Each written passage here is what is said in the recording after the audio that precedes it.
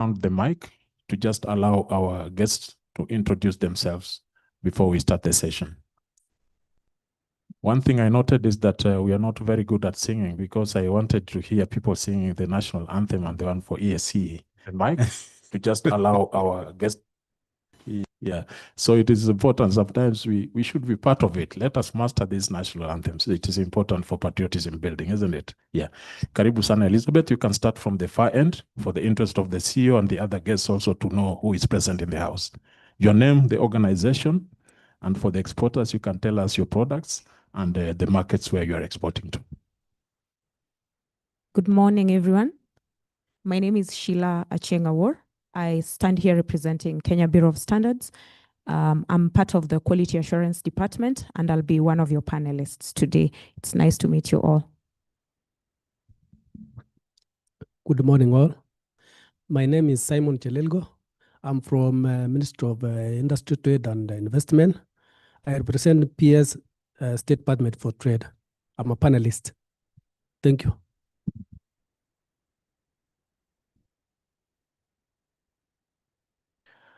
Good morning.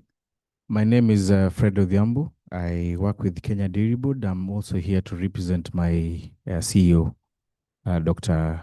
Maritim. Thank you. Good morning, everyone. My name is Alice Atogo from EPZA, representing the CEO. Good morning. My name is Khadija Ibrahim from Export Processing Zones Authority, EPZA. Thank you. Let's put in some energy. Let's put in some energy when you're introducing ourselves. Good Please. morning. I'm Annie Mwikali from Kim and Mary Farms.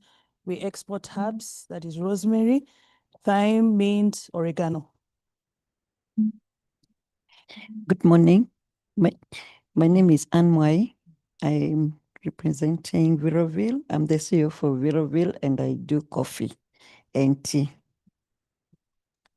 Good morning, everyone. I'm Jacqueline Kedenji, the founder and the CEO of Masedi Fresh Export.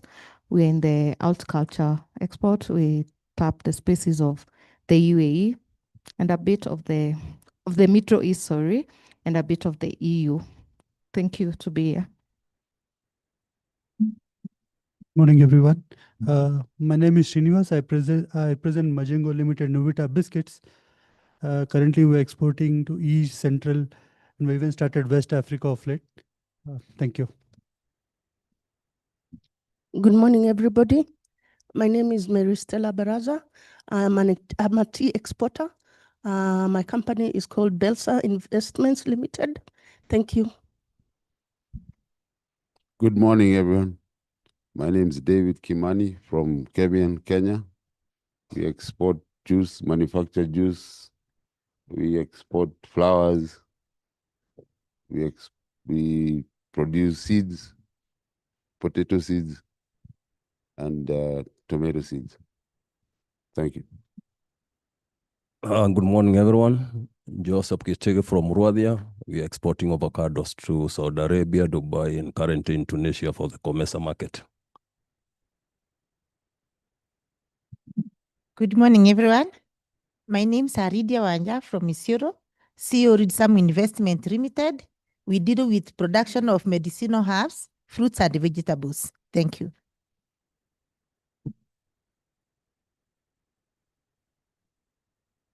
Good morning, everybody.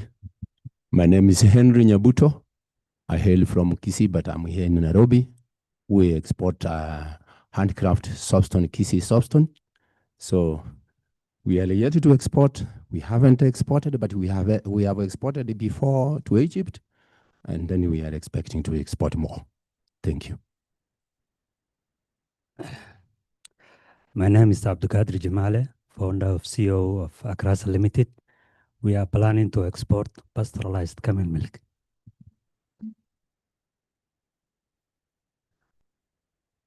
Good morning. Good morning.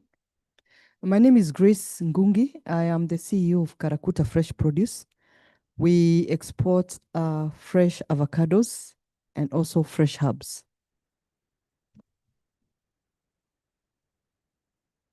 Good morning, everyone. Good morning. I'm Jambo Sally Lumadi from KRA.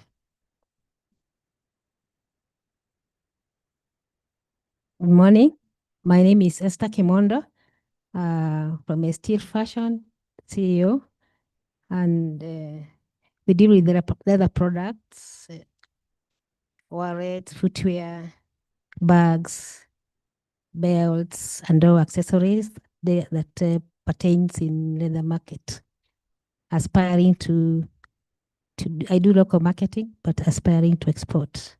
And I'm hoping today will be a very successful day for us to export.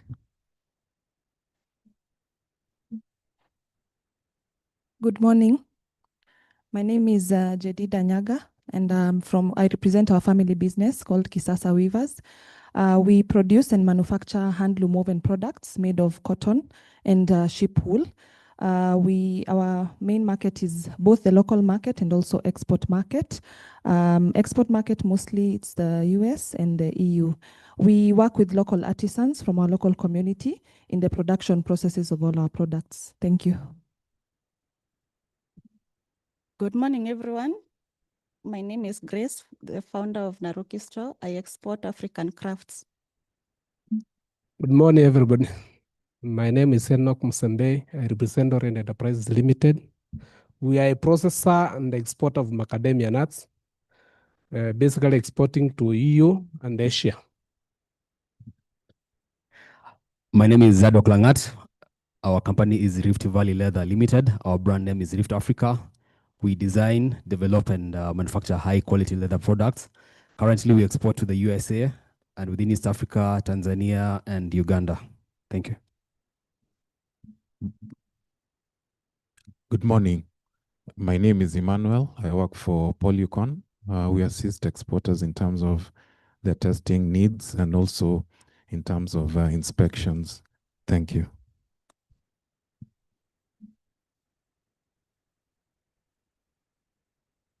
Good morning. Good morning, fellow Kenyans.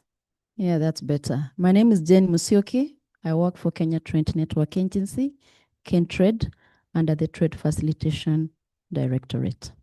We'll be meeting during the panel discussion. Thank you.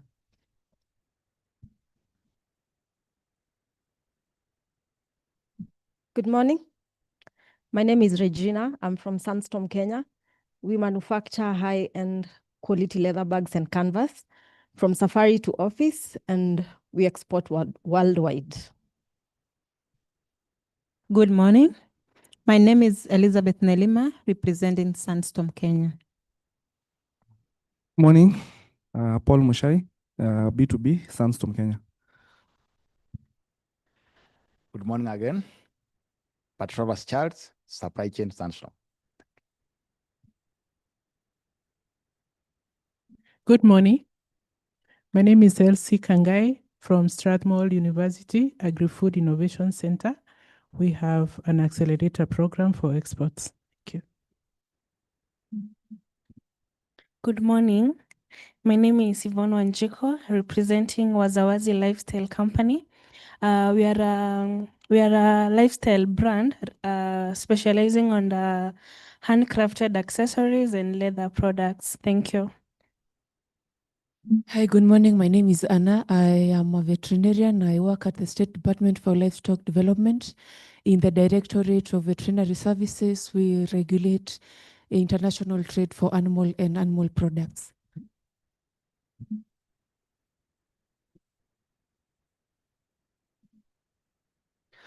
Good morning, everyone. My name is Julius Mudhi, representing Goshen Farm Exporters Limited. We are processors and exporters of horticultural crops. We serve both the local and export markets to the EU and part of Asian market. Thank you.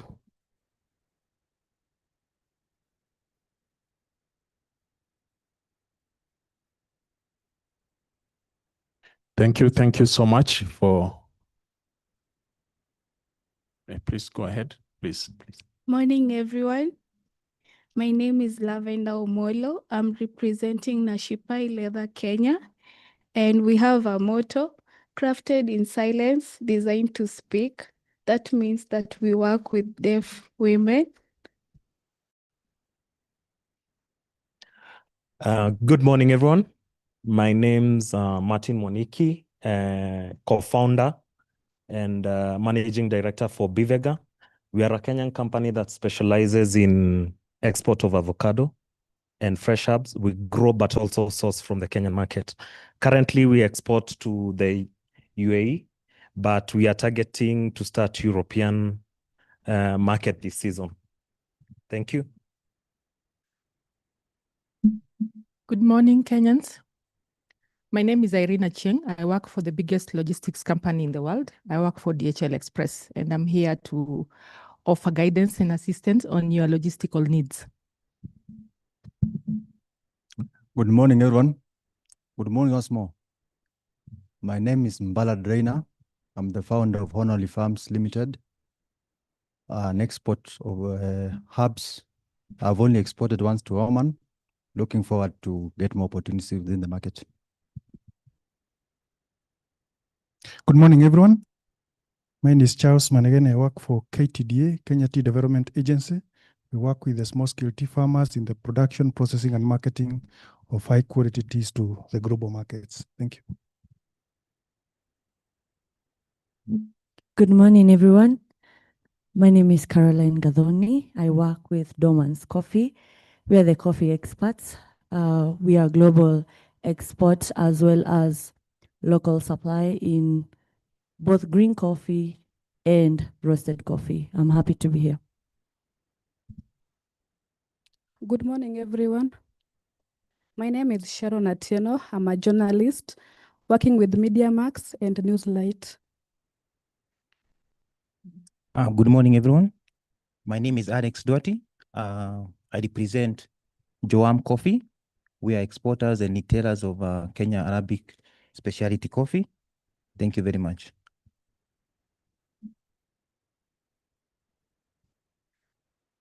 Good morning, everyone. My name is Annabelle Lulu. I'm a journalist from MediaMax.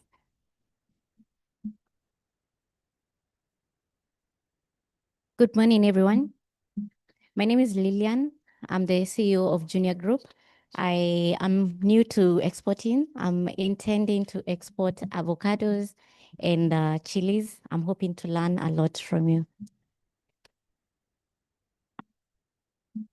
God is good, and all the time. My name is Mary from Sasini Avocado EPZ. We export avocados. Good morning, everyone.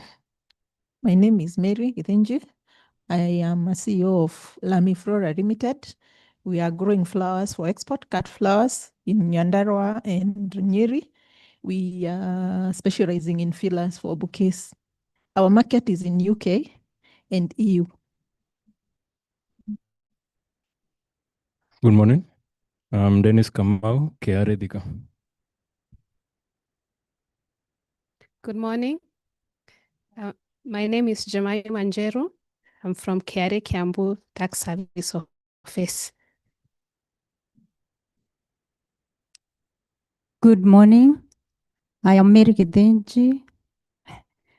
I am a staff at KRA Thika. We are here to offer guidance on matters of taxes. Good morning. My name is Grace Muinde from Kenya Revenue Authority, representing the Commissioner for Micro and Small Taxpayers. As my colleagues have said, we are here to offer any support that the micro and small taxpayers could be requiring from us to comply with their tax obligations. Thank you.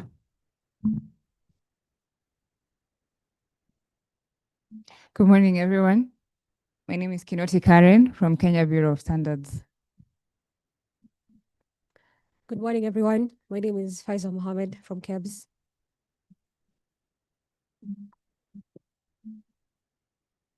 Good morning. My name is Paulo Lelemusi from Keproba.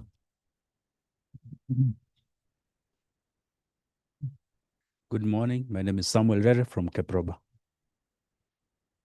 Good morning. My name is Hassan Morabu from Kenya Export Promotion and Branding Agency, Keproba.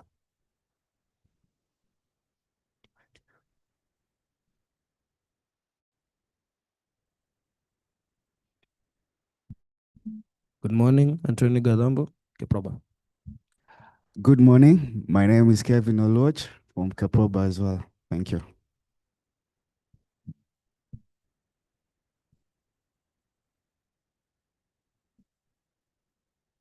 Thank you. Thank you so much for that powerful round of introduction.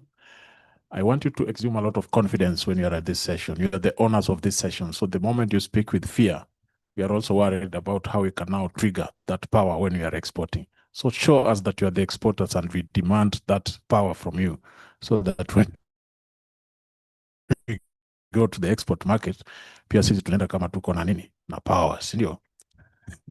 Thank you so much. I want to take this opportunity now to invite the Kenya Export Promotion and Branding Agency CEO, Madam Floyce Mukabana, to actually give us our opening remarks before we can actually progress with the rest of the program.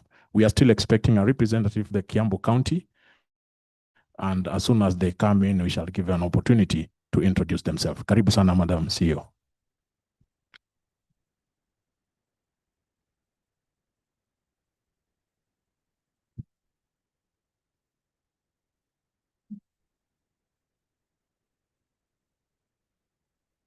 Good morning, everybody. How's your morning? I'm picking up the challenge that IMC gave us. We need to be energetic. So before I go to my speech, what can we do to increase the energy levels in this room? We need to increase them. We've been thrown for a challenge and we are up to the task. So can we see what we can do? Who's going to take us through a session where we improve our energy levels? I saw Albert. Albert, where are you? Come and take us through a session where we're going to increase our energy levels. We can't start this low. We are the exporters from Kenya, in markets in UK, EU. We are the ones who actually are a key component of the Kenyan export agenda in terms of even the GDP, being able to balance to assist in the balance of trade. So why aren't we picking up our space? The space that we need to occupy so that we can grow. So Albert, which exercise are you going to show us so that people's energy levels increase? Yes, thank you very much. For the first exercises, we're going to do something that's a bit more practical for the exporters in the room. So the CEO is going to be our prop. So the CEO is going to be describing Kenyan products with signs and with actions. Then you guys are going to be telling us which Kenyan products is the CEO describing. Cinda? Yeah. So CEO, which is the first product you're describing? Yes. No, not without words. Without words, just with the actions. Describe products. As you're describing the products. No, the product. Okay, yeah. Okay. Yeah, begin. Yes. What's the first product you're describing? Yes.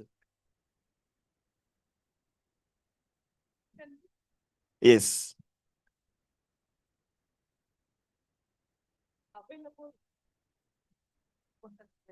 Yes. Yes. How many flags for us in the room? Good. Yes. Continue, Madam CEO. Now, you're making it too easy. You don't use your mouth. We've caught you now. You're giving them more Kenyas. Don't use your mouth. So don't use your mouth, use your hands and actions and faces to describe Kenyan products.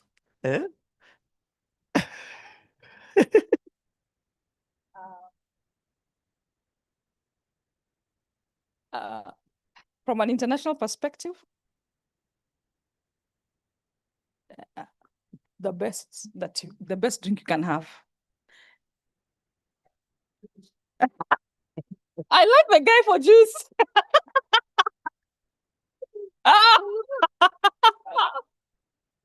Which juice? You see the way the coffee guys are very. That's the juice guy has won it. The coffee guys, you've been beaten by the juice guy. The tea guys are not. Wait.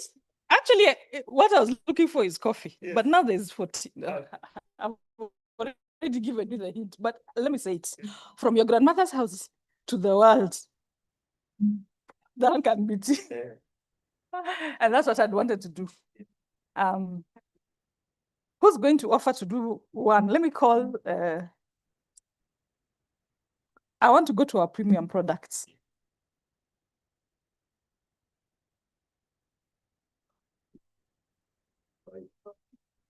You got it, spices and herbs. It was actually supposed to be herbs and spices. So that is the first one. That is the extent of my acting. Do not push me further than that. If she's not winning awards in acting, she's in the wrong career. Now for the second one, everyone just stand up. Stand up. Kidogo for a few seconds. Yes. Stand up, yes. I know you haven't gotten an opportunity to just interact with your neighbor, so just interact with your neighbor. One or two things about them.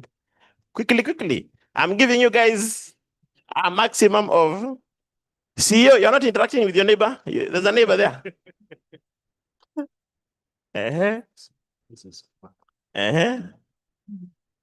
Yes. Don't interact with someone you came with.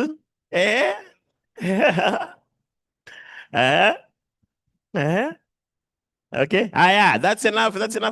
So now, at random, I want you to tell me something that you've been told by your neighbor. At random, you're telling me something that you've been told by your neighbor. So we're starting with you. What has your neighbor told you? Okay. He's from Kenya National Chamber of Commerce. Yes. And he works with the trade people. Good. Yes. What has your neighbor told you? What has your neighbor told you about? Her name. Yes. Good. Yes. Yeah. Enough interactions. Now we focus. And as you're focusing, please get off your phones a bit and just concentrate on the session. Kidogo tu. Thank you.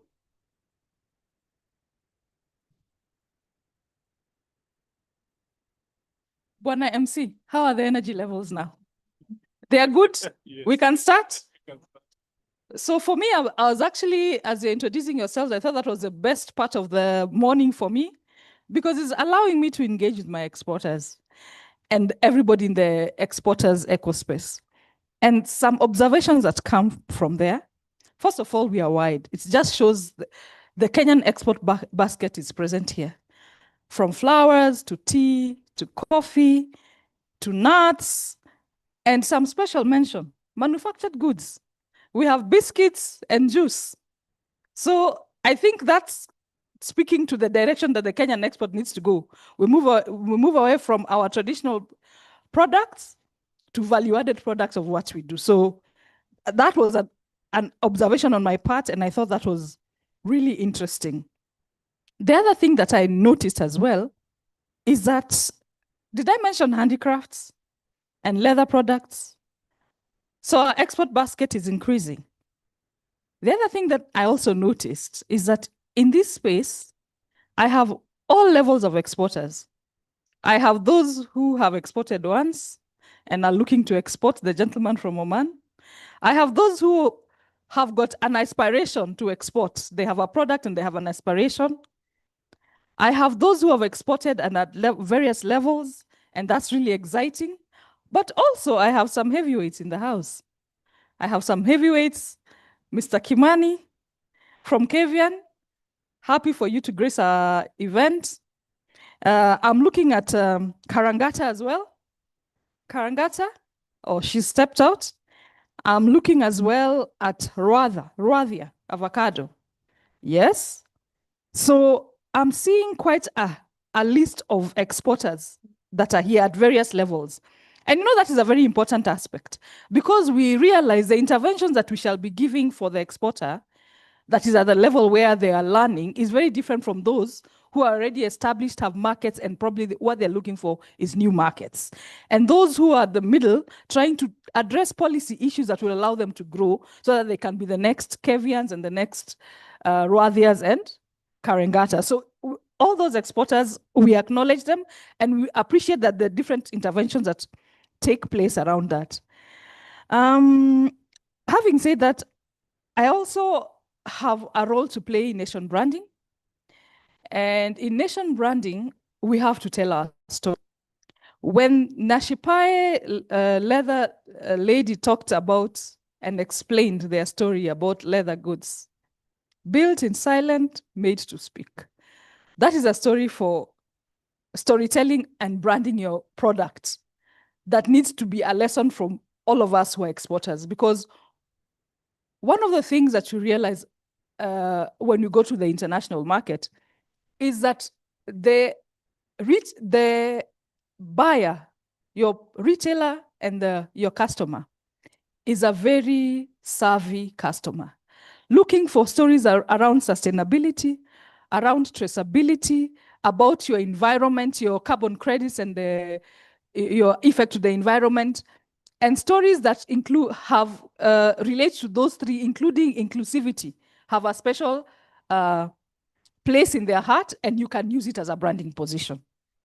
So I'm just grateful to be here this morning, having noted that.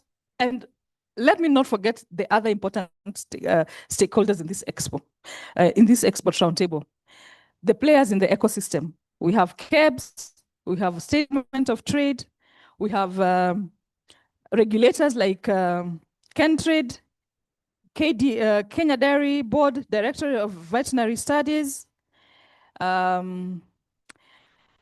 So all those people want to give them special mention because we know they have taken time. KRA, how can I forget KRA as well? We want to give special mention because they're here, taken time off, so that we can speak towards our common goal.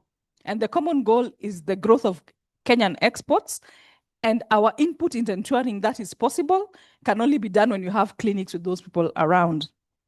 Speaking of brands, how can I forget to mention Sandstorm? It is a global brand that positions Kenya. So we are grateful for this mix of people. And why I've taken time to be able to just look through this is to be able for us to appreciate that as exporters, we have a platform to discuss issues that affect us. Emerging issues that we are trying to find solutions around. Looking for new markets, it's actually an objective that you have, looking for new markets, expanding where you have. So we are happy that you have created a platform that has got all these people, will allow you to share our thoughts, our common thoughts, and forge a way forward on how we go. Having said that, allow me now to revert to my prepared speech. And just to welcome you to all to this Exporters Roundtable. It's the fourth one in the 2025 Exporters Roundtable series, and it's being hosted here in this beautiful Safari Park Hotel.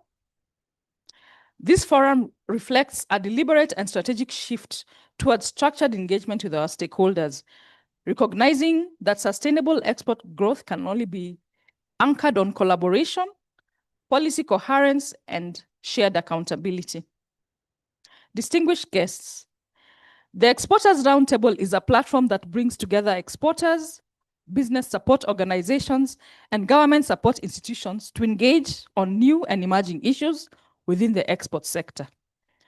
Today's roundtable specifically seeks to share insights, experiences, and export opportunities, identify key challenges facing the export sector, including pain points unique to its exporters present here today, and want to propose practical solutions. We want to enhance collaboration and networking among stakeholders within the export ecosystem as we build momentum towards the planned annual Exporters Convention that is scheduled later in 2026. Having provided the context in which we are holding this roundtable, allow me to briefly highlight Kenya's export performance.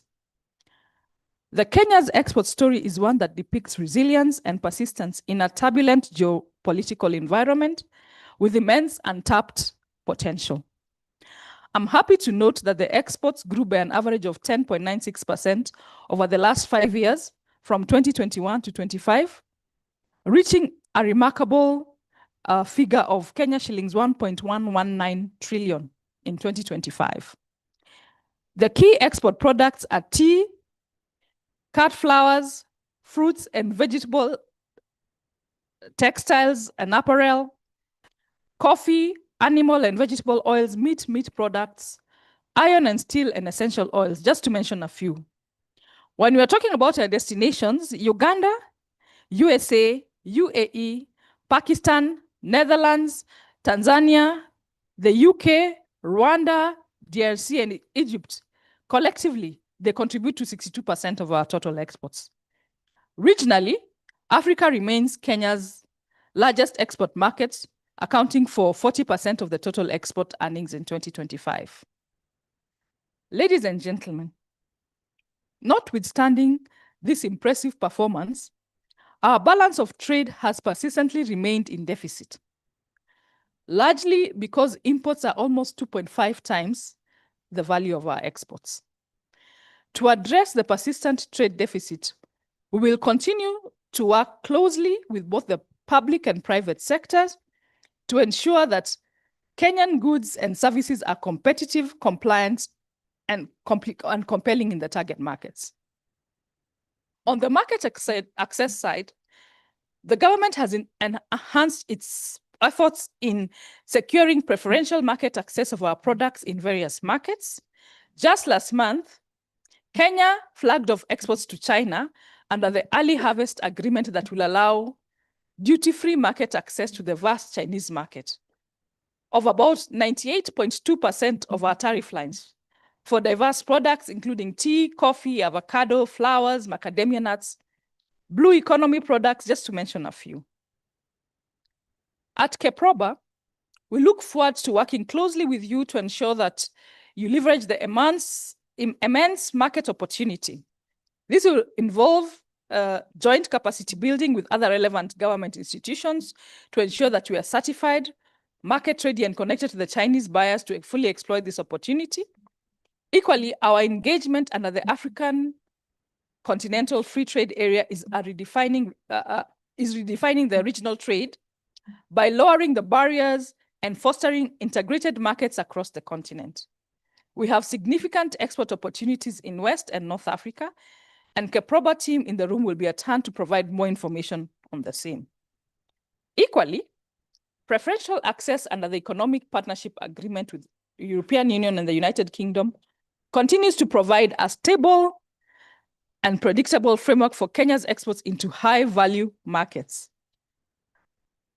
To leverage these opportunities, we continue to implement various initiatives that include product development, exporters readiness awareness program, branding and packaging support to exporters, products positioning through our Made in Kenya initiative, timely and reliable market intelligence, and structured market linkage activities.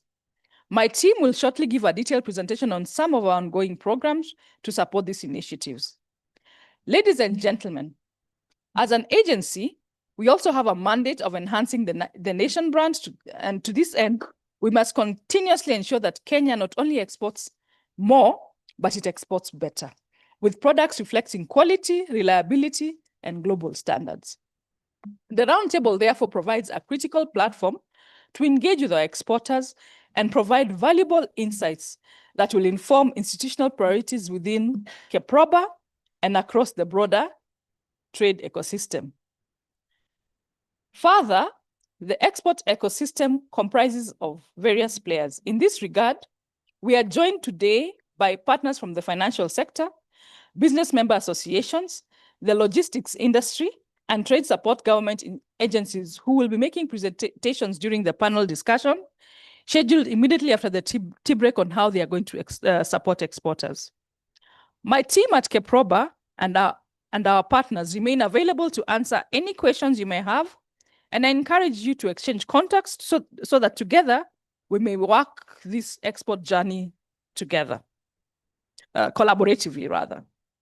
We expect these engagements to yield clear, actionable recommendations that can be translated into measurable outcomes. I urge all participants to approach today's discussions with a solution-oriented mindset, grounded in practical experience and forward-looking thinking. Finally, allow me to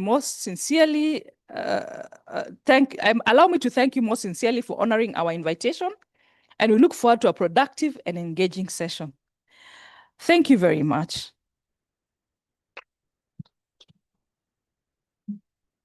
I've also been given the honor of inviting the representative from the Kiambu County. His name is Mr. Frederick Njoroge. Karibu Bwana Fred Njoroge. Please talk to the exporters from Kiambu, and please tell us why we are holding a Kiambu event in Nairobi. Thank you so much, Madam CEO. So the CEO, Kenya Export Promotion Branding Agency, distinguished guests, members of the business community, ladies and gentlemen, good morning. Good morning once more. My good name is Frederick Njoroge Njeri. I'm the Trade Development Officer in the county of Kiambu. I'm here representing my boss. And when I talk about my boss, I have two bosses. I have my CCM, Susan Gatueri, and His Excellency the Governor, who is our overall boss. They are aware I'm here. Unfortunately, they are held up in a management meeting, and waziri alikuwa anataka kukuja sana. Mmepokea salamu zao? Haya, mmepokea salamu za gavana wa Kiambu? Very nice. CEO ameniweka a very compromising state ya kujibu kwa nini tuna hold an event ya Kiambu Safari Park Nairobi. Nijibu hiyo CEO. Barua yenu mlituandikia tarehe 8, that was on Friday. That is when you communicated to waziri. And in your memo, haikuwa ime include even time or what you were supposed to do. In fact, communication ya kufungua hii mkutano imekuja leo asubuhi, that I'm supposed to officially open the meeting. Tulipoteana kidogo in the communication and in planning. So my apologies. We have very beautiful hotels in our county. Fortunately, I've been working in the Department of Tourism, which is also under our department. And I know we have very beautiful hotels. Kule kwa majani chai. Mzuri sana. So, tukipanga vizuri, I want you to come to our county. Tutaonana after kwa kamera. Sini sawa? Allow me to read her speech kidogo, then revert to the official duty that I've been allocated. It is with pleasure. Like I've said, I'm Frederick Njoroge Njeri, the Trade Development Officer in charge of the county, representing my boss, that is the CCM, who was invited, and unfortunately she couldn't make it because of other engagements. And we are looking forward to having more. Na mkienda hata huko kwingine mtuite tutakuja, she will be there. So it is my pleasure to join you today during this important Exporters Round Table Forum. I thank the organizers for bringing together stakeholders to discuss ways of strengthening Kenya's export sector and creating more opportunities for business across our counties. Kiambu County remains one of country's key economic hubs with strong potential in agriculture, manufacturing, tourism, and small business development. As a county, we recognize the important role export plays in creating jobs, supporting local industries, and improving livelihoods. In response to some issues raised by our exporters, the county government of Kiambu continues working towards creating a more supportive business environment through improved trade services, support for SMEs, promotion of value addition, encouraging innovation amongst our entrepreneurs.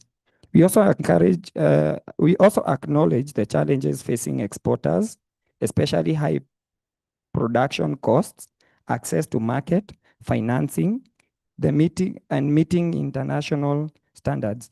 There is need for continued collaboration between national government, counties, and the private sector, and especially now the Kenya Export Promotion and Branding Agency.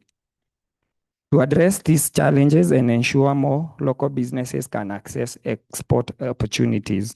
At the same time, we see great potential in sectors such as horticulture, coffee, dairy, tourism, and manufacturing, particularly with growing regional and international markets available to Kenyan products, thanks to the interventions of such bodies as the one that are hosting us today. At the same time, as Kiambu County, we remain committed to support trade, industrial growth, tourism, and investment as key drivers of economic development. I thank you once again and wish you very productive discussions as we live here. Sasa nimemaliza hiyo. Si sasa uniruhusu nifanye hilo umenipatia. Na tunasemanga and nimefunzwa na mdosi yule mkubwa. Si ni mwanasiasa. I wish now to officially open the forum. So officially the forum is opened. Tunasimamanga ama tunafanyanga nini? We clap. Thank you so much our MC. Tusimame tupige makofi ndio tufungue forum vizuri. Tupige makofi ya kilo kabisa. Thank you so much. The representative from the Kiambu County, we are indeed blessed with the official opening and the words of encouragement that you have shared with us. We want to do so much more with Kiambu County beyond this session that we are having here today. And we shall be actually visiting you to discuss further on what we can do with your county. Thank you so much. Ladies and gentlemen, allow me also to disclose to you that this session is streaming live. So there are so many people who are actually following this session from different parts of the country. And we need to put up a very spirited show to confirm to them that actually we are here to do serious business. And to confirm that we are here to do serious business, I want us to move to the next session, after which we shall actually break for tea, and then we continue with the question and answer sessions after that. So I want to invite our presenters to take us through what they have prepared for us in terms of giving us a clear picture of what our export performance looks like. And to do this is none other than Kevin Oluoch from Kenya Export Promotion and Branding Agency. Karibu sana, Kevin, and may your presentation commence immediately. Thank you.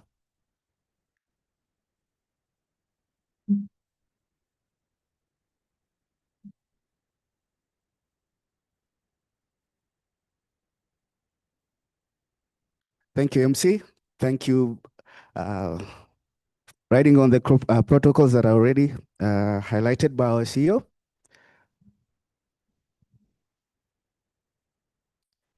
So my role here today is talk about numbers. I'm the numbers guy in Keproba. So when you see numbers, you see Kevin. But let's start.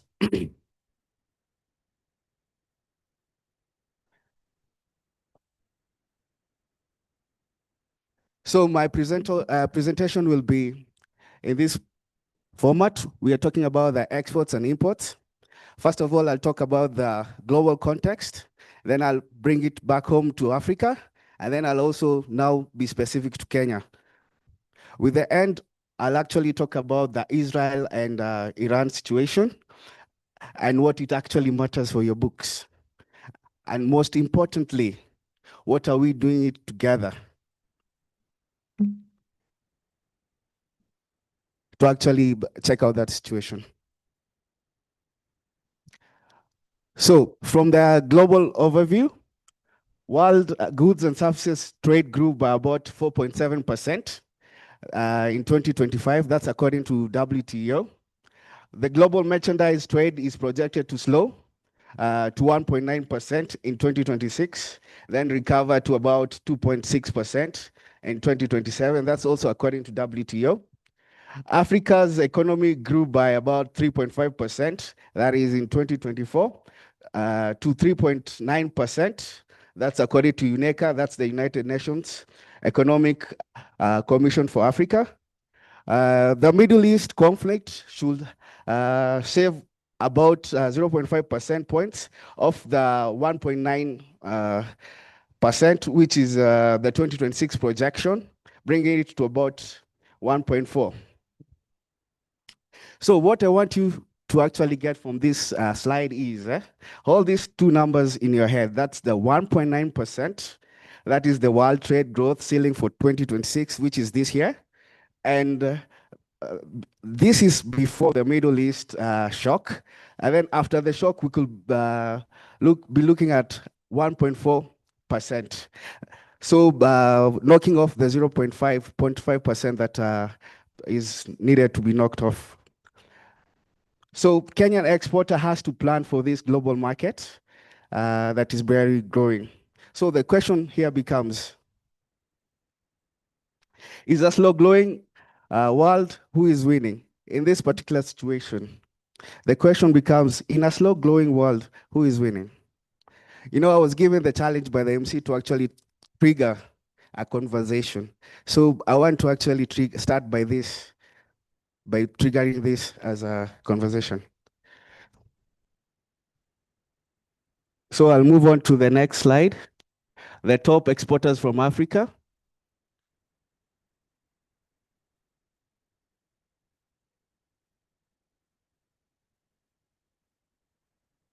Sorry, slide 6, top exporters globally.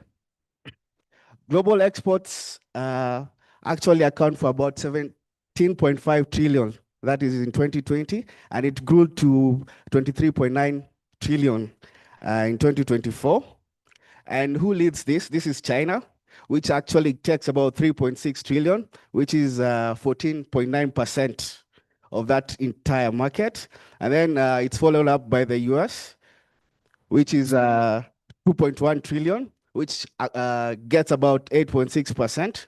And then Germany, which counts for about 1.7 trillion, which in a market share is 7%. So the point I want you to see here is Kenya. At the last slide at 106 there.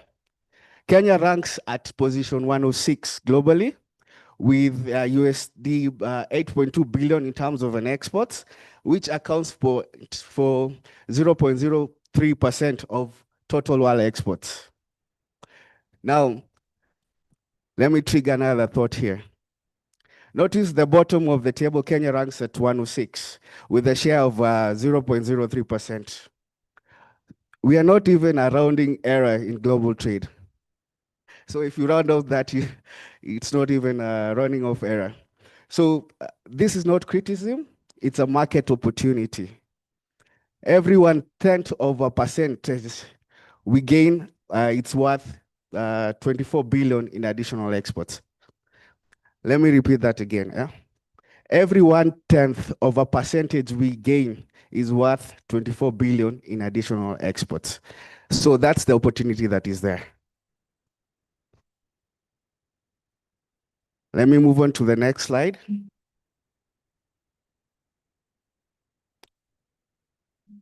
Now, according to the Africa, the top exporters.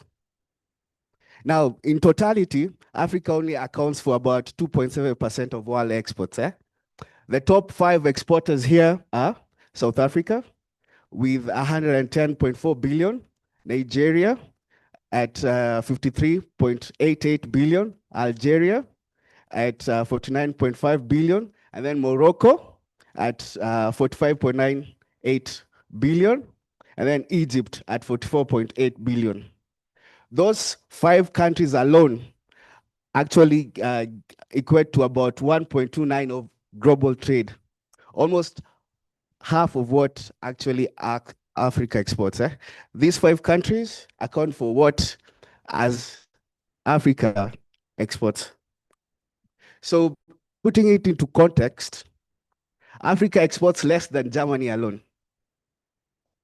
And 5 countries, none of them is even in East Africa. Do half of Africa exports? Kenya should be the East African anchor on this particular list. So that's another trigger. Moving on to the next slide. Now we are talking about top products globally.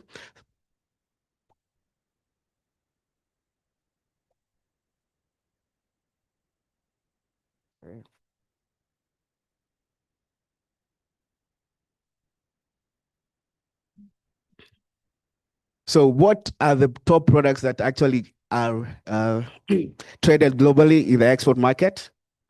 The top 10 product categories accumulate to 29.6% of all exports. The number one product is electronic integrated circuits. That is coming in at 1.5 trillion and having a share of about 4.4%. The next one is the crude oil, definitely, 1.04 trillion, getting a percentage share of about 4.3%. And then the third item that is traded globally is motor vehicles, coming in at 962 billion and having a market share of about 4%. So another trigger here, none of the Kenyan top exports, tea, coffee, cut flowers, horticulture, appear in this top 10 list of the world traded products. The world's biggest trade flows are chips, oil, cars, and pharmaceuticals. We compete in a different leagues, that's fine. We have to win these our leagues, not theirs. By the end of slide 8, we will show you what we need to do. The next slide is on top importers globally. As importers, the top 10 importers account for 50.8% of all imports. This is just 10 countries. USA leads with 3.3 trillion, which accumulates for 13.8%. China, which is number 2, which takes about 2.59 trillion and accounts for 10.7%. Okay. Sorry. Thank you for that. Let me show you the previous slide. Yeah, thank you. So this is what I'm talking about. Let me restart it. Those 10 importers have 50.8 of the world imports. And the US leads with 3.3 trillion and having a market share of about 13.8%. China, which is number 2, which is 2.5 trillion and taking a percentage of 10.7%. And where is Kenya? At position 84.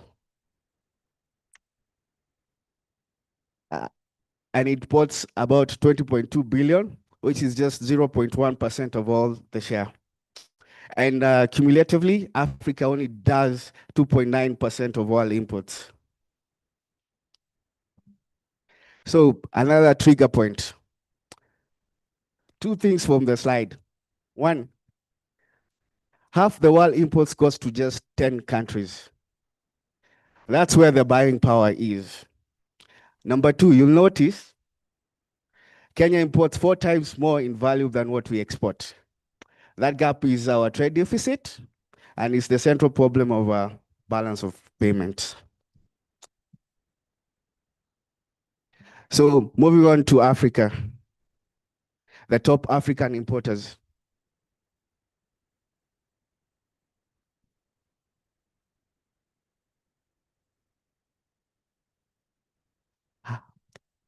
Of which I've actually just talked about this slide. So Africa overall share is at about 3%.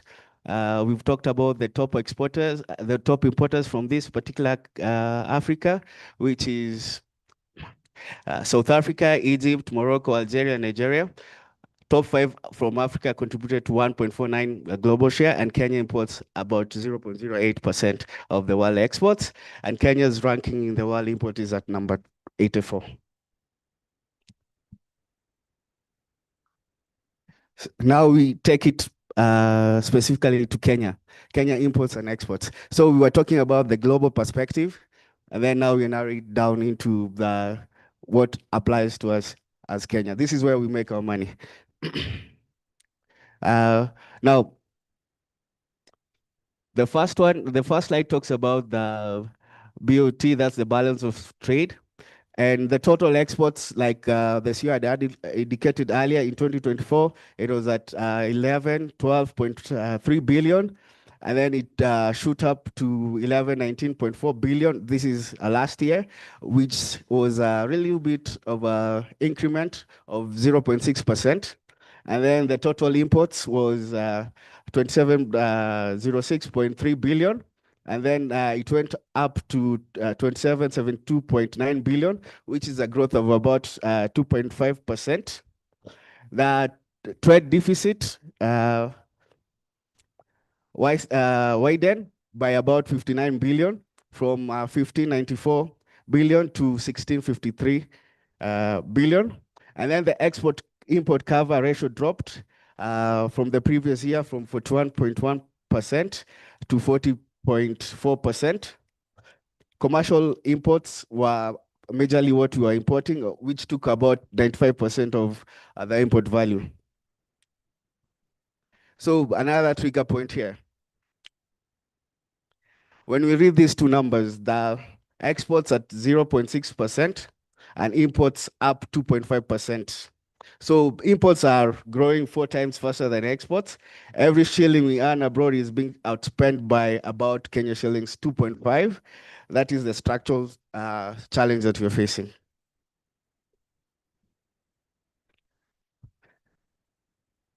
So moving on to the next slide. Top export destinations. This is from 2024 to 2025.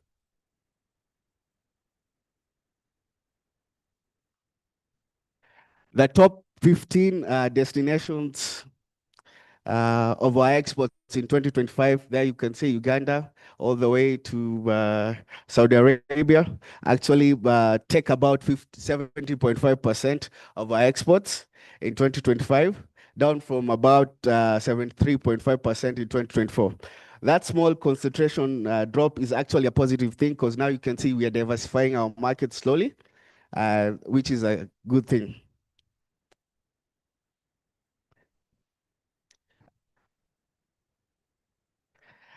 The next one is now composition of Kenya top export commodities, which is products in comparison to 2024, 2025. Now, the top 10 products there, from one, which is horticulture, all the way to soaps, account for about 67.9% in 2024. And last year, they actually went up to 68.6% of the total exports. In 2025, which is interesting, you can see horticulture actually overtook tea as Kenya's #1 export product. So the exporters of horticulture, we've had the people who are exporting avocado. I think this is due to your efforts, and we really, really thank you for this. Thank you.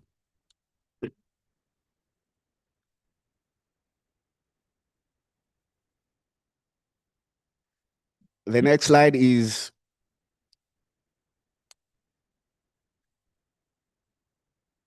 exports by continent, the trend for 2024, 2025. So what you see here, we are really trading under Africa. You can see we increased by about 6.4%. That is from 45.3 billion. And it takes about 40.4% of our total exports. So our #1 export market in terms of a region is Africa. You can see there.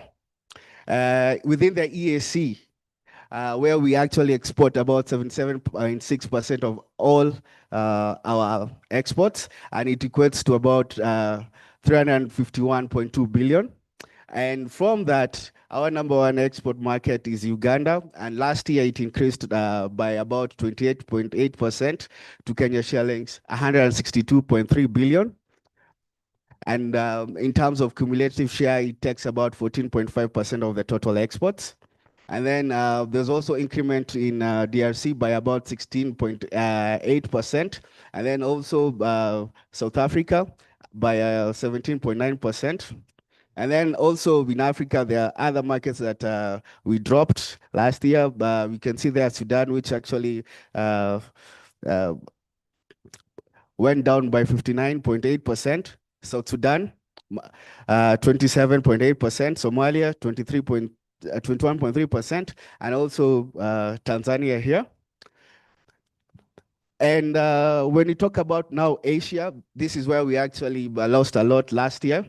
The UAE, last year we shed off about 23.3%, mainly due to the jet fuels and re-exports of both tea, which fell in that market. We also reduced in South Arabia by about 38.3%. China, 35.7%. And here you can see the products that were reducing there were titanium ores by about 87.9%, and also macadamia to the Chinese market also fell. And then also in Yemen, we lost about 66.5% as a result of the direct conflict and impact on the tea market. And then in Europe, we actually gained by about 6.9%, which accumulates to about 264.0 billion. Our most increasing markets in the European market were Italy at about 50.2%. And the products that really increased there were the vegetable oils. We also did well in Belgium at an increment about 32.8%. Their coffee was also really key there. And then also Germany, we did about 12.2%, and the increment and coffee and macadamia were key factors. Also, another country that was an emerging market in Europe was Kazakhstan, where the increment was more than half, which is actually at 58.2%, which accumulates to about 14.7 billion. And it's majorly the Eastern European tea route. So in the Americas, we dropped a little bit by 4.4%. That's an accumulation of about 90.1 billion. And where were we losing? It's in the US, where we dropped about 10%, 10.3%, which accumulates to about 79.7 billion. And why was this? It was because of the apparel, which went down to about 6.5 billion. And the good news about this is the Americans, we also got increment in Canada of about 82.3% to Kenya shillings 4.8 billion. And why was this? This was because of the specialty coffee niche. So that is a market that we need to actually maximize on this opportunity as well. So another trigger you can see from this slide is Africa is where we are winning. Europe is the next frontier, especially Italy, Belgium, Germany, and even Kazakhstan are growing double digits. Asia is where we are bleeding, and the US story is a little bit mixed. And Goa, which is shrinking, and we need the strategy for that.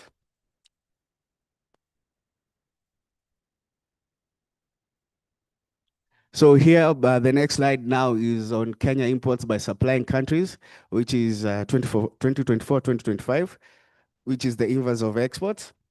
So the key facts here, total imports actually grew by about 3.1%, which cumulatively adds up to 84.9 billion in 2025. Kuwait lost about 54.2%. Why was this? Because of the petroleum diversification. Definitely Russia as well, which lost about 46.0%. USA, we lost about 12.5%, and also our tea export market, Pakistan, we lost there about 37.6%. Belgium and the rest of the countries. The most interesting part is in Tanzania, where we also lost about 14.8%. So Kenya is consciously rerouting its import sources. Saudi Arabia is replacing Kuwait, India and China pick up from Pakistan, and the Clinton levy is reshaping Tanzania trade. This is not random, it's policy and it's a market response.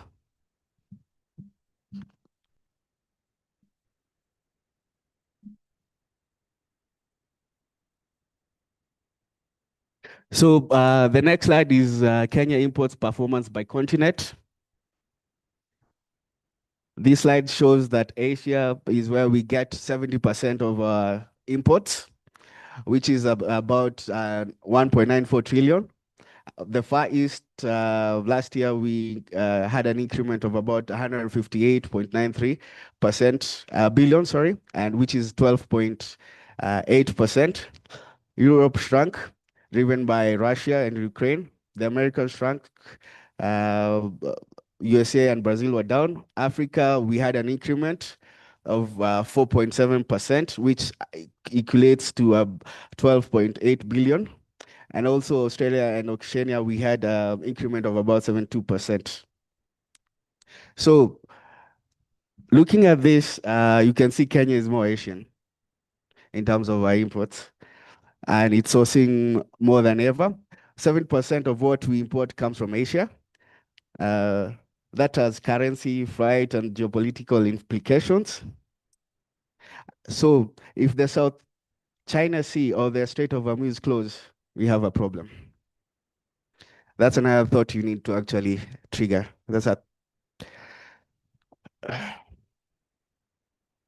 So the next slide is in terms of competitor analysis. Now, in this particular market, who are our competitors and what do they actually share in those markets? So our first export market and our largest export market is Uganda. And in that particular market, we only have a share of about 5.96%, and we are number 5. And our main competitor there, like you can see, is China. And it has a market share of about 19.64%. Then we have in the UAE market, where we command about 0.26%. There we rank at number 61. Our competitor there is still China. They have a market share of about 18.89%. And then we have USA. We have a share of that particular market of 0.02%. There we rank at number 90. Competitor is Mexico, which has about 15.18%.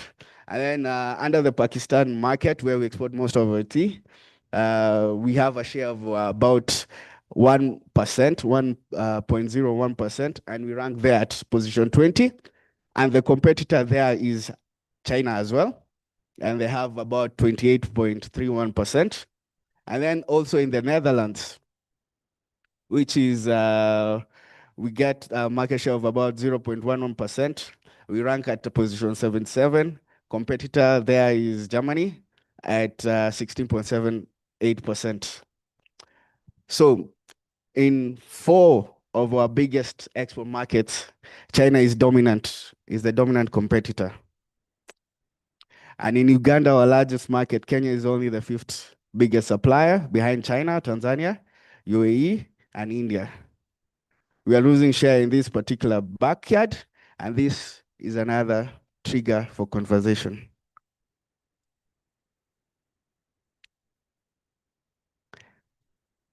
And let me just pause here and ask a question. Why do you think we are losing this share in Uganda?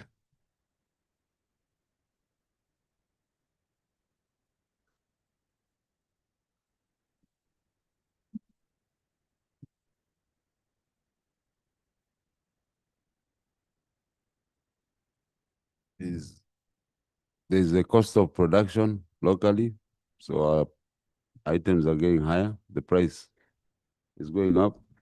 There is in terms of electricity, the levies. Okay, like Uganda and Kenya should be friends, but there's a lot of here and there, including Tanzania, as an East Africa community. When you compare Uganda and Tanzania versus DRC, big difference. So it becomes more difficult for export there. Thank you for that. As the gentleman rightly said, it's the cost of production. And if you see interestingly, Tanzania has around 12.18% share in Uganda, and we are half of them. Thank you for that. Very interesting. Any other?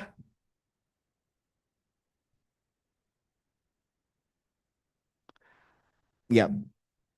So we've taken note of that. This is the type of conversation that we want to actually have. So we, under the panel discussions, we'll actually maximize on what we've actually discussed here. This is just a small test of what we want to do. So allow me to move to the next slide.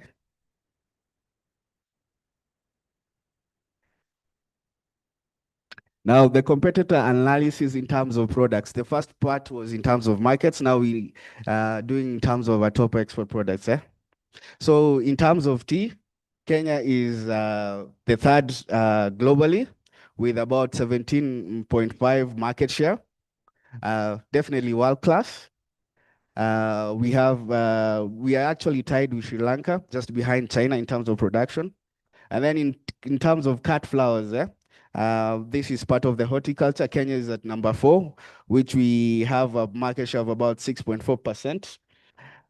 Netherlands dominates at about 46.4%, largely because of our flowers, which they actually re-export. Coffee is only number 26, with a share of about 0.6%. And the major producer here is Brazil, which takes about 22.1%. And the rest of the fruits and vegetables, actually fruits, avocados, mangoes, etc. We are at number 23 with 1%. And here the major producer and competitor is Mexico, which they actually have a market share of about 22.9%. And then in terms of refined petroleum, where we have 0.1%, and we rank 58.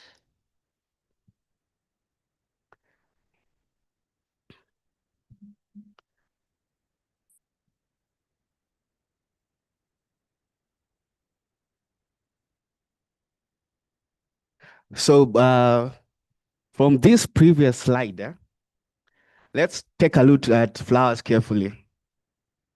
Netherlands has a share of about 46% of the world flower exports. But most of these flowers grow in Naivasha. We sell them stems, then they sell them boutiques. Same with coffee. We ship green beans.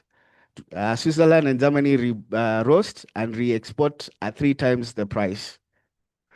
The single biggest opportunity is value addition, like my CEO had actually mentioned.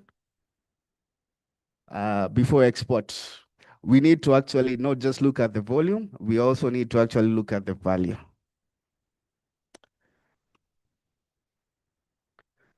So the next slide is just a summary of both the markets and the products, where we now link it to the 2025 KNBS data. This slide ties in together the 2 slides before.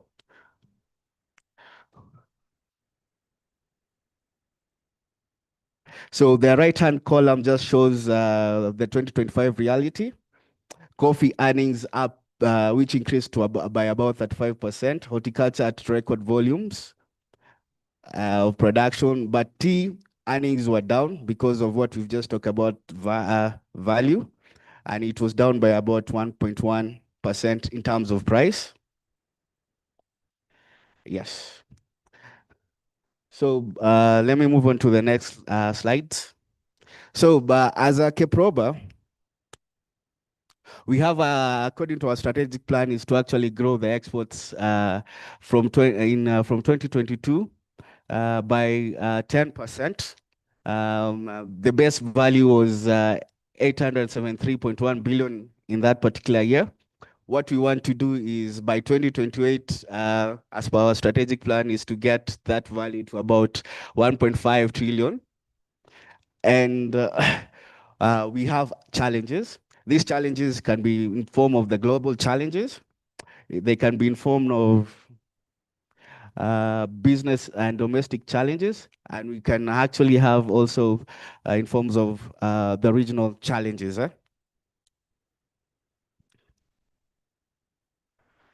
So Like I said, the target is to get to 1.5 trillion by 2028. We are at 878 billion. We currently, 2025, we are at 1.9 trillion. To hit 1.5 trillion in 3 years, we need to grow at about 8% per year compounding. And remember, last year we only did 0.6%. That is the gap. That is the gap that we need to actually address. Now, let's look a little bit of the challenges. Now, in terms of the global challenges, we are well aware of the trade volume slowdown like we had indicated in the first slide. We also have the Yemen exports, which actually went down by 66.5%. We have China in all of our Kenyan top 5 markets. We also had the titanium ores that went down by about 87.9% in terms of volume.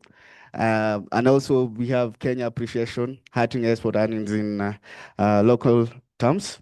And then in terms of the regional ones, we have the re-exports, which shook down by about 15.9% due to the UAE Arabia route disruption. We also have what we just talked about in Tanzania, the minus 5.3%, which we dropped. South Sudan, 27.8%, Somalia, 21.3%. And then also in terms of implementation of the AfCFTA, the pace is just too slow, and the persistent NTPs that we are experiencing within the EAC.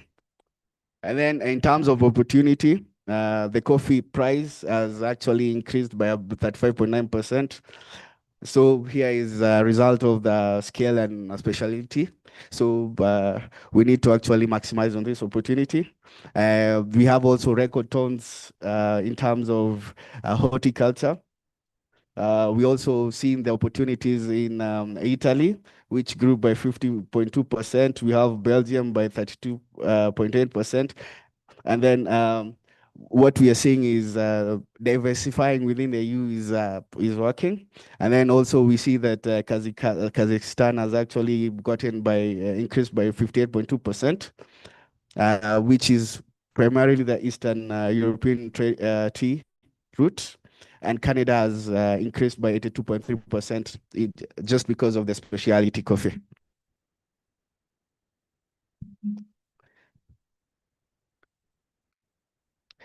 And AfCFTA, the EAC exports grew by 9.3% to Kenya shillings 351.2 billion. The pattern is clear. We need to add value or pursue specialty. Prices and earnings go up when we actually take that approach. We ship commodity value to undifferentiated markets. We get hammered by China. The recommendation is not to export more, it's to export differently.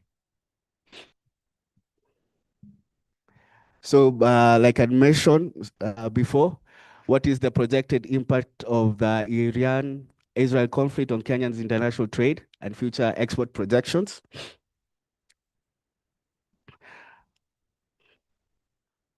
We've done an analysis of this particular aspect, and we've realized that these are just projections, not certainties, but the channels are real.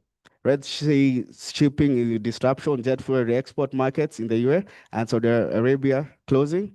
There's also insurance premiums rising, and Yemen as a tea market, especially, it's in the dark. So we need to plan for this. These numbers may be conservative, but actual disruption could be worse. So in terms of tea, we did the analysis, it's about 18.0% decrease. Horticulture about 11.6%. When we talk about cut flowers, it's about 9.8%. And then meat, it's about 17.5%, and the re-exports will come to about 19.5%.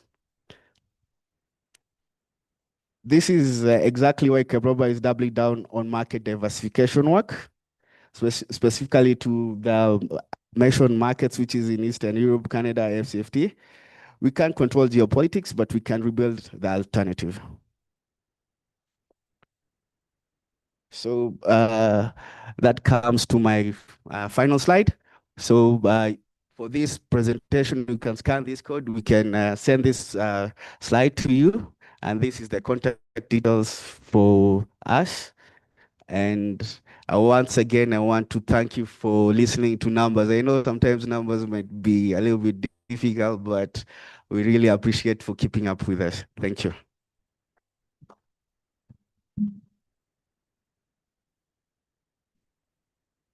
Thank you so much, Kevin Oluoch. Let's give him another round of applause. He's done a wonderful job, taken so much time, and we did that deliberately because the center for our discussion is actually based on the figures that they are sharing here. Those figures are worrying for a country that is destined to be a first world and one of the leading economies in Africa.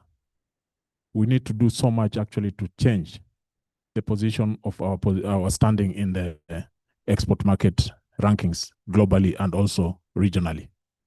This can be done by this exporter sitting here. We rely very much on you because you know you are able, ready, and willing to do more, actually to put us on that international platform where we can be recognized as one of the leading export countries globally. And in Africa, we need to change our position. We are not comfortable where we are at the moment. But how do we do that? Allow me to invite Mr. Rere to tell us something about the markets. For the panelists that were here, I think you can take a lot of note about what is being presented because these exporters who are here will actually be interrogating these figures on the basis of what they are doing and how they want you to support them to do better. Karibu, Mr. Rere. Good morning. Good morning once again. I know numbers can be mind-boggling sometimes, but I'll try not to talk as much about numbers, but I will base a lot of my discussion on what we have seen. And I'll talk about two specific numbers that really excite us and give us a lot of time and really give us a lot of things to think about. And as has been said, my name is Samuel Rere. I'm in Products and Export Market Development, and I shall try and make my presentation as short and as fast as possible. Please indulge me and let us follow this together.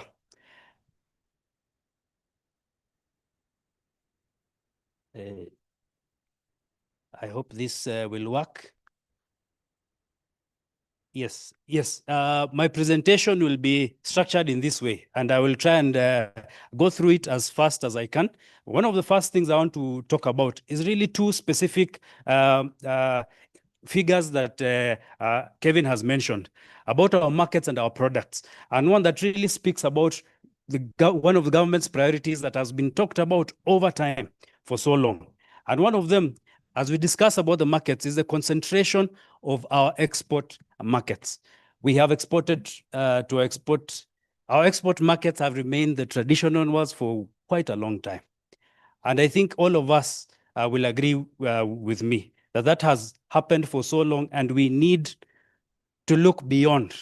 And there are various opportunities that are arising, various market opportunities that we are seeing, and those that are being opened up. And we shall look at some of them. But this is one of those that really help us, even as at Keproba, when we sit down and think about what we need to do.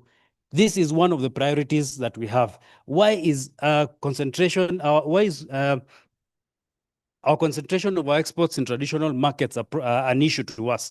Number one is because really, when there are disruptions like we have seen, we get affected because that becomes, we have very little buffer, or we are not diverse in where we get revenue from. And that presents shocks to our economy and to our producers and to our different sectors of the economy.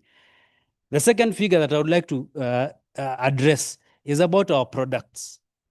So the top 10 products that we produce account for more than 67% of what we export. What are they constituted of? Most of them are agricultural products.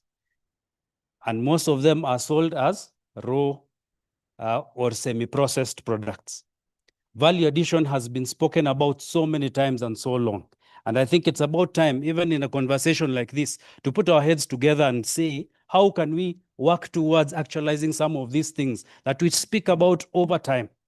And I hope that as we discuss and as we continue engaging in this roundtable, that will be one of the things that we come out of here with, is how do we diversify those markets that we always have? And how do we make our export basket richer, especially made of high value export products, those that are processed and finished preferably.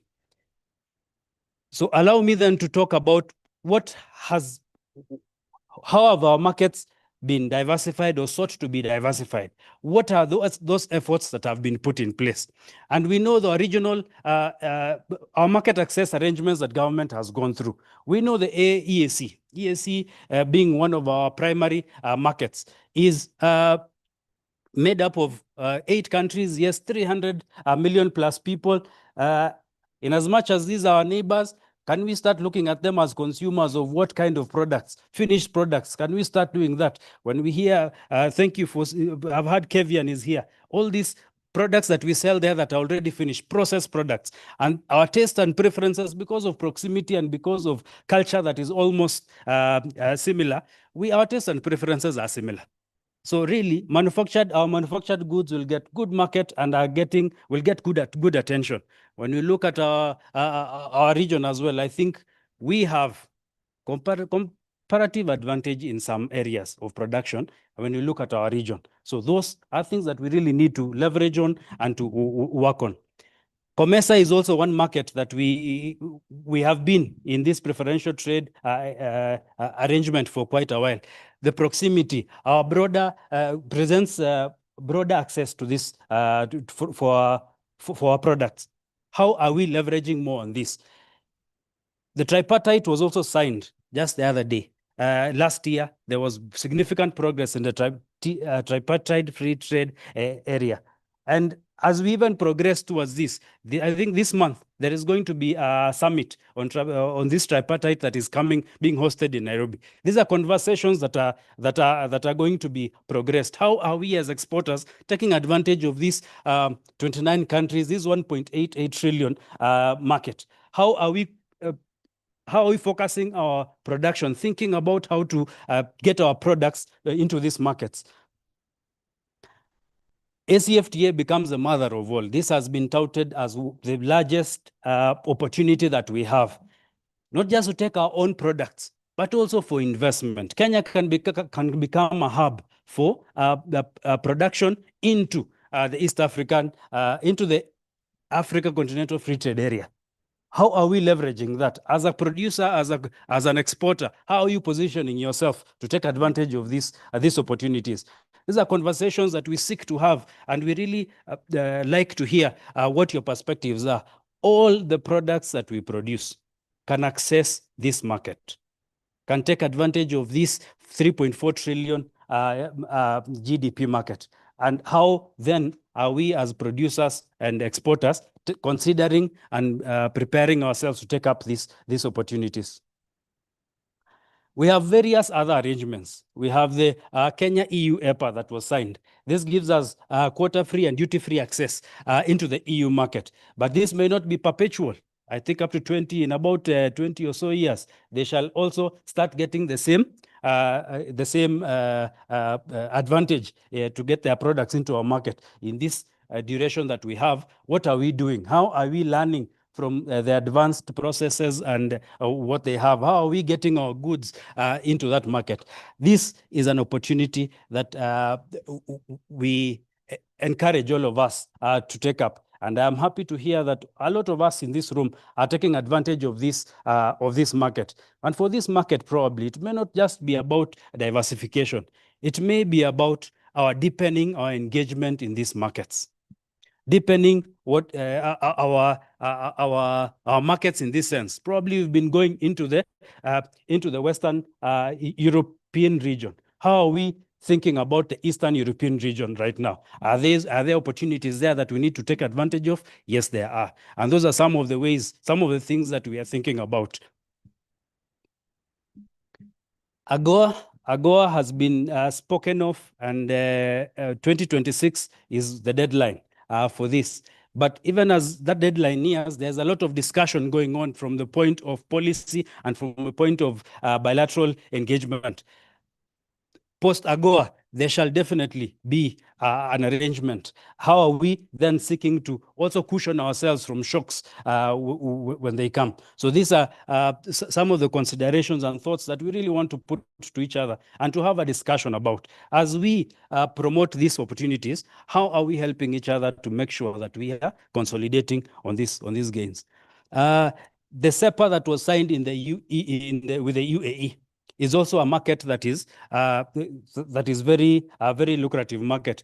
A lot of exporters, when we have conversations with them, tell us the stringent EU requirements sometimes give them a challenge in some getting their products there and sustaining exporting into those markets. But we always tell them, can we consider alternative markets? The Middle East and Asia offer some markets that are also not as stringent, but also give good value. Can we also consider these markets?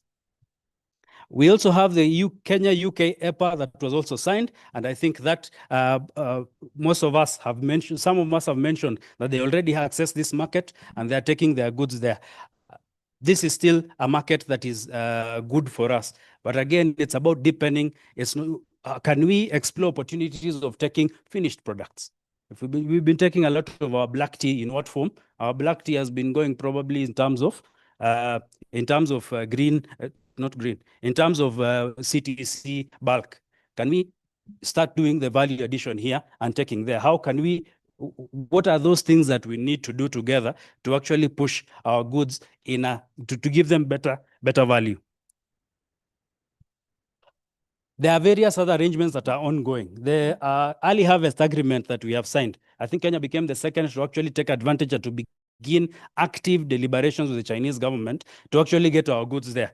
There are various challenges, yes, but they are being surmounted in discussions and in seeking to make sure that our goods can access these markets in an easier way.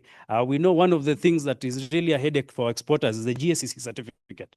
There are conversations to see how to make sure those processes can become easier and how the process can be responsive to your needs. We know some of you have taken quite long to get those certifications, but there are discussions that are ongoing, and we hope that they shall bear fruit within the near term. There are discussions that have begun with Kenya and India. Our horticultural exporters and producers have said that these are markets that are available. These are markets that they can take advantage of because of proximity. It may not take as long to get our goods into that market, our fresh produce into that market as compared to others in an effort to diversify our markets. Those are some of the discussions that government can do. But again, we encourage our exporters to, even as we think and open these markets, how are you preparing yourself? What do we need to do for you? And those are conversations we hope that we can have even as we continue with this discussion. The EAC Pakistan, as again, those discussions have begun, and we are hoping that market opens again to also add into the long list of markets that have been opened. But how are you as an exporter preparing yourself to take advantage of this? What do we need to do for you? There are various other initiatives. Yes, there are market access arrangements that happen, but there are various fora that come up and about conversations that are opportunities for conversation, for us to speak and to see how to take advantage of opportunities. Various business forums happen, and we know we send a lot of invitations to a lot of you. Some have said, yes, sometimes they are to short notice, but sometimes it is beyond our control because of the high level and the nature of the engagement. But sometimes it's because we want these conversations to happen that we put this on the table, and sometimes they get approved within a short time. But we still want you to be part of this conversation. These are business forums. Sometimes we get missions, opportunities to take you exporters out into the markets, out to go and see what the market really requires from your products. When there are expositions out there, we always call you to come and be part of those. We also share some market briefs that we do. We have trade alerts and trade briefs that we do. And I want to hope and believe that all of you take advantage of this, that you access these briefs when we send them. And whenever you need any intelligence, we always are open to have a conversation about what is it that you require, how can we help. In terms of market initiatives, one of the oldest strategies has been participation in expos. And I know a lot of us really look forward to these opportunities. One, they open up our minds to how things are being done out there. We get to learn quite a bit, but we also get to get our products given feedback. There are people who will come to you and tell you, it can be done better. We can do something different with this. And those are some of the things that expositions that we've organized and called a lot of us to participate in have been able to do. And we pray and hope, resources allowing, that we can continue calling all of us to participate in some of these activities as we go on. And we don't do this in isolation. We do this in partnership with a lot of us. A lot of our partners have mentioned that they are here. Apart from the government agencies that are here as facilitators, we also work with various institutions, various other trade facilitation institutions. We have various programs with OTGS. We work with TFO in Canada, and all these opportunities are not for Keproba. They are all for you, and we always make sure that they come to you for you to take advantage of them. How many of us have participated in any of this kind of activities, any initiatives? That is good to see.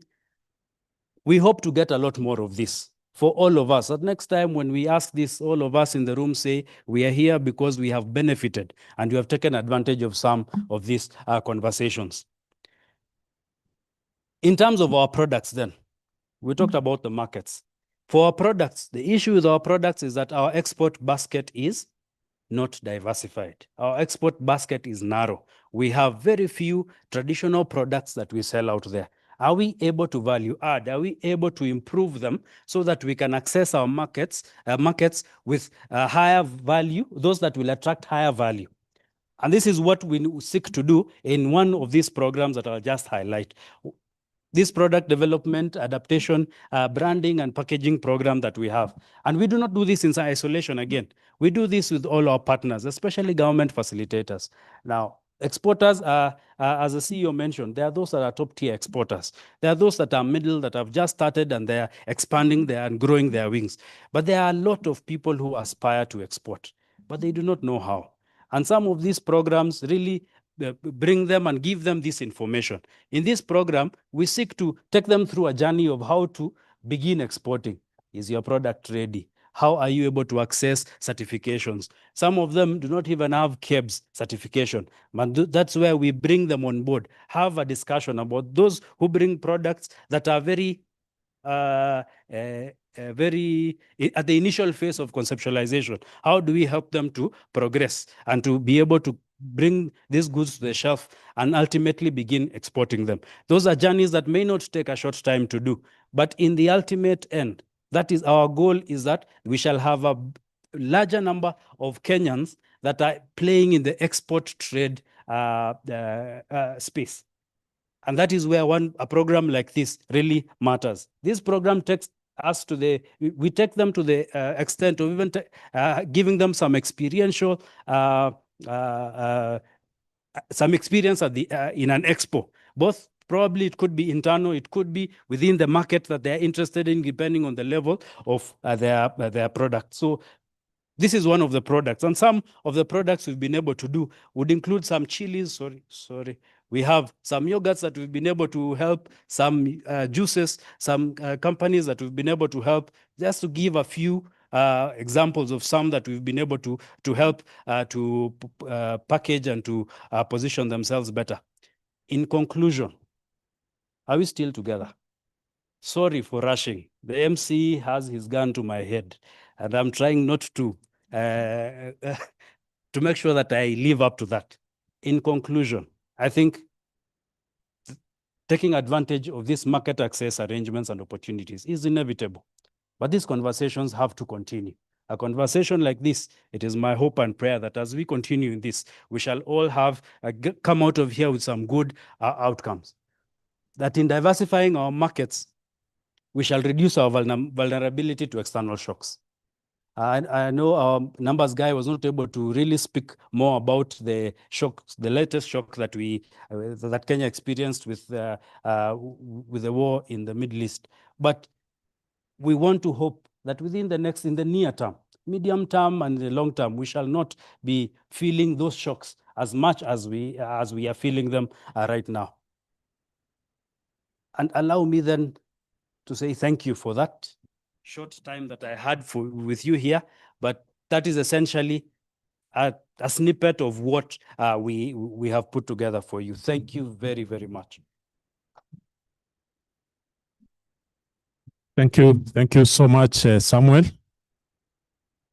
That was very, very encouraging indeed, because he has clearly disclosed to you what opportunities are in the market, and what we need to know is how to take advantage of these opportunities in order to expand our businesses and also to help the country grow its exports internationally.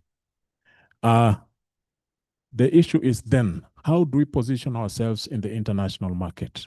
What will make some countries know where these products are coming from, and what should be the message that we are sending to our buyers about the quality of our products in the international market? Yesterday, I did visit some of the exporting companies in Nairobi. And as you are aware, we normally promote Made in Kenya, the Made in Kenya mark, as an identification mark on our export products. But I was challenged to find an organization that is producing and marketing their products as Made by Kenya. They had their own interpretation of that, but it's good that they are present, and they'll be sharing something with Maureen as to why they did that. But I want to allow Maureen to now take us through why we have to make it Kenya and Made in Kenya. That is the nation branding presentation, which will be done to us by our sister Maureen Mambo. Karibu. Good morning. Good morning once again. I am in between you and breakfast. Is it breakfast or tea? So allow me to quickly take you through what Made in Kenya is. But I just want to mention that in the room we have several adoptees of the Made in Kenya brand. Kavian is one, and they have been there for quite a while, since Brand Kenya board was there.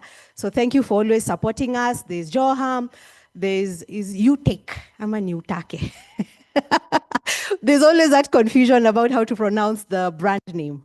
It's Utake, both, okay? There's Rifty Valley Leather, there's Wazi Wazi, and the list is endless. So let me quickly take you through this, because it's a very simple thing. As our CEO has been speaking and all the other speakers have said, we need to take these products to the global market. But the challenge has always been, what is the global market receiving? What are they seeing? What identifies these products as literally Kenyan products? There's a mark of origin, there's all these documents that you go with, but when the consumer is getting that product, they are not easily able to identify what this product is from or where it is coming from. So we created an identity called the Made in Kenya. And this is just basically an identity that denotes association with the place of origin. So it signifies that our products are unique, authentic, and high quality. And so we push our manufacturers to ensure that these three words that we are using, unique, authentic, and high quality, are a representative of the products that you're sending to the markets. So it was launched back in 2010. And later on relaunched again by our current president. And this is under the Buy Kenya, Build Kenya policy. And it's a mark that literally, as I said, identifies and promotes Kenyan goods and services locally and internationally.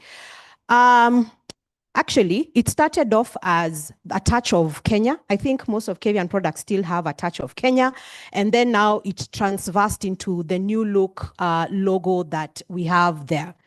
So the objectives of the Made in Kenya initiative is basically, as I said in the beginning, enable consumers locally and abroad immediately identify these products are made in Kenya and associate these products with quality and authentic Kenyan value that we want to promote.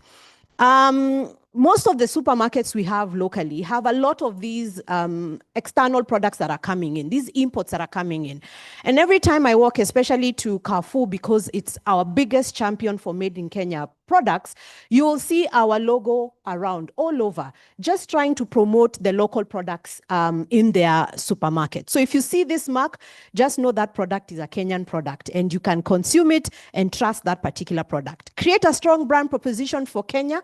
As I said, quality and authenticity is our keyword. Enhance competitiveness of these products made in Kenya, locally, regionally, and in the global market. Look at how do we strengthen Kenya's positioning, you know, as a made-in-country brand. We all have seen countries just trying to champion their products. We have the BMWs, we have the Toyotas. But what will position us as a very authentic country with highly good quality products if we are not really speaking and shouting about our products?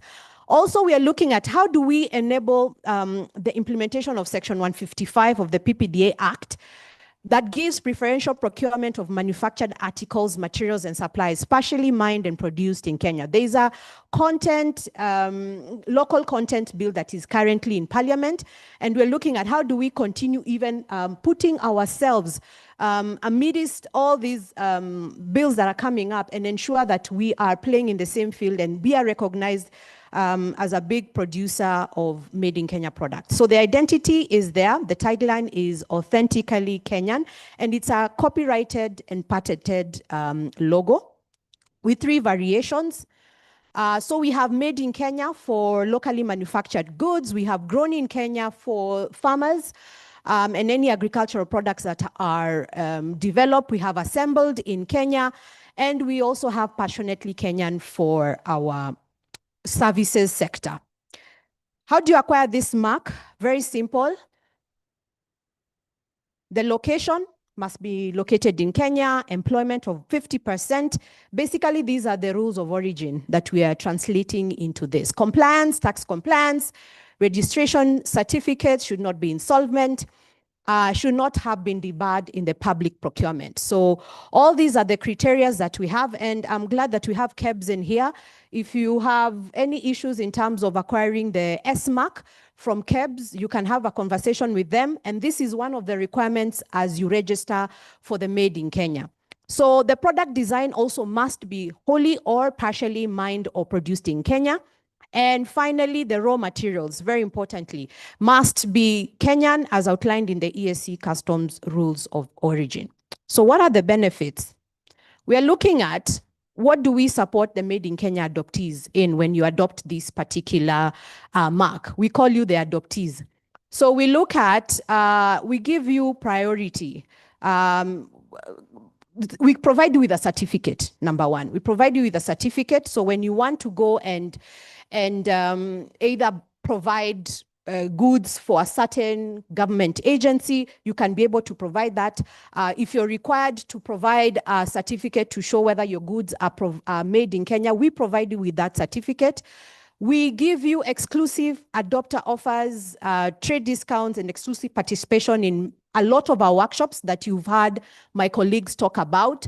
All the networking forums, expositions, we give you priority as a member of the Made in Kenya family. We have access, free access to trade research, insights, valuable information that allows you to make business decisions on which market you want to access. Marketing and communications, this is another big one. In future, we are looking at how do we monetize this mark so that it can be able to provide our adoptees with a 360 degrees promotion. So we work with you to create promotions that allow you to just speak to the globe, not just locally, speak to the globe. So we want to do all this. Another thing is free training for branding and exporters. We have DHL who have been working with us on several trainings. And so we allow you to access this training, and not just DHL. There's She Trades, there's so many other trainings that we normally do. And we provide these free of charge for a lot of our Made in Kenya adoptees. We have an e-portal platform that allows you to link with buyers from outside, and you have an access to this particular portal, get to see which buyers are looking for which product, and you can be able now to access these buyers and be able to do some business with them. We also have priority participation in a lot of our export-focused promotional initiatives.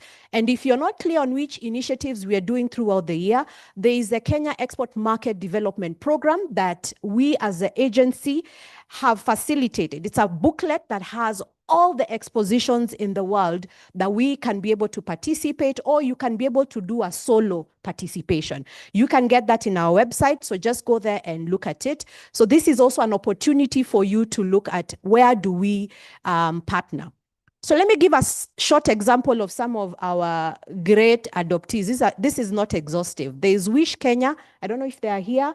They are manufacturers of nuts and avocado and a lot of oils. So they are part of our adoptees. We have Mr. Berries, who produces a lot of sweets. We have Thika Clothing Mills Limited, who are part of our adoptee profile. We have Umoja Shoes. We have Sunvit. We have our new baby, Bidco Africa, who joined recently with all these products. We have Vivo on our Made in Kenya products, our Made in Kenya adoptees, as part of our Made in Kenya adoptees. So what am I asking you? If you've not joined the Made in Kenya family, please scan the QR code, follow the prompt. If you have any challenges in terms of filling the document or just getting to engage with us, please look out for me. I'll be able to support you, or we can get your details and then my team can be able to support you. So we're looking forward to having you on board, and karibu sana Made in Kenya. Asante.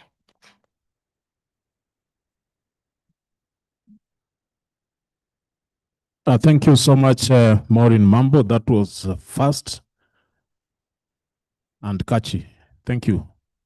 I think we are not doing very well on time due to unavoidable circumstances. We started our sessions late, but I think we are trying as much as we can to recover the time that we have lost by ensuring that we don't leave anything pending. So I want to take this opportunity to actually request that we break for a cup of tea, stretch a bit, and then when we come back now, we shall get into the sessions for engaging you and the presenters. One, on the presentation that have thus been made, in case you have any issue that requires clarification, or you have a concern, a burning issue that you'd like actually to pose a question on, that will be the right time to do it. Besides that, we shall also be now getting to the next phase of our day's activities, which is actually the panel discussion. From the sessions that we had when the CEO was talking here, she posed a question and some of you came up with issues that you felt are affecting your performance. And we have actually the key players in those areas present here today, who will be taken through a panel discussion with the questions that have been set for them. And we shall also allow you as the participants to engage them on one-on-one basis based on some of the challenges that you're facing individually as a producer and also collectively as exporters. As we break for tea, I'm informed we shall be having a media interview session where the CEO will be guided by our branding team on where it is going to be done and who are the people who have been invited. But for the rest of us, I think we can give ourselves about 10 to 15 minutes so that we can have adequate time to engage our panelists in the panel discussion.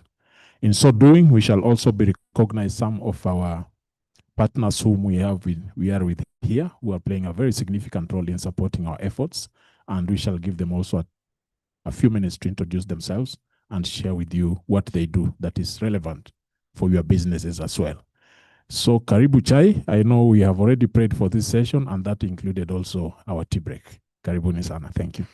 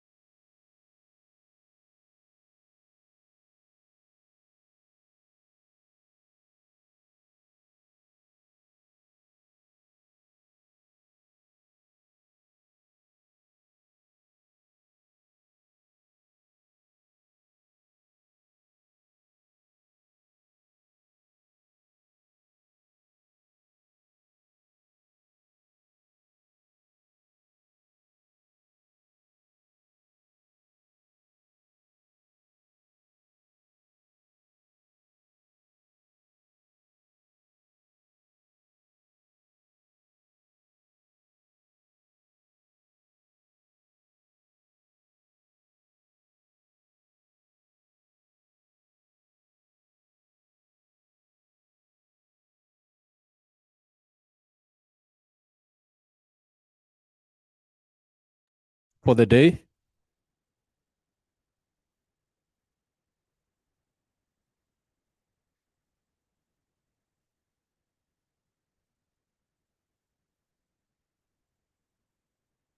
So far, I want to register our appreciation over the progress we have made so far in as far as the items that we had identified as critical for our discussions are concerned. And we hope that the next session that we are moving into will be equally interesting and will be able to enable us actually to see an opportunity ahead of us as we work towards identifying some of the challenges that are serious contributing factors to our inability to maintain an upward trend in as far as export trade development is concerned. For the exporters who are present here, I'll encourage you to take full advantage of the panelists who are here, who are representing different sectors in the country that are critical on some of the things that you do in an attempt to export your products and also to diversify the markets that you want to direct your products into.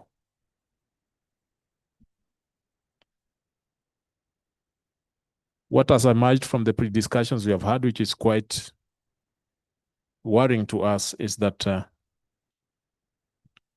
the downward trend seems to be moving faster than the upward trend, wherein the drop in our exports seems to be moving at a faster rate than the growth.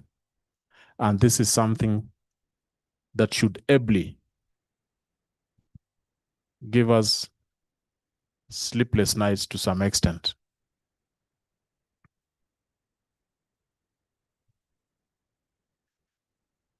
If I may give you a case in instance, Tanzania has been one of our leading export destinations, including Uganda. And over the years, these countries have made major gains in terms of reducing our impact in those markets by growing their sectors and thereby reducing significantly our exportable products to those markets. A case in hand is the tea sector, the dairy sector, where KCC, New KCC, was a leading player in the Tanzanian market over the years. At some point, they were commanding a control of over 20% of the market share in the Tanzanian market. That was the time when we were very much actively involved in promoting exports to that market by way of introducing them to the Dar es Salaam International Trade Fair, which they used as a platform to make entry in a big way into that market. That was as far back as in the year 2017. As we speak today, the market share that New KCC can claim to have control over in that very market is less than 5%. A drop of over 15%. It is something that we cannot celebrate. Why?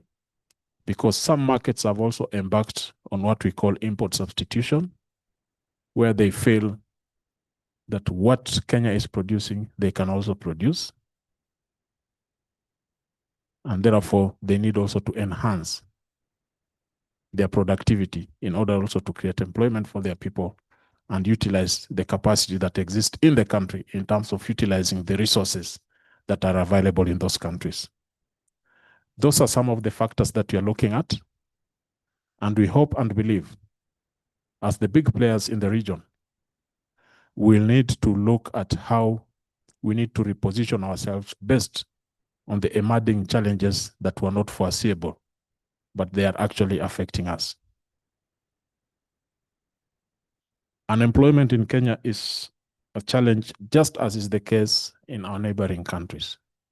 They also need to create employment for their people. And one of the ways of doing that is also to grow their production units.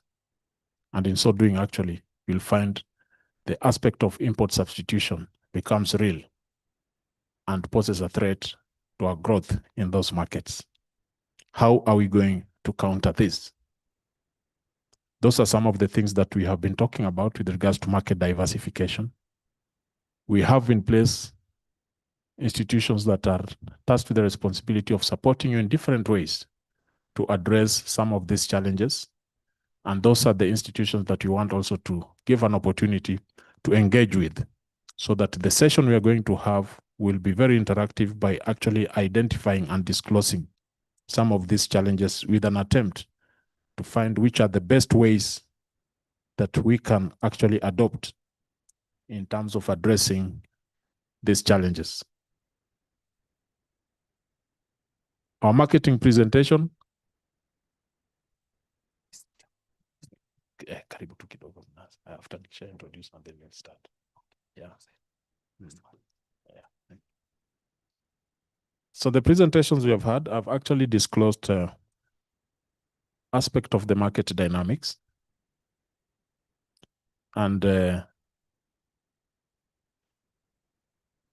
we need to find a way on how we are going to do things differently as opposed to a traditional way of doing that. The skilled manpower that you own now as a country is equally threatened because they are an opportunity for our competitors in terms of tapping in those skilled manpower.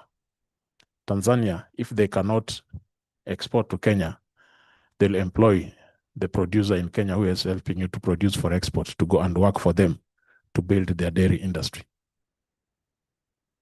So how do we retain this skilled manpower to ensure that we actually get sustained supply of our exports to these markets?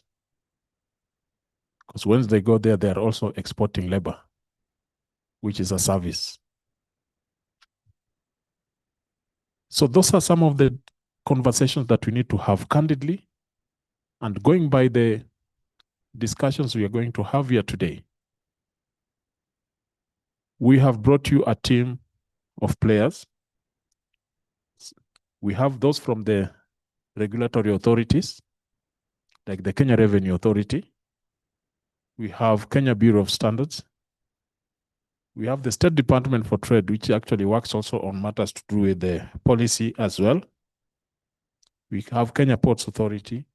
And then also we have member associations like Kenya National Chamber of Commerce and Industry, who plays a very big role in terms of creating value for their members by way of identifying opportunities and linking their members to those opportunities. So our next session will be one where we shall be engaging with these panelists, and our moderator for this session will be Mr. Dennis Mugambi, who will be actually engaging them on specific matters that pertains to what they do.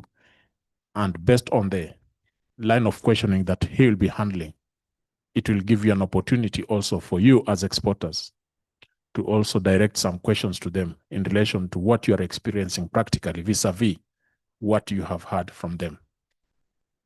We shall also have an opportunity to give some of our partners an opportunity to speak on what they do, like KCB who are here, in terms of financial services. What are some of the products that you're coming up with, considering that the economic times in Kenya are also hard and exporters are having challenges in terms of mobilizing resources to support their enterprises. We also have with us our representatives from Kenya Railways Corporation, who played a very big role in supporting the flagging off of the first shipment to China under the early harvest and the zero-rated exports to the Chinese market. And they'll have a lot to tell you about the dynamics in the logistics sector, where they play a significant role in terms of supporting exporters to get their products from point A to point B. And you'll be surprised to learn that out of 200 containers that we receive as imports, the equivalent that we export out at that very time is only 50 containers. So practically that tells you that the volumes that you are importing are actually outmatching what you are exporting by a very big margin. And that is affecting our trade balance in terms of competitiveness, and we need to find solutions to some of these challenges. So I want to invite Dennis Mugambi to actually take the lead in this session by inviting the panelists that we have, and then he will be engaging with them on a listed question session, which he prepared on behalf of the agency. And from these conversations, you'll have an opportunity also as the participants to interrogate their responses by way of questions, or also by way of seeking clarification on some of the issues that they have raised. So Dennis, karibu. Thank you, David. Good afternoon. I know in the program we are to start. This just after tea time. I think we are almost 1 hour behind schedule, so I'll try as much as possible to use the time remaining. Maybe in the next 1.5 hours we should be able to break for lunch. So without much ado, I will first introduce my panelist. And this is the most, I think, interesting part of this conversation, because I think we have heard from Kiproba in terms of our presentations. And actually, before I forget, you can scan the QR code that is on the screen and you'll be able to get all the presentations since morning. I've been advised that they're available on that QR code. So we are going to hear from our partners from logistics, compliance, customs, trade facilitation, so that because the export ecosystem comprises of many partners, so that if you have questions, these are the people that are going to give you answers. So without much ado, I'll call my panelists on stage, then we can have the conversation starting. I'll start with KRA. KRA is a key trade partner for us, and joining us today is Ruth. Ruth, if you're on the room, please join us on stage. Ruth has worked in various departments at KRA, including legal services, board coordination. She's currently the manager in charge of Nairobi Board and Facilities based at GKIA Fraud House. And she's an advocate of High Court of Kenya, and as well as an HR practitioner. Please give it up for Ruth as she joins us on stage.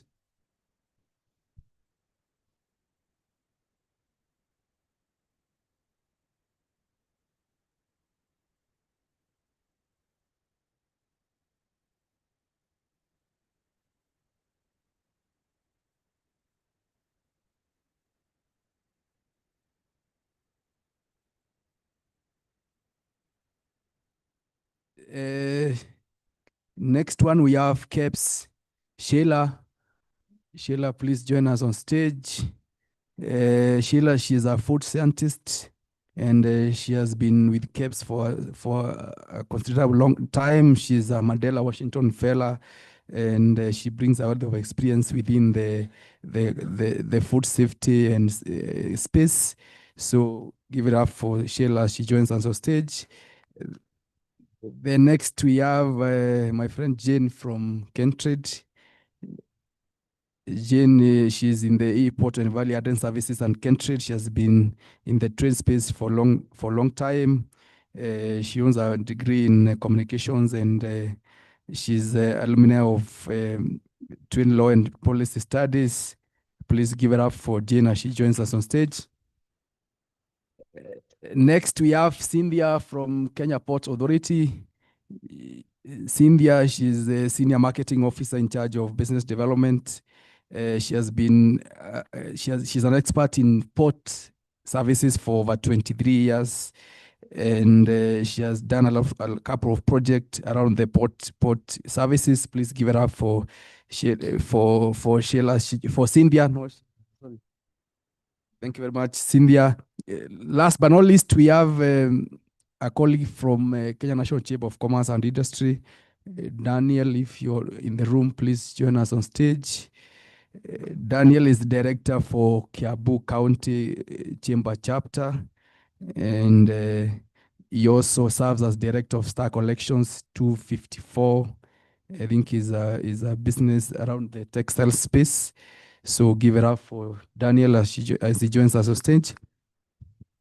So those are my panelists. I don't think there's none I've skipped. Let me check if we had someone from.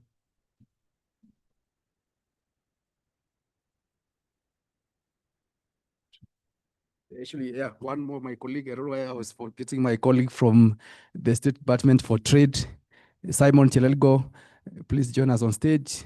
Simon is a renowned trade expert. He has been a commercial attaché. He has been the trade space for many years, and he joins us today to represent the ministry and the trade space. Please give it up for Simon as he joins us on stage.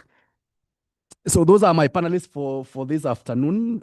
There are 6 of them from different sectors: trade facilitation, customs, market access, as well as logistics. At the tail end of this, we'll be joined by some other partners who are in the logistics space. We have DHL in the room, we have KCB in the room, we have Kenya Railways Corporation in the room, we have Kenya Association of Manufacturers in the room. I'll give them a minute or two to tell us what they are doing also to support our exporters. So having said that, I'll go to the business of this afternoon just to engage with our panelists, and I'll allow our participants to engage with Q&A later in the session. So in the morning we had very nice presentations about how we are doing as a country in terms of export. If you recall, our exports as at last year, 2025, we were doing 1.119 trillion shillings. How much did we import? If you remember, we were told we imported 2.7 trillion shillings, 2025. So if you look at that, it gives us a trade deficit or imbalance of almost 1.6 trillion shillings. So what do we need to do to bridge that gap? And we are told also that in terms of the market that we serve, if you remember, the top 10 markets, including Uganda, Pakistan, US, UAE, UK, DRC, Egypt, the top 10 market takes up to 62% of our exports. So there is a bit of concentration risk there. Only 10 market taking 62% of our export. In terms of product, we are told that horticulture, that is cut flowers and veggies and fruits, tea, coffee, textiles, the top 4 export product takes more than 45% of our total export. Only 4 products takes more than 45% of our total export. So we also have a risk there in terms of our diversification efforts. So we'll have a conversation around some of those issues, that what we need to do to put the numbers up there so that we're able to bridge that trade deficit. And to start us off I'll start with Kentrade. And most of us who are exporters in the room, you must have had an engagement with Kentrade at some point. And we all know that they manage the national electronic single window system, which basically allows us to process document for exports. So I'll go to my colleague from Kentrade. You play a very critical role in terms of trade facilitation agenda. So maybe in under 2 minutes, you tell us some of the initiatives that Kentrade has put in place to make sure that the system, the single window system, is user-friendly and serves the purpose of ensuring seamless processing of document and trade facilitation. Maybe under 2 minutes, you can tell us about what Kentrade is doing. And for those, I'm sure everybody has interacted with Kentrade, so I don't think there's need to introduce Kentrade. Just go straight to some of the reforms we are doing around the single window system. Okay, thanks, Dennis, our moderator, and good afternoon, participants. Yes, as we've heard, my name is Jen from Kentrade, and of course, the moderator has actually given you an introduction of who Kentrade is. But just to demystify the fact that we are not a linkulator, but our role is to manage the single window system. And for those who have not interacted with us, the single window system is an online platform that gives the involved parties, that is exporters, importers, and the government institutions or the regulators, the mandate, or rather the launchment of documents that are related to either export or import. Why I'm giving you this is to understand at what point do we intervene either on import or export. So going straight to the question from the moderator, indeed, based even on the presentation that were done this morning, we all understand where we are coming from as a country. And indeed, our main role is to ensure that we promote exports than we do for imports. So I would want to start and say that even as we see, the decline in exports, from where I see it from an online platform, this is mostly from the multiplicity of the procedures that a trader has to undergo each and every time they want to start exports. I would want to say that the intervention that as an institution we're undertaking is that we ensure we are automating most of the business processes from the regulator's perspective. And by this, I mean, anytime you'd want to lodge or to be issued with a license or a permit, then you'll have to use the platform that we're calling the single window to process your documentation at any given time. Where we are doing this is because we want to bring all the regulators from a single point of entry for the purposes of ensuring that then you do not have to move from one office to the other. Of course, that will make it easy for you. The other aspect in terms of where these inefficiencies or the decline perhaps could be stemming from, or it's stemming from, could be in terms of the high cost of doing business, just as a number of people have actually been able to allude in the morning. And why I'm saying this is because we take note that this number of, the documentation, they are quite a number. And being a number, it would mean that from every other institution, then if this documentation is required and has to be processed for you to be issued with a specific license or permit, then of course you find it is lengthy. And at the end of it, then you find even doing the copies of the photocopies for you to be able to attach them, it is still a cost to you. So as an institution that is mandated to ensure that we facilitate trade, we are doing what we are calling the simplification of trade procedures. So we have an online system or an online platform that we map all the business processes from the perspective of the trader based on how the regulator would expect you to either obtain or process your information. So what usually happens is based on what has been mapped, then we get into a process where for streamlining most of these processes, then we get into another process which we call simplification. So this just takes care of any duplication or complexities that is existing on the business processes for the purposes of ensuring that we bring sanity and of course efficiency in the ecosystem. Thank you.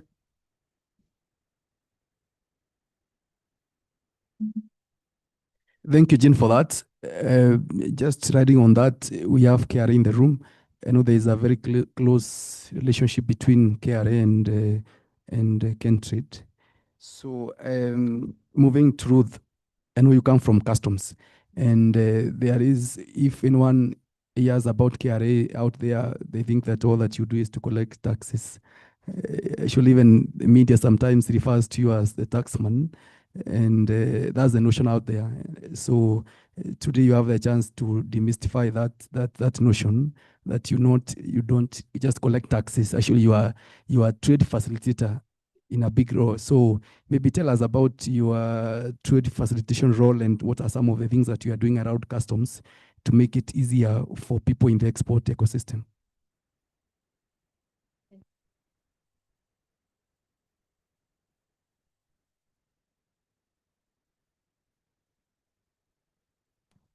Yes, good afternoon. Yes, in fact, as far as export is concerned, if I may say, as from what Mr. Mugambi has alluded to, we don't even collect taxes as far as export is concerned. In fact, it's only two areas where we collect taxes, and that is the scrap metals and hide and skin. So for export, we are basically facilitating trade. And as my counterpart has said from Kentrade, we actually work together to ensure that we promote you, we facilitate you when it comes to export of products. During tea time, I tried to get some of the challenges, and I'm happy to say that as far as KRA is concerned, we really don't have a challenge. But of course, you as our clients, from where I sit, I know there are quite a number of challenges. But so far, what we have done to alleviate the problems, we have a program that is called the Authorized Economic Operators. For those who have heard of AEOs, I would advise most of the exporters here to go ahead and make an application to be an AEO, so that even in terms of exports, an AEO is actually a trusted, it's a World Customs Organization structure where a taxpayer is facilitated in terms of exports.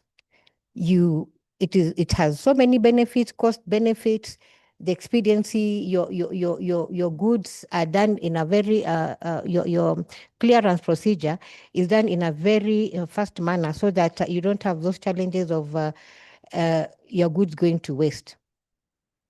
Of course, even at KRA, as far as export is concerned, and it is true from the presenters who said in the morning, there is a drastic drop in exports, because I was just looking at the data as I was sitting there in the morning, and we don't know what is happening. So KPROBA has a lot of work to do in terms of jump-starting again this process, because the exports have really dropped this year. We had quite a number of hide and skin exporters taking hide and skins to Nigeria. That has really dropped. Coffee, tea. So this year, I don't know whether there are those challenges that to do with the gross income that is affecting the export area that we need to look at. But at KRA, what have we done to expedite everything in terms of export?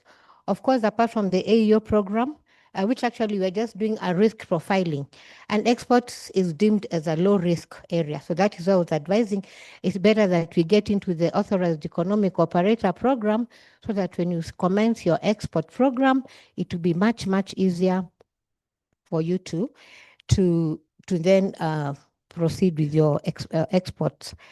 Another area that I wanted to talk about is that in terms of the processes, right now it is much, much easier. We have the scanners. Before, we used to have our officers actually doing a verification of the cargo for export. So you'd open your container, an officer goes in and actually verifies what is in that container. But right now at ICD, our main, the nearest port here, and at Kilindini, we have the scanner. So export has been made much easier. If you are an AEO, you're even actually given a green channel where there's no even opening of your container. The containers just directly go for export to the destination country. And more so, let me say about the green channel, that is for tea and coffee. I had most of you here in the morning saying that you export tea and coffee, so you can be given that green channel where, of course, your product just go directly to the destinations without any hitch. In terms of the documentation, I know even during tea time, that is what I gathered, quite a number of problems surrounding acquiring the licenses. You know, for KRA, it is an automated process, of course, interlinked with Kentrade, who will then authenticate those permits. So for us, everything is done in the system. We have the Integrated Customs Management System, ICMS, for those who've interacted with it. So all those permits are done through the system. The certificate of export, that is in proof of export, is actually also done in the system, and also the certificate of origin. And I'm also happy to announce, because even if you're doing exports, you're supposed to have a security. A security is like a guarantee of the export, so that in case anything happens to the export between the point of loading or staffing to Kilindini or the exit point, anything happens, there's dumping, there's fire, so you have to take a security bond to guarantee the goods.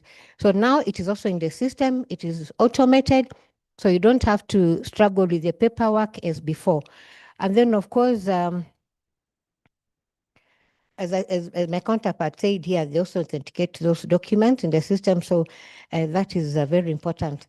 To do with standard, these are exports. So we believe the destination country is one that now will verify. And I'm sure before you export, that is done. So for KRA, will just facilitate the export. Thank you very much for that. I think you have demystified the myth that you don't just collect taxes. You are a critical player in the export ecosystem. And one critical thing, I mean, before this knew about the authorized economic operators program. By a show of hands in the room, how many knew about that program? None. Apart from government institutions, the exporters, how many knew about that program? Authorized economic operators. Just to see two ones there. So I think you have some bit of work to do so that you're in that program. Because I think it's very critical. You have heard that it is the issues around clearance of documents. So you need to see after this so that probably you need to know what you need to do to be in that program. Having said that, I'll jump to... Sorry, moderator, if I may. Apart from the economic authorized economic operators, I have a team from I actually came with my team from Domestic Taxes Department. That is actually the first step towards exports. So anybody also who has an issue, because we get, for example, those who are doing avocados, you have to get the avocados from farmers, isn't it? These farmers have to be in e-teams.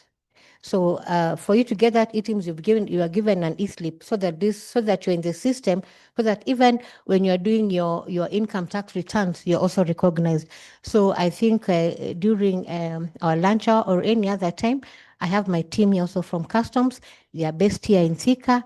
Madam Grace and her team who are here to actually also just guide the farmers or those who are interested in joining the e-teams so that you are able to be facilitated in that manner. Thank you. Thank you very much, Ruth, for that. You're here, the team is here. You need to engage them more after during the working lunch hour. I'll jump to KPA. KPA, Cynthia, I know you manage port services, inland waterways, and I think as well as ferry services. If you look at export business, logistics is a key enabler. And if you look at our exports, sometimes we are not competitive because of issues around logistics, whether it's sea freight or it's air freight. So as a port, what are you doing to make sure that that issue of competitiveness is addressed so that our product, when they reach the destination market, they are competitive? Otherwise, I know most of the exporters here, they are one of their key issues around the logistics, whether it's sea freight or air freight. Maybe under 2 minutes, you can tell us some of the issues that you are doing to reduce the congestion at the port, as well as competitiveness of our product. Thank you, Dennis. Good afternoon, ladies and gentlemen. As introduced, my name is Cynthia Kamau. As you have rightly put it, logistical challenges are one of the key issues which affects the exports handling at the Port of Mombasa. And the Port of Mombasa being the main entry and exit for imports and exports, it's very important that the coordination between the agencies is actually looked at, because this is one of the major things that we see why exports lose their competitiveness while exporting through the Port of Mombasa. Why do I say this? Because we find situations where containers are actually shut out because they had documentation delays, they had logistical challenges, and they get shut out, and they have to call us to tell us, can you help us to make sure that that container lives on that particular vessel, but it's already too late. And so what we are doing around this is we are actually working together with the agencies to make sure that actually when the containers come in, they're given priority in terms of scanning. Even with Kenya Revenue Authority, as she has mentioned, the authorized economic operator framework works amongst the key agencies operating within the port. So one of the things that we looked at is what is the export acceptance period that we can actually work on to make sure that these exports are actually not left. So we reduced it from 48 hours to 24 hours upon the vessel berthing. So that means that we would still continue to receive the exports even if the consignment is slightly late. Then we actually have improved our operations in terms of we are planning to have automated smart gates, which are going to facilitate the logistical entries of the trucks to make sure that they come in on time. We actually dedicated, we have priority entry for the exports. So we have dedicated gate 23A and B for dry river containers, and also gate 9AB. So when export containers come, we give them priority entry into the port so that they are not delayed. Because as we know, if they get delayed and they get shut out, we're looking at products that actually are not fresh, and they lose their competitiveness in the international markets. So yes, that's one of some of the initiatives that we are doing.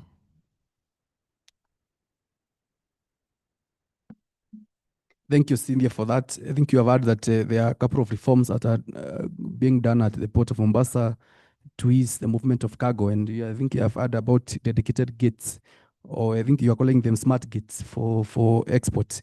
I'll come back to you in terms of how the issues around Middle East has affected our logistics. But before I do that, I want to jump to KEBS. We all know KEBS in terms of standards and compliance. Most of the issues we have around our export is not an issue of tariffs. Government has done a lot in terms of market access to many markets. In the morning, you heard about the early harvest agreement for the Chinese market. We have access to African market under the CFTA agreement. We have access to EU market, UK market. But the issue of compliance becomes a critical issue, especially within the region. For manufactured products, to access the regional market, may it be CFTA, may it be even our neighbors, EAC or COMESA, issue of standards becomes a problem. Maybe just tell us, what are we doing in terms of that space? Are we able to export within the region with your mark? Do we need anything around? Because I know the problem is if we take a product from here and it goes to some other market in Africa, does it need to be retested? Or when you get KEBS mark, you are good to go to export to the region? Thank you. Thank you, Mr. Mugambi, for your question. With regard to transporting and selling in other markets, I'll start with the East African Community market. Currently, there has been harmonization of Kenyan standards to the regional East African standards. So if you check on the KEBS standards right now, they start with the code KS and then EAS. And the requirements that are in these KS, EAS standards that are used to certify products in Kenya are the same requirements that are used to certify other products in the East African market. So currently, if you have been shopping around, you'd see products that have the Tanzanian Bureau of Standards mark being sold in Kenya. And if you are able to travel to Tanzania, you'd find Kenyan products with the S mark that have been certified locally being sold in Tanzania. So with regard to that, KEBS has been having technical committees, which we invite you guys to be part of. In these technical committees, this is where we form the requirements based on the international ISO standards. We draw the requirements from ISO standards, and for food products, we also draw requirements from international standards such as Codex. So these international standards then now form the basis for the requirements for the Kenyan standards. So you can participate in the formation of the standards through being part of our technical committees. And we have standards for different products like milk. We have standards for fresh products like the horticultural products and like flowers that are being sold in international markets. So with regard to that, we also have technical advisory support through our WTO technical barriers to trade office, because KEBS is the national inquiry point for WTO. So if you have any challenges relating to TBTs, And anything relating to the other markets, you can always walk in to KEBS or call through the numbers that are listed on our website, and you'll be directed to these offices for any questions that you have with regard to the challenges that you're facing as you export. Thank you, Sheila. Before I let you go, you have spoken about the ESC market, Yes. which is more or less is a single market for us. Yeah. The new talk in the town is about the African Continental Free Trade Area. Yes. Most of guys here, I think they have exported to the region. If someone in the morning, CEO spoke about the opportunities in West Africa, Morocco, Senegal, Mali, Burkina Faso.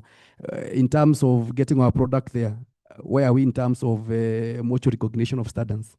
Okay, thank you again for that question. So with regard to the mutual recognition, we are currently still having discussions because at this level, beyond ESC, we have what we call ARSO, and ARSO also have standards. So we are currently in the process of harmonization to enable ESC standards and ARSO standards be harmonized in a way that when we certify our products using ESC standards or ARSO standards, then the mark that has been given in Kenya can be recognized in other countries. So that is how we are hoping that once the harmonization is complete, this will enable our exporters be able to export to the African and Southern African markets. So as things stand now, if you have to export, let's say, to Senegal, it has to be tested there as things are today, before that is done, before the harmonization is done. Yes, before harmonization is complete. Right now, if it is tested here,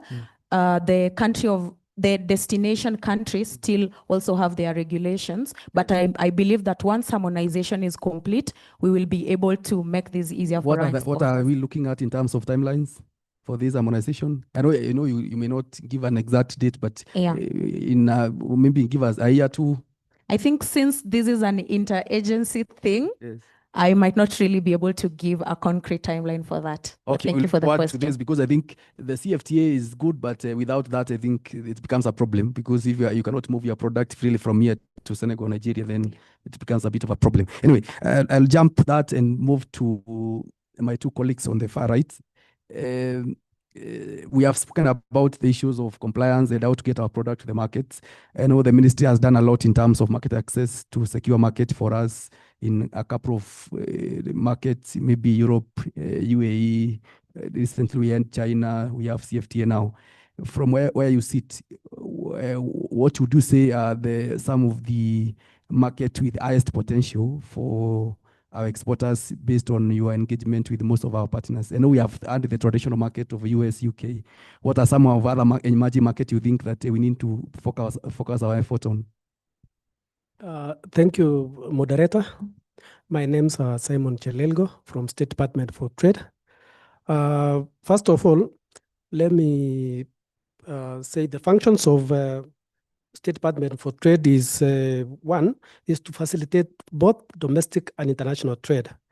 As far as we are concerned, domestic trade is devolved. So, but we still collaborate because most of the products are from counties. Majorly, we concentrate on international trade. Number two is policy formulation.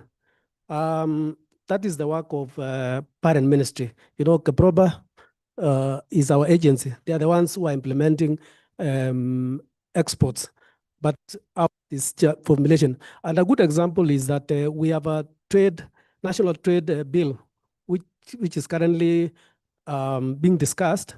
And once it's passed, it will assist us so that some of these issues concerning trade will be ironed out. Things like CES, harmonizing trade in both countries will be done. Number three is trade negotiations, and that is where the moderator is talking about. Basically, trade work is to negotiate for markets. That is market access. And basically, we have regional markets, we have multilateral markets. And our good markets for Kenya, as far as we are concerned, is the regional markets. That is the ESC, the COMESA, SCFTA. And for diversification, we have other markets. We have the Gulf That is the GCC market. And that market is good for Kenya in terms of exports of beef and live animals. And then we have China, which is an emerging market. And we've signed an agreement with China. They're giving us up to 98% of exports of products duty-free, quota-free. Latest, we exported, I don't know how many tons of avocados to China. There were some exports. There were some initial exports of avocados to China. When I made an inquiry, I was told we have not really utilized quite substantially because we still have avocados coming from Peru. We still have avocados from Peru. Once Peru exhausts the avocados, we should be able now to because I know most of the farmers now still have their crops in the farm. Now, from there is also another market which is very lucrative in terms of diversification. That is the AGOA. For AGOA, it expired last year, but we were given an extension of 1 year up to this year. But with the negotiations going on, they might give us an extension of up to 3 years. So AGOA is a very lucrative market to Kenya in terms of apparel and textile, and even flowers and horticultural products. Problem with us is that out of 6,421 product lines, we only export roughly 12 product lines or 10%. So we still have a lot of work to do.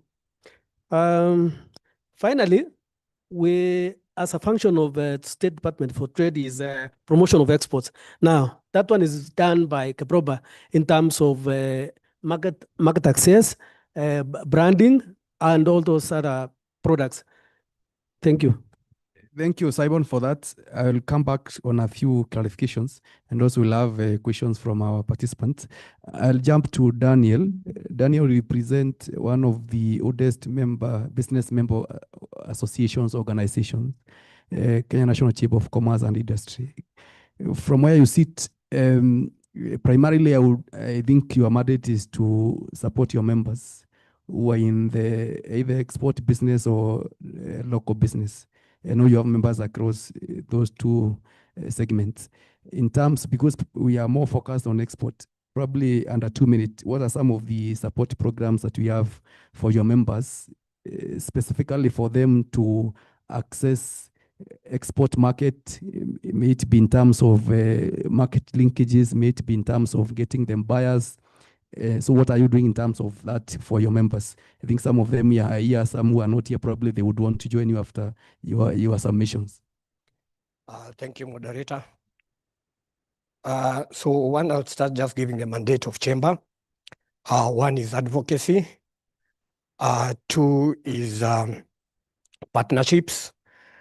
We also, as the lady from KRA said, the issue COO, also chamber, we use the certificate of origin, and also we are in charge of capacity building for our members. So we are a BMO, and it's a private organization. I know most of us know about chamber. And just to come to your questions in terms of what we're doing. So one of the things that we're doing is we've seen a lot of trade that is being done in Europe, especially, for example, Central region. And most of the exports are on horticulture. We have horticulture, macadamia, avocado, and what you've realized is 80% of all these exports, we rely on European Union markets. So what we've done is we are looking at other markets, and today, even during the presentations, we saw that China is one of the areas and area that we are really looking at. And what we've done as a chamber is we've opened an office in Hunan to help exporters if they want any queries from chamber or any guidance from chamber, then they can be able to contact the Hunan office. And actually we have one of our officers posted there. We've also opened an office in Sharjah, that's UAE, also giving the similar roles. Then also as chamber, especially we are trying to move people from looking at Europe as the only market, and a lot of strictness and stringent rules. So, but with the China, especially the removal of the tariffs, as we are talking today, there is a group from chamber led by Richard, and what they are doing is they are signing contracts, and we have some members from the State Department of Trade. That group also just looking for opportunities from China. So what we've done, number one, is we will have exporter education, and this will be done in four ways. One, under exporter education, we'll be looking at access to the market, to the China. Number two, we've talked, KEBS is here, but also we mentioned about standardization is an issue. So we will be offering trainings and consultations in terms of what requirements are you, if you're needed to do any standardization from China, UAE, or any other country, then we need to be able to guide exporters that these are the requirements and this is what is needed. Then we are also doing planning for exhibitions, especially targeting the China market in all the provinces in China, so that at least exporters can have direct link to access to the direct to buyers, also showcase their products, and also a lot of capacity building on that arena. So there's a lot doing, especially focusing on the Asian market and UAE. Thank you, Daniel, for that. So for your office in Unan, if I'm an exporter here and I want to probably I want to export maybe macadamia nuts to China, what level of support would that office offer to me? Will it be in terms of getting me a buyer, or is assisting me in terms of the documents that I need to get my product there? So we can do it in twofold. Number one, the Hunan office can be able to actually, by the time they're coming back next week, we will be calling for a sitting because we've gotten a lot of orders on horticulture, again, macadamia, avocados, tea, and coffee. So we'll be able to link you with direct to the buyers. So the Hunan office will be very critical in that. Then also, as I mentioned, on standardization, we'll be able to guide you what standardization is needed.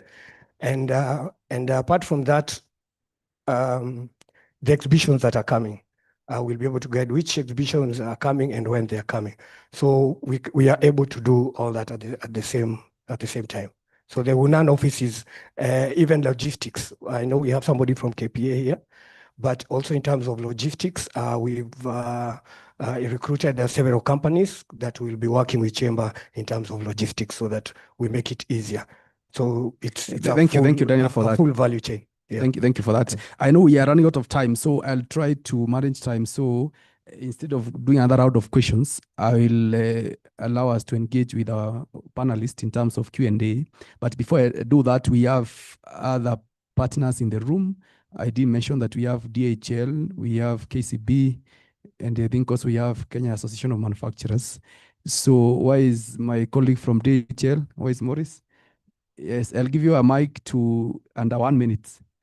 I know most of the participants in the room, they know DHL, but there is, as I'm spoken about KRA, people think that DHL is for the big boys, and you don't ship or you don't move cargo for small MSMEs. But I know from your interactions with you, you have many programs for the MSMEs. So probably tell us, what are you doing for the MSME space in terms of making product move from here to the destination market? Thank you so much. Actually, I was going to ask you what has changed today. I'm not in the panel, but thank you so much. My name is Morris Mutisia. I work for DHL Express as an area sales manager. I did not come alone. I came with some of my colleagues. Actually, I was honored to have our country commercial manager with me. I'll ask her to stand and just wave.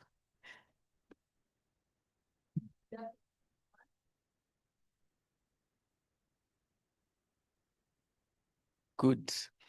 And one of the life sciences specialists. So at DHL, we have specialists. And today we had the life sciences specialist. I'll ask her again. Just say hi. Good. Her name is Irene. So I'll speak about two things. So when you look at that banner right there, there's a QR code. And I'm responding to what we are doing for MSMEs. What largely we are doing, and our purpose is one, simple: connect people, improve lives. So we are here to connect you to your customers, your suppliers, and of course, your friends and family. When you reach out to that QR code, we get your details, we get to know about your business, and a specialist like me responds to your need. Now, earlier on, there was a presentation around these agreements, which we really need to take advantage of. And I want to share something which DHL has done, and it's a game changer. You're going to like it. Take your pen or your phone, your laptop, look for mygts.dhl.com. mygts.dhl.com. What MyGTS does, it consolidates all customs requirements into one portal for any country. So if you are targeting, for example, the China market, for instance, because now we have a free trade agreement to that country, and you are dealing with avocados, go to that system, give it the HS code for the avocados, and it will give you the requirements. As simple as that. It goes ahead to even calculate the destination taxes which are required in that country, the regulatory requirements in terms of documentation, and you'll be sorted. I don't know if answered. Yes, I think that was spot on because you have said in a nutshell what we are doing in terms of that program. Maybe we'll have more interactions during Q&A. So you can retire to your seat. I'll call you back at some point. Where is KCB? KCB, are they in the room? Not yet. Okay. Do we have KAM? Manufacturers? Not in the room. Do we have KDB? Deriboard? Oh, they are here. Okay.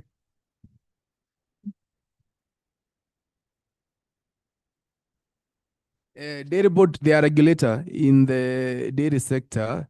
So probably tell us what's happening in that space. Where are the market for dairy products? What do you need to have to get to those markets? And 1 minute. Thank you very much. Good afternoon. My name is Fred Odhiambo. I work with Kenya Dairy Board as a compliance officer. One thing that maybe I just want to talk about this is we actually find that when it comes to the dairy market, we have quite a high consumption per capita as a country. So currently we are consuming most of our milk. And of course, we'll also look at the export strategy that we're also trying to bring up or expand our markets. Initially, I know the MC already talked about it. Some of the markets that we're actually leading or we had some very good share, we no longer have that.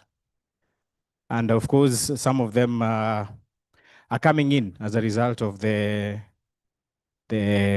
technical barriers to trade.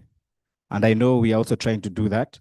So basically, the work of Kenya Dairy Board is to regulate, to develop, and also promote the dairy sector. And one of the things that we're really trying to do is promoting the dairy sector, which in this case is also trying to expand to these other markets or have the market access. The biggest challenge has always been when it comes to the standards or the safety of our milk and milk products. We've realized that most of the time our products is like we're only just producing for ourselves. And most of the time when you're producing for ourselves, I don't know, there's always some laxity in how we want to do our controls, of course, all the way from production, all the way to manufacturing.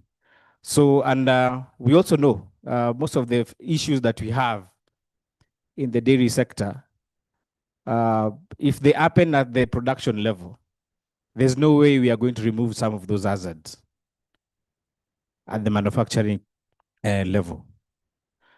So that actually now plays as one of the things that actually hinders most of our products even accessing better markets out there. I know for now, most of the markets that we have are just within maybe Africa, and small quantity that is going to the Asian countries. Okay, so I think I know we can do better. I know there are some of our players who have actually decided to better their game, and I'm very sure we are going to come back to the market. Thank you very much. Very much. I'll come back to you in terms of some of the niche product that we can take advantage of, especially now we have the CFTA market. One of our other partners is Kenya Railways Corporation, KRC. Are they in the room? I don't know whether they stepped out. Oh, you're in the room. Yeah, sure enough. There is a push to move our cargo through the rail system instead of their own transport. Probably tell us, as a corporation, if you are to pitch for our exporters here to move their cargo through your system, what is that value proposition for them to use rail transport instead of road transport? Good afternoon. Good afternoon. I hope you can all see me, or should I move to the front for the sake of Poleni? All right. As I'm Terry Madenge from Kenya Railways, I'm representing our MD, Mr. Philip Mainga, and we are delighted as Kenya Railways to be part of the exporters. And as per what you have requested, Kenya Railways, we have done so much to make sure that exporters get their cargo out of Kenya in good conditions. And our advantages are the cost. Our cost is very friendly. We also try to make sure that we decongest the road such that if you have 10 containers, you don't need to have 10 trucks. You just need to have Kenya Railways, and your cargo will be taken to port in on one train. Then we also partner a lot with KRA and KPA, who are here in terms of trade facilitation. We have the one-stop centers at the ICDs to make sure that your cargo, as you're doing your clearance, you have all the stakeholders there. And once all the cargo has been cleared, then it's loaded on the train and it is in Mombasa efficiently within 10 hours or 12 hours. And we've also made sure that we've partnered with KPA to make sure that at Naivasha ICD, there are plug-in points, as we have acquired new reefer wagons to make sure that your reefer containers arrive in Mombasa in good conditions without being unplugged at any one given time. So that also makes sure that your cargo arrives in Mombasa while it is fresh, and we reduce on post-harvest losses. And on top of that, we also want to say that we have gone ahead and made sure that as you're exporting your cargo, like the recent flag off for the China zero tariff, we had some of you on board. We exported some macadamia, we exported some coffee, we exported frozen avocados to China. And just to let you know, the cargo arrived well and it is in good condition. And on top of that, we have different teams in railways to make sure that your cargo arrives. You'll get your updates on time where the container is. And we also partner with KTA to make sure that as they're getting in the cargo at port, then they have the right there. We catch your vessels on time to make sure that you do not get vessel shutouts. Thank you. Thank you very much. That was a good pitch. I think we'll have more interactions. I'm sure people ask about your costings vis-a-vis the road transport. Last but not least, we have one of our very close partner, EPZA. I know you run a very nice program for exporters, maybe under 1 minute for exporters who are in the room. What do you tell them in terms of them moving from where they are to be part of your program?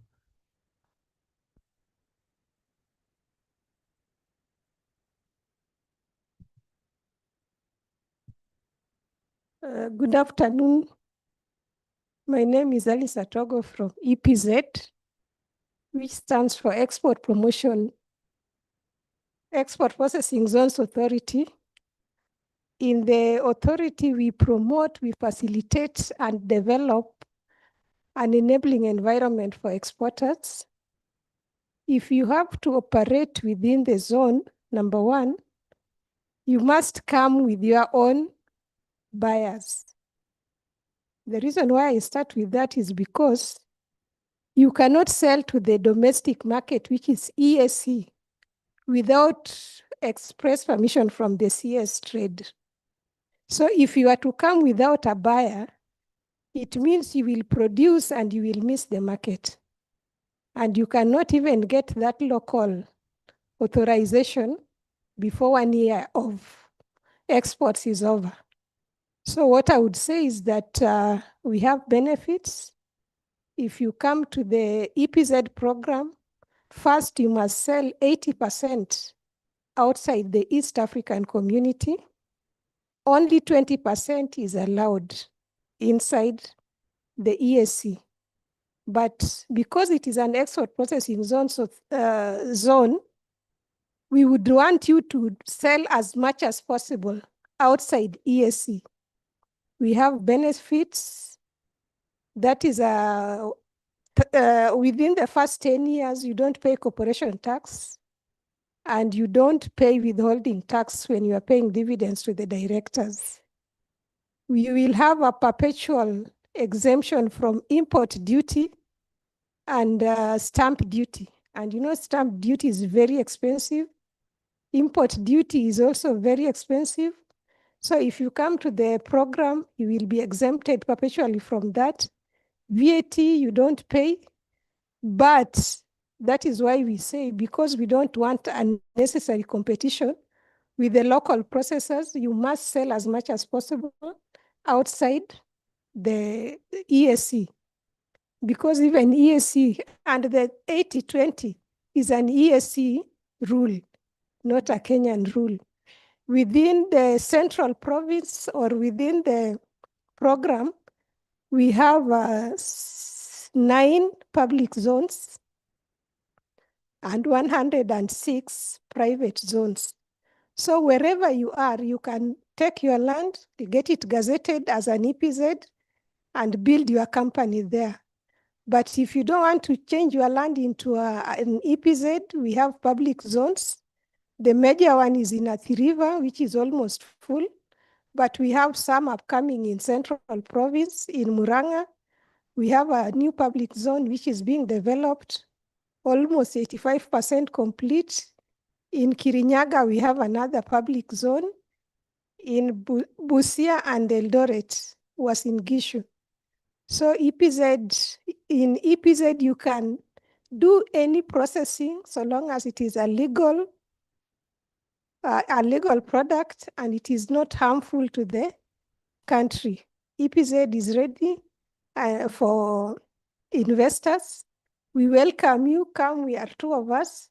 Here is my colleague. If you want to know how to join the program, please feel welcomed. Thank you, Alice. Thank you, Alice. The key takeaway you have to have your buyers.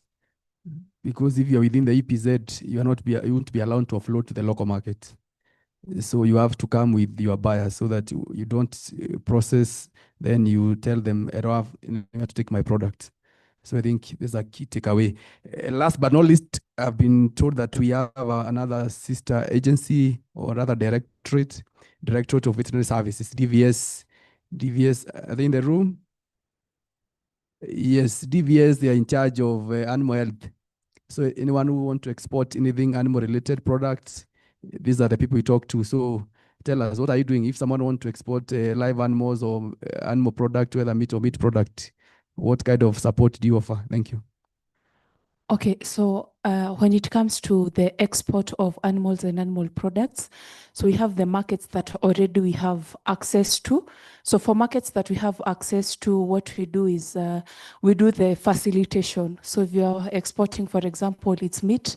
So we have export slaughterhouses. They have resident veterinary officer from the Office of the Directorate of Veterinary Services, where they do all the processes that ensure there is the meat safety, including the antemortem inspection, postmortem inspection for the meat, and ensuring all the hygiene processes, and also doing the health attestation that goes with the consignment. And also for the export slaughterhouses, the DVS usually approves and licenses them. And even when you want to expand or do any infrastructural work, it have to be approved because there is the design for the flow to ensure there is food safety. So that is for the market that is already existing. So we work on all the value chains within the livestock. So at the moment, the value chain that have we are doing a lot of exports is in the red meat value chain, although we have other value chains like the eggs, and also the other products. So for the market that we do not have access to, so for example, the red meat value chain, our big market is the UAE. And we are trying to diversify, as we have already seen in the presentations in the morning, things like geopolitics affecting our markets. So we are trying to have access to more markets. So what the DVS is working with other development partners and the stakeholders in the different value chains is to unlock other markets, so that the DVS being the competent authority in matters animal health, so we meet the sanitary requirements, that is ensuring the safety of the animals and animal products. So some of the projects that are ongoing is something like traceability. Right now, the consumer is very much aware. You want to know the entire your product on the plate, farm to fork, the traceability aspect. That's where now we are implementing AniTrack. There's also another issue of disease control, especially the disease we call the transboundary animal diseases.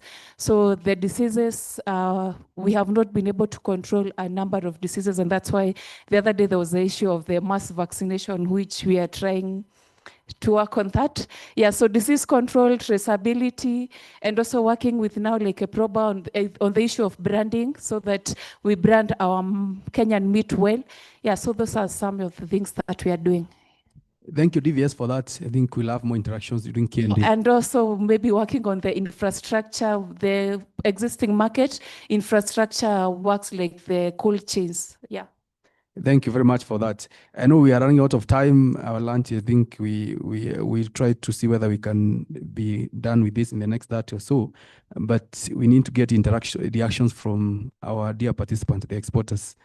In no particular order, I'll invite questions to our panelists. Without, you can refer to your question to any specific panelist or to me. I'll see who should answer that. So I'll start with this side. Anyone want to go first? It seems everybody's okay on this row. There's another at the middle, 2 actually. Okay, 3, 4. Hello, good afternoon. My name is Newton from Excado. It's an exporting company. So I just had one question about the hurdles we face as exporters. Is there a way that we could possibly synchronize all the systems to communicate with each other, such that you get documents from KEFIS, you get documents from KPA, the bill of lading, all of them on one portal, such that each of them communicates? It becomes less of a hurdle for us to go to the different entities, possibly maybe under the exporting brand agency or something. Or that would be something good to think about, since we are looking at mostly digitizing all our systems. Having a single system, I think, would really help solve our problem, such that it can make things easier for all of us. Thank you very much. There is another ad which was next to you. Please make it. I think, thank you. Good afternoon, everybody. My name is Henry Nyabuto, a CEO from Tabaka Handicraft Export. And I was asking a question like this. What I was asking is about what my colleague has asked. And again, I could ask about what it is the government doing in order to make this research. For example, in the market, when the Export Promotion Council is doing the effort of giving us the information, we could need that they do more, because I see they have not done enough. They do more on making research. For example, there's a market outside there.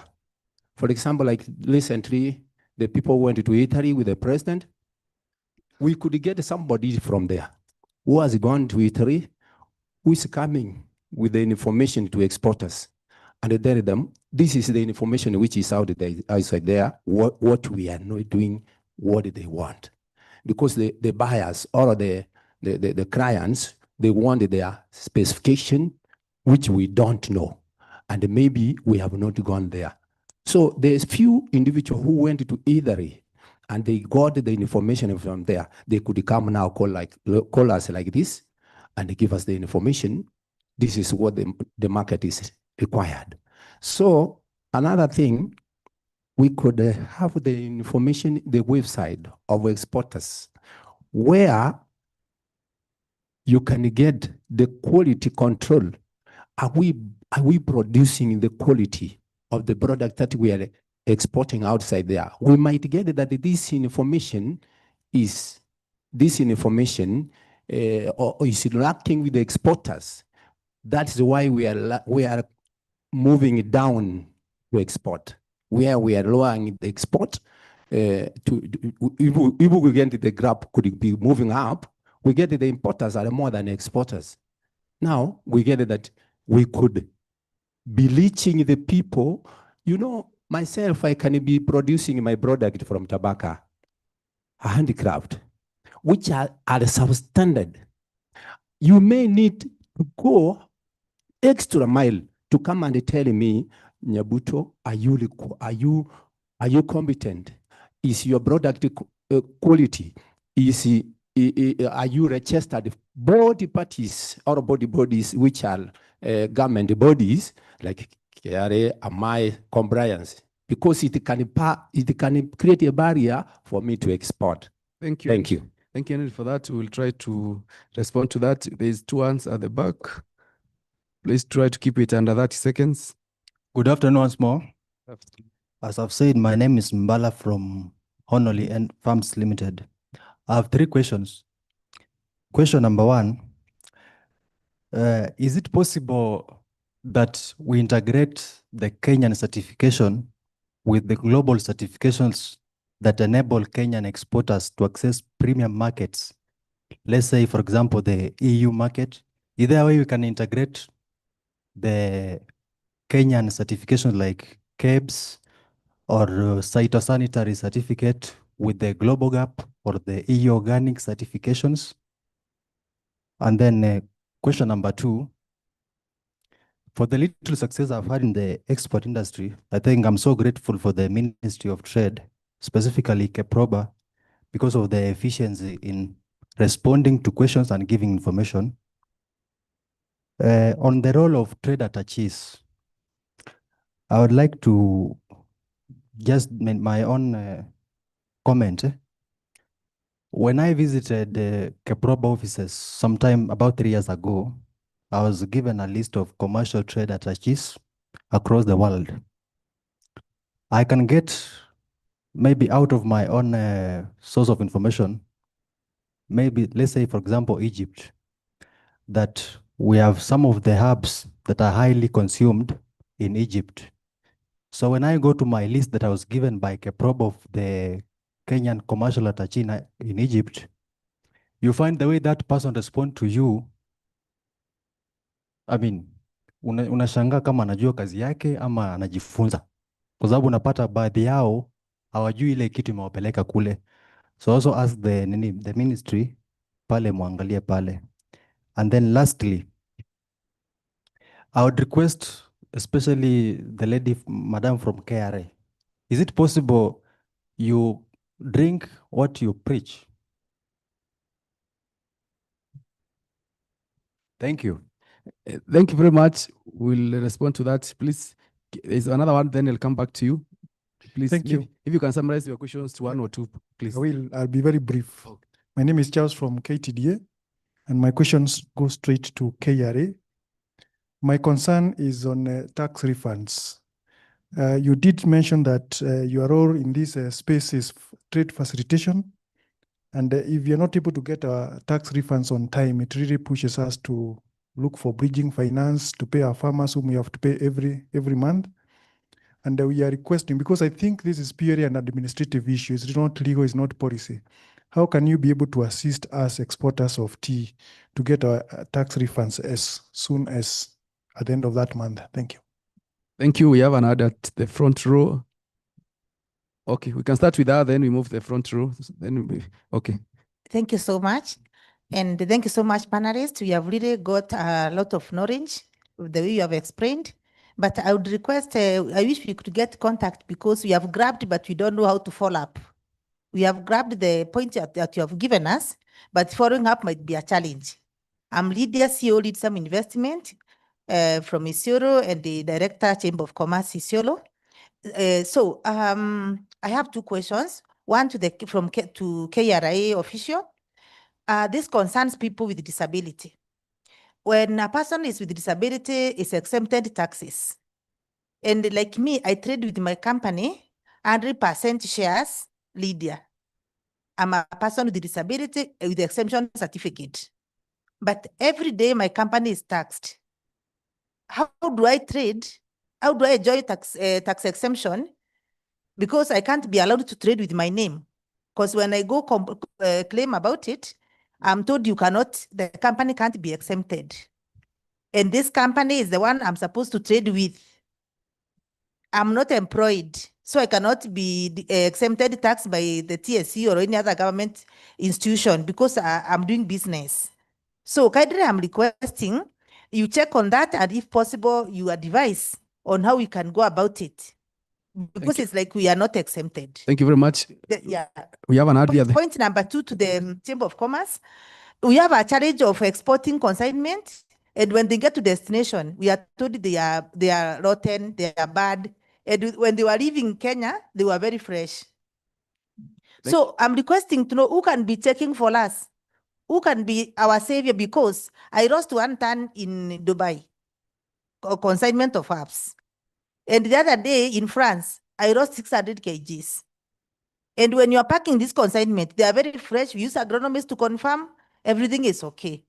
But because they know when, even if they don't check that consignment or they mishandle it, finally, you, the sender or the supplier, the burden will fall on your side. They may go there and stay like 3-4 days without opening the consignment, or they mishandle it by maybe temperatures or something like that. And when they realize it is not working or it is bad, they will charge you even the cost of the freight and everything. Like they pin you down, they frustrate you. Now, as the Chamber of Commerce, how can you help us? Because we have that CEO from Chamber of Commerce. Is it possible to assign someone to be checking, especially fresh produce, for the exporters, or be an intermediary between exporters and our buyers?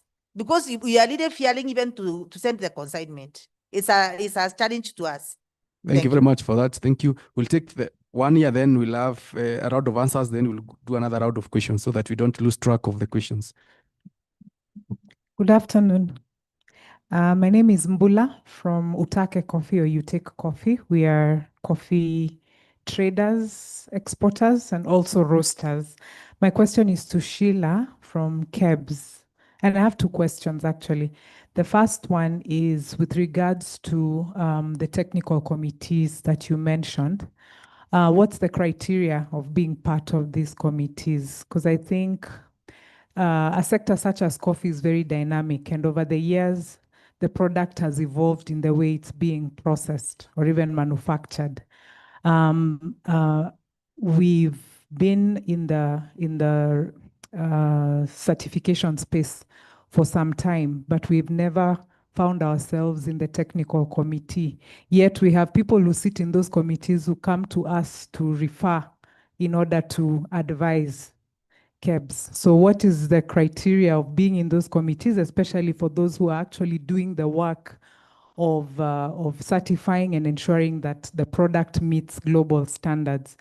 The second question is with regards to the updating of some of these standards. As I've mentioned, the coffee sector is very dynamic. If we really want to export value-added coffee to markets such as US and Canada, we have to change the standard parameters that we are asking local producers to comply with. For example, the water-soluble matter. Over the years, there are waves in coffee that are getting people to roast coffee lighter, and that is what they want. So if we're still stuck at a range of parameters that are a little bit old, it was for over roasting coffee and grinding it very fine to mask defects. Now we are selling specialty coffee to markets such as Korea, US, and Canada, and they do not want dark roasted coffee. They do not want overly fine ground coffee, but the standard dictates that that is what will make you pass. And so there's a lot of, I would say, it's not straightforward how to get the permits. People are going through the back door to claim that they have complied, but the product they're selling out there, if tested in other labs or third-party labs, is not compliant to the standard that is actually being given by KEBS. So if there's a way to harmonize that, I think the selling of value-added products would actually grow. Failure to which will continue selling to the local market that might not 100% be discerning on the quality. Thank you. Thank you very much. So that we don't lose track of questions, I'll go straight to our panelists. Quick responses. There was a question around integration of whether I think is documents. And I think, Kent, maybe you can respond to this because I think essentially that what the single window system does. Absolutely. Thank you, Dennis, and thanks for that question. And just as Dennis has said, indeed, the sole reason why we have the single window system is to integrate all value chain, and that is the linkulators in terms of the permits or licenses that they are issuing. So in essence, we have currently integrated of about 38 government institutions, of which we have 5 mobile money platforms, just for the purposes of ensuring that this is a one-stop shop. And by this, I mean at the point where you are applying for either a permit that will accompany your consignment, then it has to be through the system.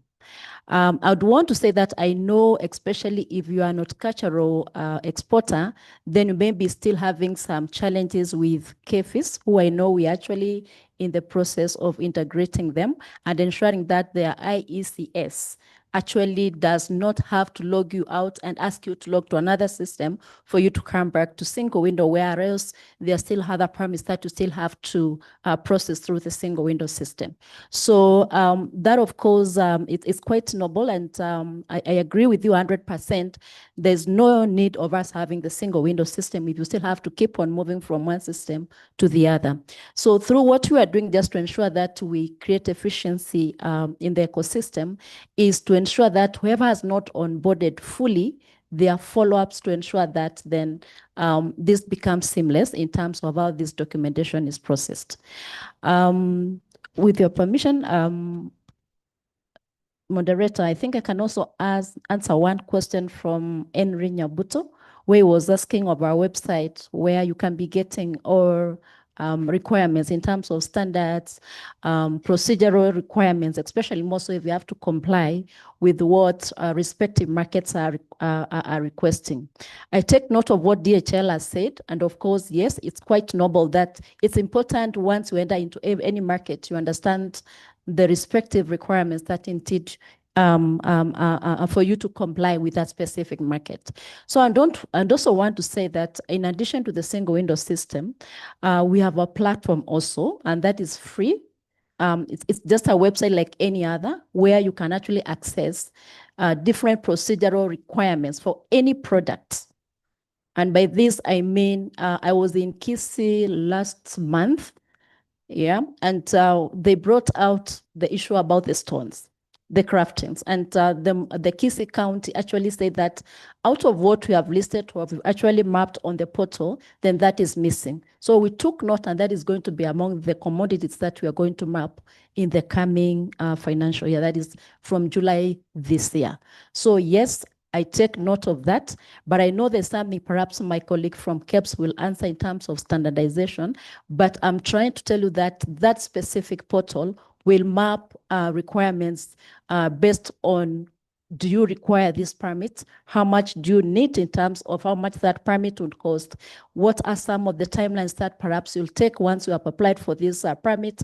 And of course, if there's any standards that is required for that specific commodity, then we take note of that. But now when it comes to the ISO standard, then KEBS will be in the better position to give you that answer. Thank you. Thank you, Jane, for that. Just to also add that at Kiprobo also, oh yeah, the link is InfoTrade Kenya, info for information, one word, infotradekenya.go.ke. It's a free website. You don't need user credentials for you to log in. I hope you got that. And my contact is 0701 78 28 54. Jane Musyoke, thank you. Thank you, Jane, for that. I was saying that also at Kiprobo, we have collaborated with Kentrade. We also have export procedures in our website. We have a quick link to their website. You can as well check our website, www.makeitkenyan.go.ke. I think it should be on the screens. You can check that, and there's a quick link as well to most of our partner institutions.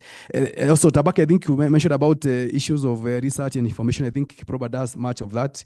You may need to check some of our forums. We have to share market intelligence on what you require in some markets. I think you can check with our team. Kevin, who did the morning presentation, can assist you on that. The other issue was around the integration of certification.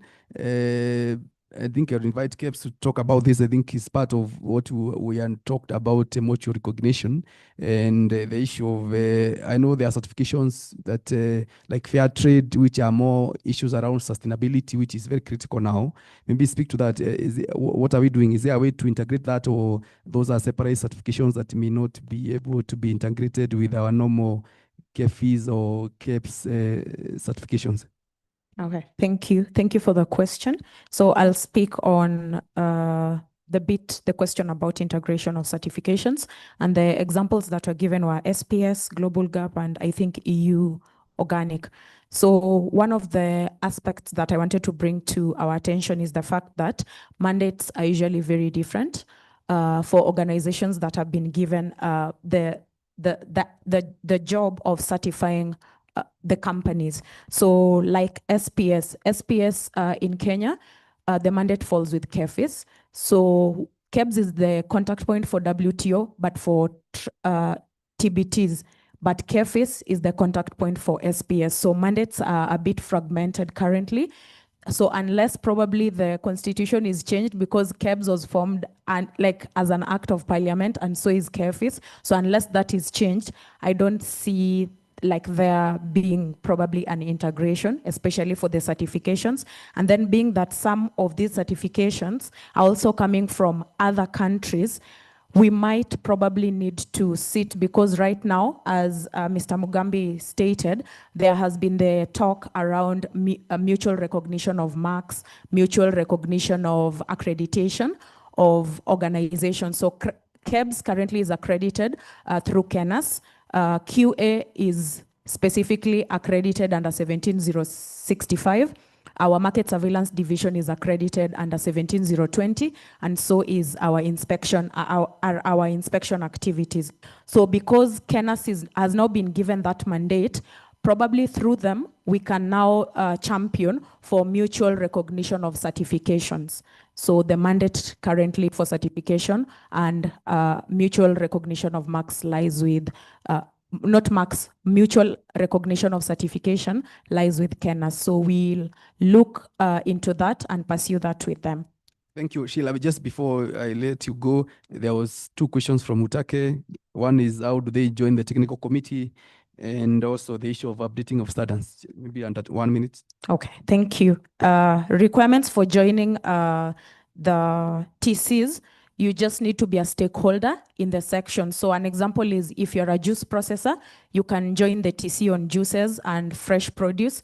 You can also join the TCs on coffee. How you join? You go to the KEBS website, and then under online services, you'll see the link KEBS Information Management System. When you click on it, there are several links. One of them is TC membership, so you can register using that. When you click on the link, it will pull up a prompt, which you'll fill, and then it goes to the TC secretary, who will then evaluate your application. And then if your application is successful, they'll reach out and invite you to be a member of the TC.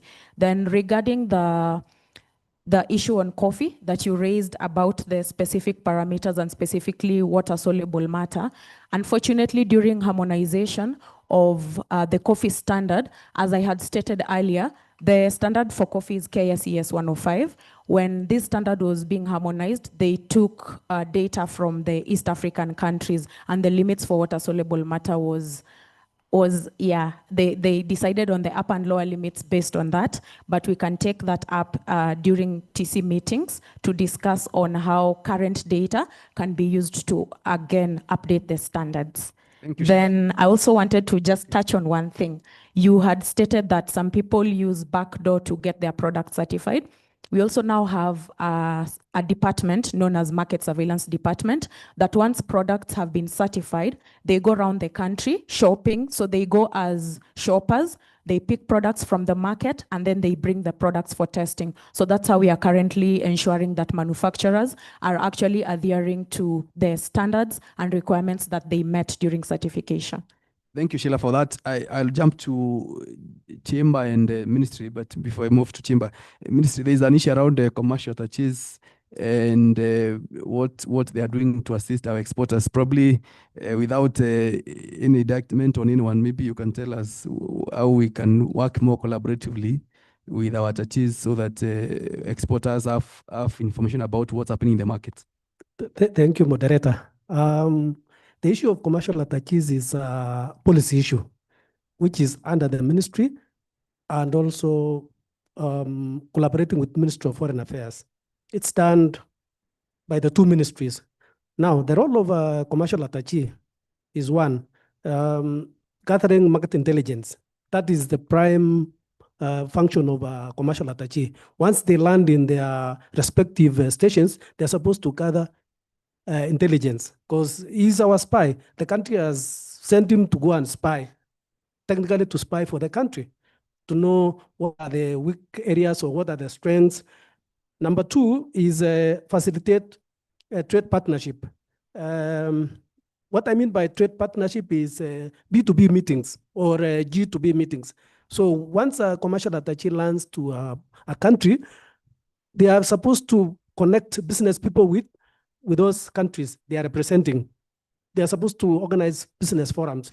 I was fortunate to have been sent as a commercial attaché. Those are the issues we undertook when we were posted.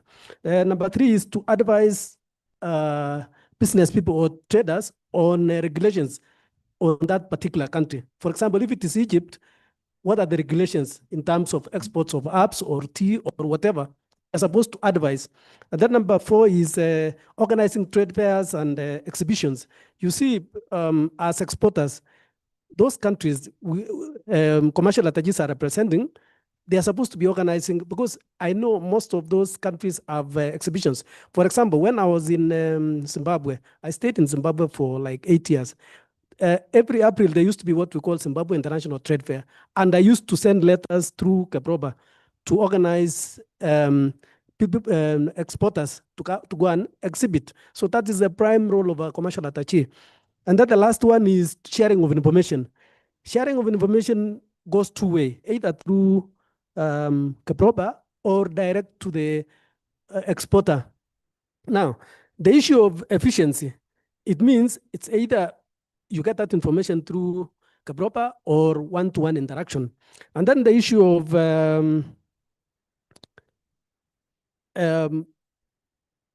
commercial attaches. There have been some gray areas. When you talk of commercial attaches, don't understand their work. You see, sometimes, when foreign affairs and trade are doing the same role. So sometimes Ministry of Trade don't have a commercial attaché. So that role is done by foreign affairs. And that is why probably you might get somebody from foreign affairs, you ask something concerning trade, and you may not get that answer. But the good thing now, our peers has posted 15 commercial attachés to most regions. So that issue of inefficiency is no longer there because actually they are going to their stations. So rest assured, there will be no problem with our commercial attachés. Thank you very much, Simon, for that. Chamber, there are issues around consignment getting to the destination market and they are rejected on account of compliance. And I know you have chamber, whether I think chapters or you are partners in other countries. How would they use that so that if a consignment leaves Port of Mombasa to UAE, is not rejected and they had all the documents? Because I think it's a big problem because losing 600 kgs or our container is a problem. How do we use your partners in those markets to make sure that we are okay? Yeah. Thank you for that question. Actually, I'll answer it in three ways. So one, and this has been an issue for quite a while, and that is why even Chamber is going further. It's quite expensive to set up these offices in these countries, but that is one of our aims that, for example, right now, anything to do with China, we are comfortable now because that was one of the big issue. Number one, we also have rogue buyers. They do goods from here. You have all the paperwork standardization met, but once you get there, a rogue buyer colludes with the officials there. Your container is kept there, just for you to be told that eventually your goods arrived when they were not of quality. So that is why we set up the offices in UAE and China. Number two, as the moderator has mentioned, Chamber is in 191 countries. So the headquarters has access to all these Chamber offices in all these countries. And when you're doing your due diligence, the Chamber can do that work for you. If you have a buyer from whatever country they are from, and we have the chamber there, for example, if it's America, we have the American chamber, we have the China chamber, they can be able to confirm, number one, who is this buyer? Are they legit? And what are the requirements in terms of conformity? So they are able to give us those details so that you can have that information. So it's also good for you also to do a lot of due diligence, and Chamber can be able to help with that because we have the connection with the other countries, the 191 chambers. Thank you very much. Then the other, okay. Yeah. So also the other thing that we as Chamber, we are really focusing on is, as I mentioned earlier, is exporter education, especially again, I mentioned on sustainability, traceability, and also one other big thing is packaging and branding. Different countries have different rules and regulations when it comes to marketing and branding. So that is one thing also we find out that an exporter will send things, and by the time it gets there, you hear the way you branded your product, the other country does not allow that. Then now we have issues of does the product come back? What are the costs of bringing it back? And all that. So I think that exporter education will be very important going forward. And in the next 90 days, all these will be in place. Then just as I finalize, maybe I may not get another chance. It's something that I wanted to mention. And it has been mentioned in the room, I think, by 3 people since we started. The issue of exports going down. And for exports to go up, the main partner here is manufacturing. And the issue is coming from manufacturing. Chamber just launched the business barometer for 2026. And since 2013, manufacturer contribution to GDP was at 10.9 since 2013. Now each year it's going down. This year, last year now, when we were doing the report, we are at 7.2. And this is because of two main things. Number one, taxation. Taxation. Number two, energy. Each producer, a manufacturer will tell you this. And even when you talk about value addition, packaging and all this, it's very costly in Kenya.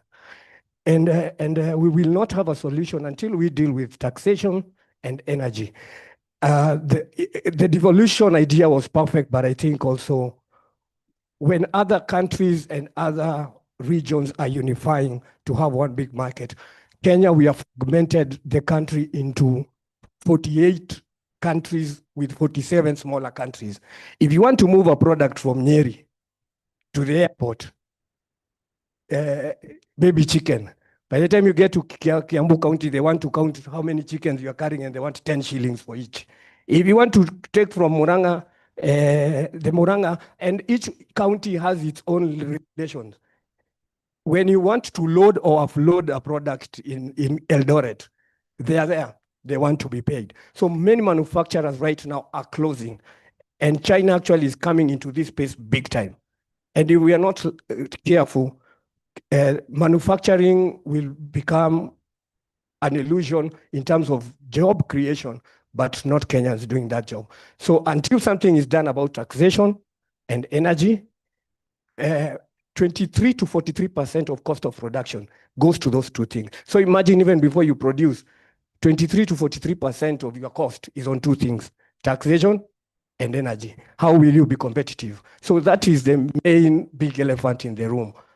And if that is not solved, then we'll keep talking, we'll keep saying, we'll keep changing stories, nothing will change. Let me just finish, moderator, lunch itangoja kidogo. You know, sometimes it's good to be open and tell people the truth. We had a very big sitting last year, but one, with the State Department in Nyeri. We stayed in Nyeri for a whole week. With the CC Waziri, you mentioned Susan, we had all the CCs, and we were trying to unify these licenses. We came up with ideas, proposals.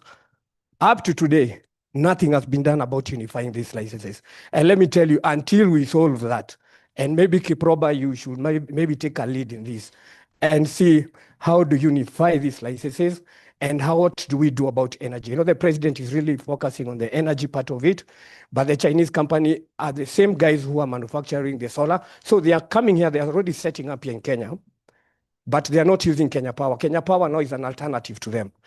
They are setting up the solars, the batteries from BYD. So who will compete with these Chinese people? It will be going to be very difficult. So that's the truth, and that's the fact. And export will keep on going down as long as we do not solve manufacturing. Thank you. Thank you very much, Daniel. Thank you. Thank you. Moderator, can I intervene? Probably what he's talking about, I think the ministry is aware. It will be intervened through the National Trade Bill. All those issues he has mentioned are contained in the bill. Thank you. Thank you very much for that, Simon.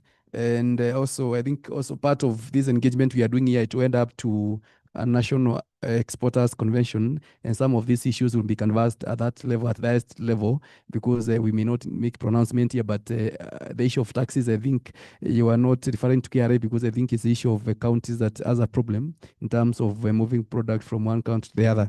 So, but you are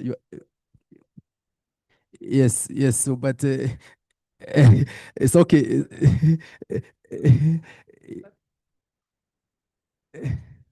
Thank you. It's okay. We take your point, and we said we will be as much as candid as possible. We'll take your views, and we see how this progresses. Before we move to the next round of questions, it's okay. I'll go back to you. It's okay, so that we don't lose track of our thoughts. There are a number of issues for KRA. My colleague from KTDA, you raised an issue of tax refunds. I'll give my colleague from KRA and a minute around that. The same also, you may want to speak around the issue of, I know you and asked that your team from domestic taxes would want to say something around e-teams. I'll give them the last chance as we round up this, but in under 1 minute, what are we doing around tax refunds for our exporters? Thank you for that question. I don't know whether, Grace, you'd want to talk about the refunds and exemptions for people living with disability. Although I think this is a very personal issue, probably we can pick it up off this meeting so that we try and find out what the issue is, because I know the refund process would start with that tax exemption. So I think I'll just take our details and we can pick it up after this. Okay, for if she's KTDA, okay with it. your colleague want to respond? Grace, I don't know whether people are being given a chance to talk about e-teams and how to onboard the farmers into the programs. Grace, Why are you? Mwinde, Grace? Kiari. Okay, do you have any other mic? Take this up.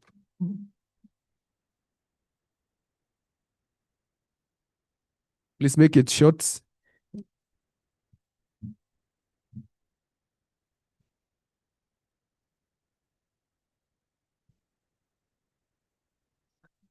Okay, good afternoon.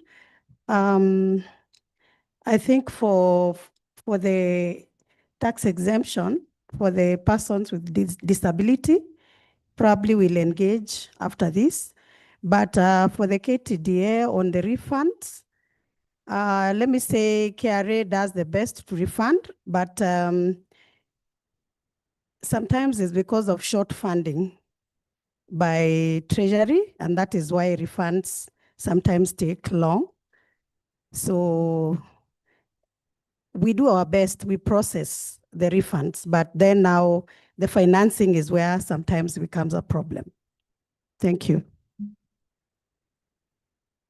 So I'll invite another round of questions.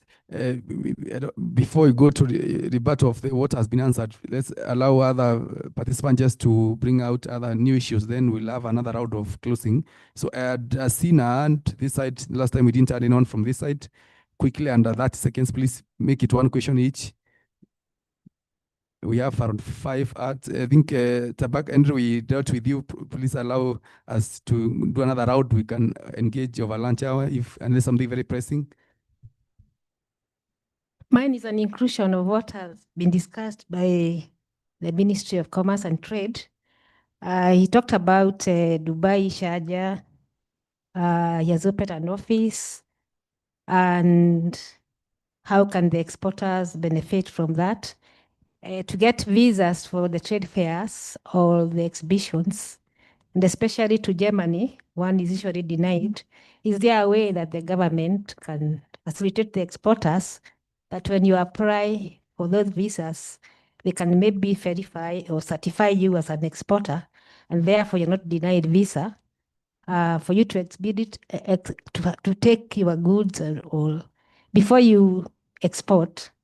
It's a problem in Dubai that you have to go to their market for them to certify. Then their brokers, you are not able to get the market. Is there a way that that can be included in what you have just finished?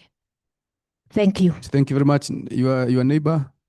Hello, my name is Jacqueline Danu. I am an e-commerce trader, and my question goes to the State of Department Trade.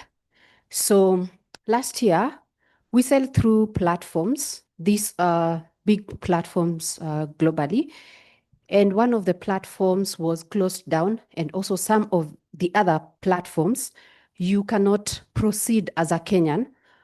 I'm asking if there's any measures that can be put to make sure that Kenyan traders are also involved, because as we can see, the world is moving digitally and it's becoming a global village. And last year, so many people lost jobs. The people who do handicrafts and some who sell coffee and tea. Is there a way, as the government, can you talk to these platforms to make sure that we are included? Because some of the reason that was given last year was that they can't support our payment systems and I think we do not have any payment systems in Kenya. Then I also have another question to the Chamber of Commerce. You've talked about the 2 offices. Do you also have market access to handicraft people, traders? Thank you. Thank you very much. We'll have the gentleman in the middle. There's an ad. Okay, let's go. First, please make it one question. Thank you very much. My name is Elsie Kangai from Strathmore Business School. In the program, I'm working with an accelerator program for exports. Some of our exporters are having challenges accessing the zero tariff certificate of origin. And during the year, we are trying to do some trial shipments to China, and it's been such a roller coaster.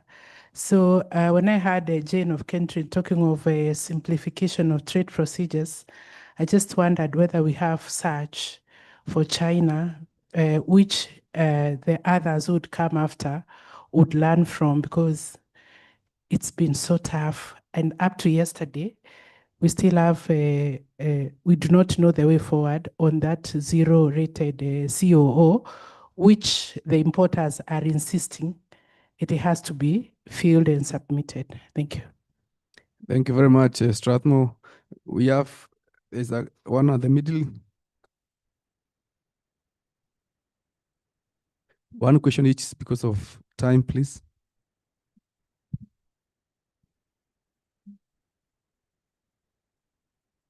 So my name is Lillian. My question is to the different players in the export industry. So looking at the participants today, I've noticed that we exports has mature participants. So I'm looking at the youths. So what are the different players doing to build capacity for the youths to join the export industry? Since I have noticed that there is little to no information about exports, and the people sometimes we have to talk to are a bit gatekeeping on this information. So we'd like to have programs that actually build capacity on youth to be involved in exports, and looking at Kenya as a very young demographic. I think that's an issue that should be looked at. Thank you very much. We have another ad. There's one here, then we can. There's one here. Oh, yes.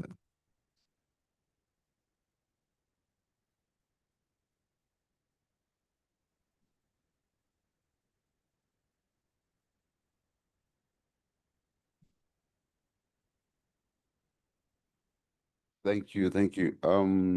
We're good friends with KRA. I'm not saying anything bad about KRA, but there's the tax refund. Tax refund, you need to do it like online. Okay, for VAT, you're an exporter. We need more online than me keep coming to your office. It's too much time. The other one is to do with the KRA again. eTIMS. eTIMS is rough on farmers, small scale farmers.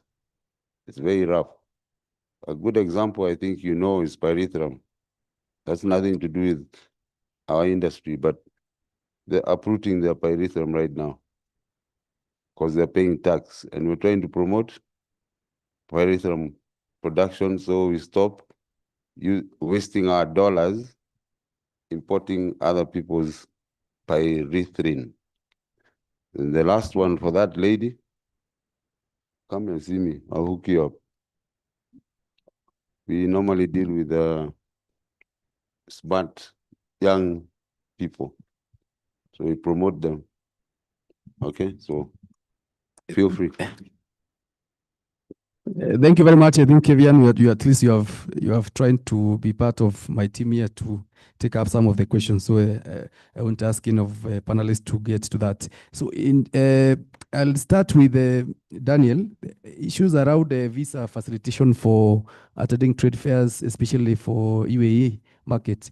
Isn't that you do you have any collaboration with the embassy? I know ourselves as the ministry and Kiproba, if it's our own event, we'll talk to the embassy to assist our exporters who are attending those fairs.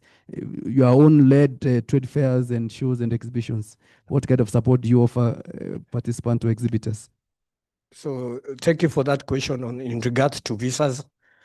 At Chamber, actually, we have a docket called Economic Diplomacy, chaired by Cynthia Nyawera. And the main purpose of economic diplomacy is to connect you with different embassies of where you want to go to. But it has been a challenge, especially to get visas for Europe. And what we're doing now as Chamber is we want now to start organizing exhibitions so that when you are applying for these visas as a group instead of an individual, it's a little bit easier. And especially right now, again, I'll go to the Asia example, is I know there's a group that will be going to Shanghai. And what we're doing now is we are getting the same way China come here and call us for the exhibitions at Sarit and all that. So now we want to do it also the other way and get groups in different sectors going to China so that application of visas becomes easier. But in case of anything, we have our economic diplomacy at the headquarters, and you can always go and assist if you have any invitation from Europe and you want to attend. So we have a docket called economic diplomacy. Then number 2 was on handicraft. At the moment, I know the negotiations that are going on at the moment, especially in China and UAE, on tea, coffee, horticulture, macadamia, and avocado. But what I will do is after this, I will give you the person in charge in China, the person running the office called Fred, and also I'll give you Richard contacts. You can immediately ask them to look at handicraft so that actually they're supposed to come next week. So they've been there for quite a while getting these markets. So I will give you direct contact so that you can be able to ask in regards to that. Then the youth, in terms of Chamber, we have something we call Chamber Youth. And just think for the last 2 years, we've having a program with MasterCard for Ginue Fund. So in capacity building, so they've been doing trainings and also they've been doing funding, giving funds to these youth. The other thing I will also advise you is, and you tell the other youth, ujitume. Some of this information, if you sit down, you will not get. If you go to Chamber, there is a full program for youth projects and all that. So take time, go to Chamber Youth, and then once you get this information, also don't be mean. You guys are good kwa hii maneno ya mtandao. Share that there's this opportunity and this is what is going on so that at least also the others can be able to get the information. But at Chamber, we have the Chamber Youth. Thank you, Daniel. There's an issue around e-commerce. If I got it right, I don't know whether it was an issue of I know there are e-commerce platforms, the Alibabas, the Amazon and the rest. I don't know whether it's an issue of having some of our exporters having their product in that space, or I don't know if I got it right, because if that's the case, maybe the best person to do that, I know whether DHL, they're in the room, they have a way to get your product on e-platforms. Where is DHL? Yes, because I know it's not a ministry issue. So maybe I'll ask DHL, because I know you have a program to get our MSMEs to have their product on the e-platforms.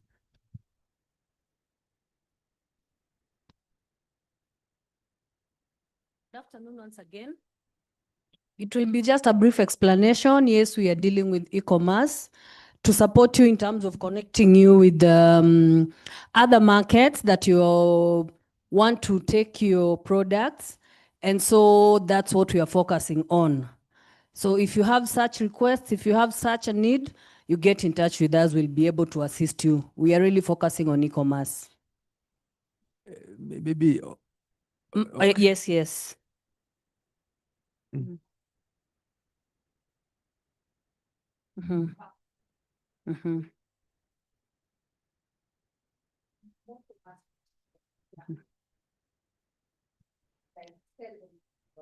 The reason that was given was that as a tenants, we do not have proper payment level.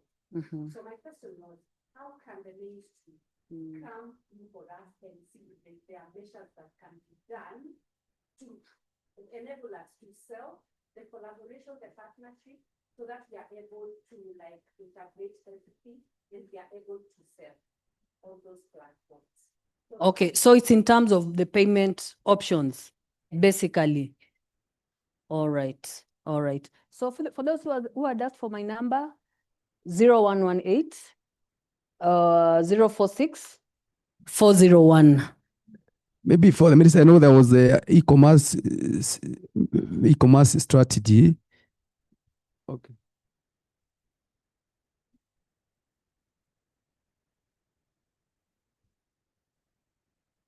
Thanks, DHL. I know there was an e-commerce strategy from the minister. I don't know whether, Simon, you are privy to the details, or we can take it offline with her and try to see how. I think this is an emerging issue, and probably there are two issues. I think it's something to do with security and privacy. Then number two is legal and regulation issues. However, I think in my good advice is that we need to raise with the peers, because this is not a straight-jacket issue that I can prescribe some solution here. So probably you can contact me, and then we see how we can approach the peers on how to handle that matter. Thank you, Simon, for that. Yeah. There was an issue around the zero tariff for the Chinese market. I know the zero tariff program was to start on 1st of May. And just a clarification, there are two certificates of origin, one under KRA, one under chamber. The ones for preferential access is for KRA. So if you get one for chamber, don't expect to enjoy preferential access to any market. So there's that bit of difference. So I'll allow my colleague from customs just to speak about the zero tariff for China and whether from 1st of May they are giving certificate of origin that will allow you to enjoy duty-free access to Chinese market. Thank you, moderator. In fact, that is the position. So when I was listening to the lady from Strathmore and the challenges she's facing, I think again this should be picked offline, because actually it came into effect from 1st of May. So I don't know, she was not very specific on the challenges, whether they're administrative, whether they are system challenges. So that is why I needed just more information from her, and maybe we can also pick it offline. Just before I let you go, there are other two issues from my colleague from Kevian. Yes. I know you should have even given me, you wanted your team to speak about e-teams for farmers. I think that was his specific Great. question. And before you allow that, are you able, are there any effort to automate or make it online application for refunds? Because I think there was something around the online refund system.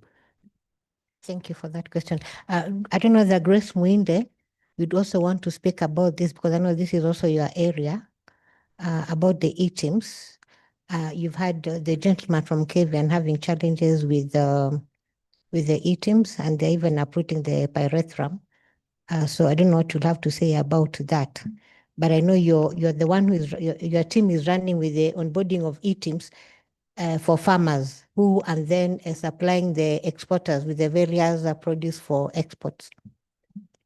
Please quickly, you can get the mic.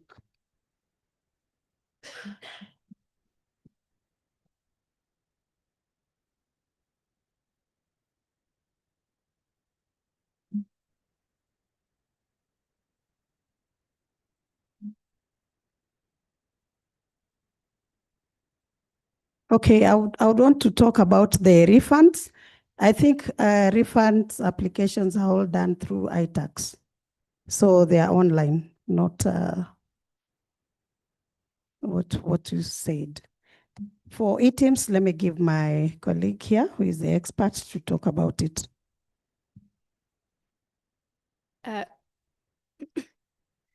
So for e-teams, I would want to say two things, especially for the small scale farmers. We have noticed, of course, our name is not the very famous name in the house.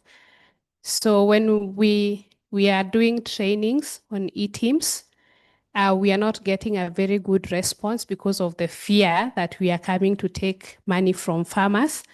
But what we have seen being successful is the buyer-initiated invitations. Like, for example, Kevin, if you have a team on the ground and you want KRA to come and engage with those farmers directly, then now you send us the invitation and we will come to the ground. Sometimes it is good when people are told things in the language that they understand best. So if I go to the pyrethrum farmers and I am able to speak their language, and we are able to go down to the very nitty-gritty details of what eTeams actually is, it has a better result, it has a better acceptance than when I stand here and I speak all the technical language, and probably somebody like my father, whose education is in the 80s, may not really grasp what I am trying to say. So for you farmers, our appeal to you is, if you have people on the ground and you want us to come, we will come as down as the farms, and we will be able to guide your farmers or your suppliers on what they need to do on eTeams. The other issue that we have currently updated is on the buyer-initiated invoicing, or the reverse invoicing, where those people who are not able to do the invoicing for one reason or another, you can be able to initiate the invoicing from your end, and all they have to do is accept. And our solutions are simple as having a USSD code that someone can use, and that they can be able to invoice through an USSD code. So the process is very simplified. You have solutions from your end, you who's enlightened, to those that don't know what to do, to people who are using even the simple phones, the ones that we call the Kabambe. They can be able to use an USSD code, and they are able to do the invoicing. But for us to get better results, allow us to come to the ground where you people are, and from there we can be able to have a better conversation. Thank you. Thank you very much, KRA. That was quite okay. I know we are running out of time. Unless something is very pressing, I'll allow you to ask a question. But if it's something which has been canvassed, please, we can allow it to settle. But we can have my team is available over lunch hour. We can have interactions around any issue that you may need further clarifications. I know you had asked earlier a question. I know there is something very pressing. Please, under 30 seconds. Okay.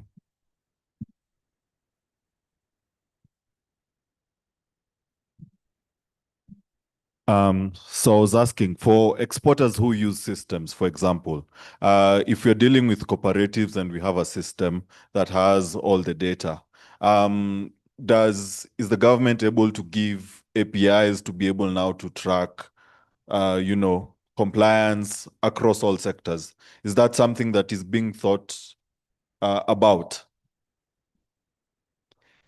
Thank you very much. I don't know whether I understood very well around the issues around, maybe let's say to simplify it, let's maybe take an example of a product that makes it easier. Let's say we trade coffee, yeah? We have a front end and back end. So we deal business to business and customer to business. So for example, we get a huge company, they request for coffee. We have farmers and a coffee cooperative. If they take orders and we have farmers listed on our system, now if farmers are supplying, we record that on our system.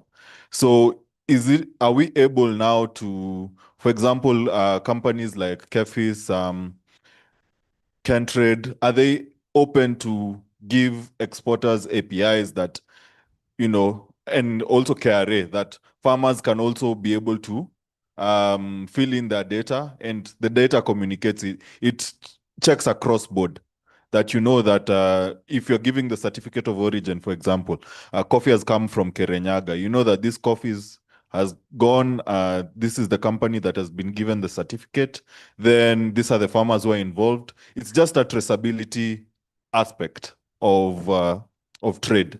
So Okay, maybe I get it, or maybe I don't get it, but I know like certificate of origin is consignment based. I don't know, it's not a blanket for that, but I know also HCD, they're not here for people in the flower space and veggies. They have a system for traceability, especially for European market. But I'll allow KRN country, maybe just try to see whether there's something you have around that. If not, we can take it offline with other agencies like HCD and anybody else around AFA, because I think coffee is part of AFA. Yeah, thank you. Thank you, moderator, and thanks for that question. And based on your question, in terms of traceability, and actually that is what you are trying to drill into, in that there's an exporter here who is exporting, but they're sourcing from different farmers. And most especially if it's a cooperative. I know for sure KEFIS has a traceability system. They're able to trace, and actually they're able to give the APIs. So they're able to tell from which farm you are sourced from. I know HCD currently, was it last month, then actually met with KEFIS because they also want to adopt the same type of system for the purposes of ensuring that if, for example, you are exporting as, sorry, I forgot the name of your company. Yes, Excado, then they can also be able to trace, just as it is the case for KEFIS. And for sure, I know those systems are there, and I know where you're coming from with coffee, especially because of the EUDR. I'm sure that, of course, with time, and I don't know what Coffee Board were doing about the same, but I know since they have now been, they've separated from the authority, then they're able also to build such systems. We end up program through simplification with the ITC as Kentrade and CBK, where we wanted to actually come up with traceability in terms of the mark of origin, but then the system would have gone further to ensure that from the farm level, then they're also able to track from which farms we are sourcing these coffees from. So unfortunately, this happened just before they separated from the authority, and the agreement was with the authority, so we can't proceed. But yes, I know KEFIS have a system, but HCD also getting on board with the same. If with your permission, I don't know whether you also attended a forum where, and it was in the same hotel where HCD and actually a round table for exporters as well. And what they were doing is that came out very prominently that they need to come up with a way of tracing where you are sourcing if you are the exporter and you're sourcing from other farmers. And that is because of now the issue to do with the marketing agents, because they source from different people, yet they cannot say particularly this is the person we source from when you are exporting that specific commodity. Thank you. Thank you very much for that. I also have my colleague who is dealing with coffee. I think Sam Reda is there, is in close touch with the coffee directory now, Coffee Board. Probably you can have some interactions with him. I know they have done some work around EUDR. Maybe Reda, you'll have to see him after this so that you can have something around that. I don't know, maybe I think that has been answered. I don't need to go back to KRA. Any other pressing issue we'll have, we close this. I think we seems in 1, 2, we are good to go. I'll allow just final submissions and 30 seconds each for the panelist, as well as DHL. From my right, I know we have KPA. What is that one thing that you can promise these exporters that they will see a change in terms of the services that you offer to them in the next few months or years or so? I think I'll just across the table, just one thing that a parting shot for the exporters, then we'll bring this to a close. Maybe we start with KPA. Thank you. I'd like to thank KEPROBA for this forum because it has brought on a lot of deliberations regarding the issues which have been brought out. And one of the things that we are going to do as KPAs, we're going to actually see what we can do for the exporters. One thing that we also do is that we do capacity building workshops to be able to give information to the exporters and the importers on the procedures, requirements, documentation, all that is required. And also we work together with the agencies to make sure that we address the challenges. So coming out of this forum, We are hoping that we are going to be able to see the issues which have been raised and see how we can work together to be able to address the issues which are jointly touching the agencies or which are just for the different agencies. Thank you. Thank you very much. Just before I forget, I think there was one question that maybe if you don't mind, you can share contact for further engagement. I think some of them have shared. Is the only think a few have not shared. Probably if you don't mind, you can share your contact then as we do closing remarks. Yes, so my contact is 0722 451 005. So in case any exporter here has a challenge with their consignment, they can call me and we'll be able to facilitate whatever challenge that you're having within the port. We also work with the other agencies so that there was a question that was raised regarding the systems, because actually in our system, we're actually able to see what agency is holding that consignment. And so as the port, we are able to work together with that agency and find out what the problem is. Because if we see a system hold on that particular agency, then we know that this consignment has not been released, and then we work together. So you can kindly contact me.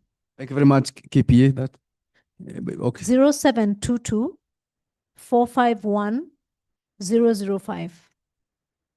Thank you, Cynthia. Good. Thank you for that. For me, it's just to say thank you again to the CEO, Keproba, the team at Keproba also putting this together. It's very important for our nation growing, nation building, for interaction, for encouraging our exporters who might be feeling down. As I've gathered this afternoon, there are some of us who feel that, yeah, we are still not doing enough. Please feel comfortable to look for me. My name is Ruth Sally. My number is 070 66 33 056. I'm based at JKI for other, but in case of any query, please feel free to just get in touch. Thank you and all the best. Thank you, Ruth. Jane. Yeah, thank you very much to Keproba. Indeed, this was quite insightful. We've learned a lot also as a government institution. And from Kentred's perspective, we look forward in fostering partnerships, both with public and private sector for the purposes of ensuring that we increase our trade exports. In case you did not get my number is 0701 782854. Looking forward for more exports coming years. Thank you. Thank you, Jean, for that. Sheila. Thanks again for having engaged through this forum. I wanted to reiterate that KEBS supports SMEs, and one of the ways in which we support SMEs is that we've subsidized heavily the certification fee. So KEBS now allows SMEs to certify 3 products using 11,600 for 2 years instead of the 17,400 per product for 2 years. So the other thing I wanted to talk about was to tell Lillian that we support youth through webinars, trainings, and we also have essay competitions that run annually. My name is Sheila Achieng Awor. My contact is 0702 360 126. In case you have any other questions, you can also reach out to me via email at awors, that is AWUORS @kebs.org. Thank you, Sheila, for that. Simon? Thank you, moderator. Thank you, Keproba, for organizing this forum. My parting shot is to exporters. You have to do due diligence, especially when you are exporting to a new market. Without cases of fraud, you export your products probably to Gulf or to EU, and then you miss payment because of none or due diligence. You know, there's fraudsters all over the world. So my parting shot is that make sure you get in touch with State Department for Trade or Keproba so that you get proper information. Thank you. Chamber? Oh, sorry. My name is Simon Chelelgo. It's a difficult name. 0726 932 939. Or you can walk to State Department for Trade. It is in Kenyatta Avenue, Teleposta building, 16th floor up to 18th. I also want to thank Proba for this opportunity and the platform to discuss the exporters' issue challenges and also come with some solutions. And I think as Chamber, what we will be pushing for, especially taking advantage of the zero tariff in China. One thing I know mainly we'll do is exporter education on the areas that I mentioned. And also we will be big on exhibitions, especially exhibitions. We're going to be very huge because that is the only way we will be able to penetrate that market and take advantage of this.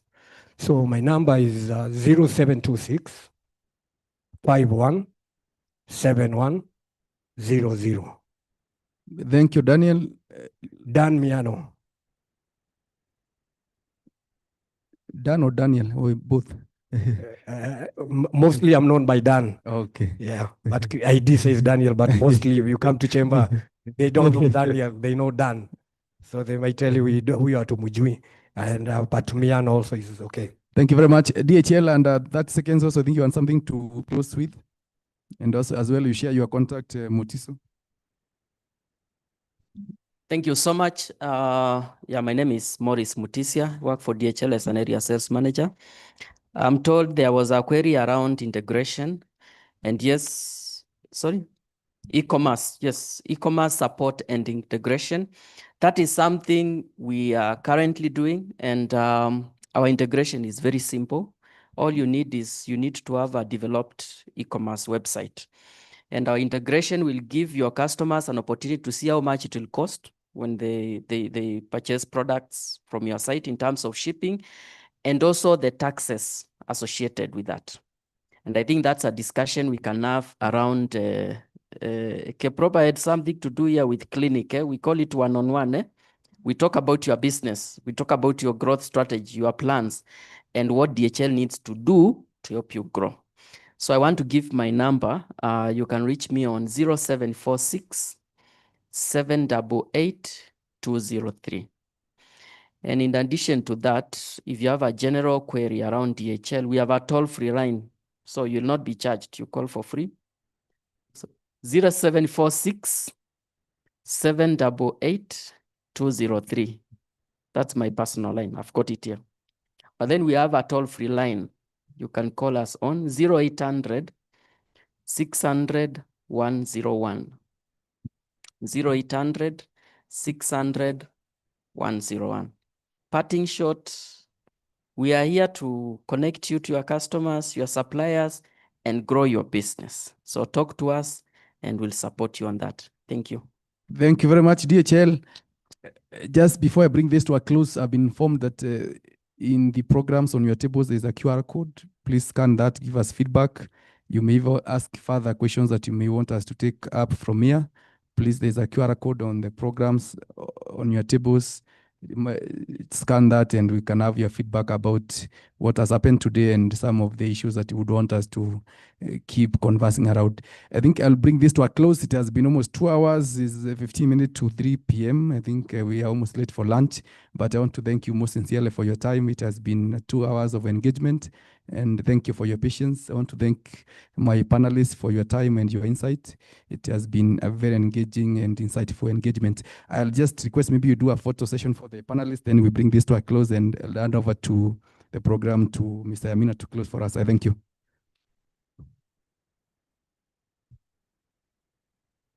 Was there a camera? Was there a photo? If not, we can bring this to a close. Edgar or where's Albert? If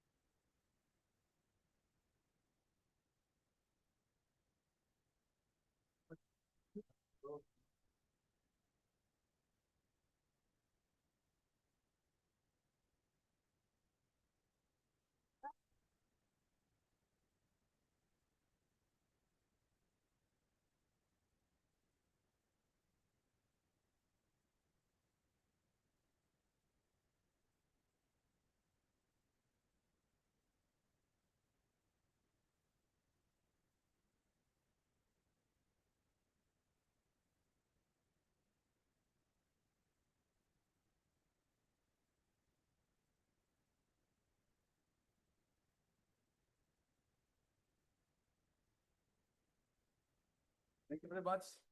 See you next time. I'll hand over the program back to Amina. I haven't shared my contact, but I'm part of the Kiproba team, so don't remind me, I'm available.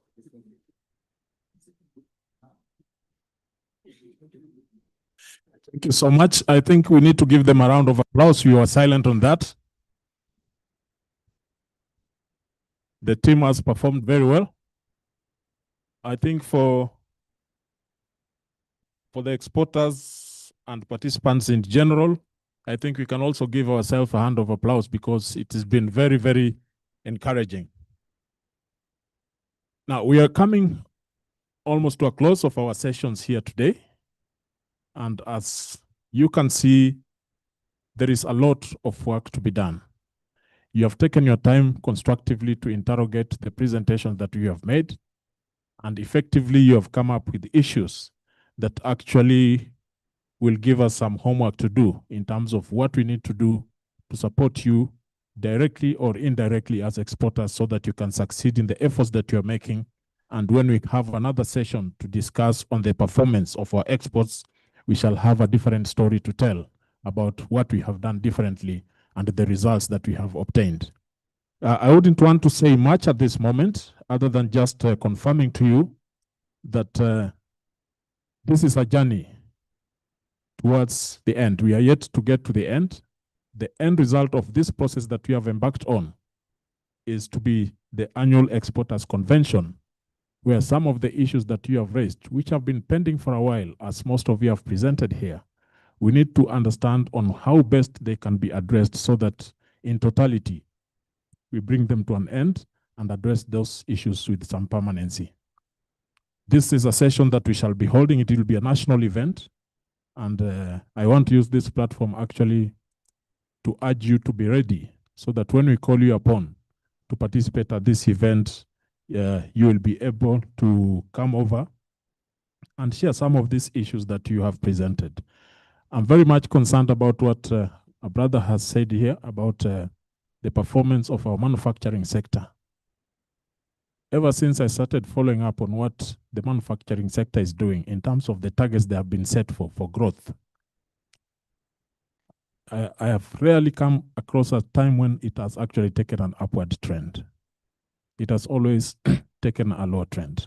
And manufacturing is a very important segment, both in terms of employment creation and also selling value-added products to the international market. So there is a lot that we need to do based on the challenges that have been raised, the cost of doing business and others that should be addressed with some permanency so that we don't have to have these repetitions that are coming in that are actually affecting negatively some of the efforts that we are putting in. The concerns you have raised are very, very much genuine, and we shall create this platform where we shall actually allow you to sit down and present them in a very formal way, and then we get direct responses on when and how they can be resolved without actually just promising. As we conclude this session, I want to allow our CEO, who gave us the opening remarks, to be the one to actually close the session as well. Definitely by also recognizing our chief guest also representing the county to do that for us, as she also welcomes you for a group photo and then a delicious lunch that she has actually prepared for you people. Karibu sana, Madam CEO. Tumpigie makofi.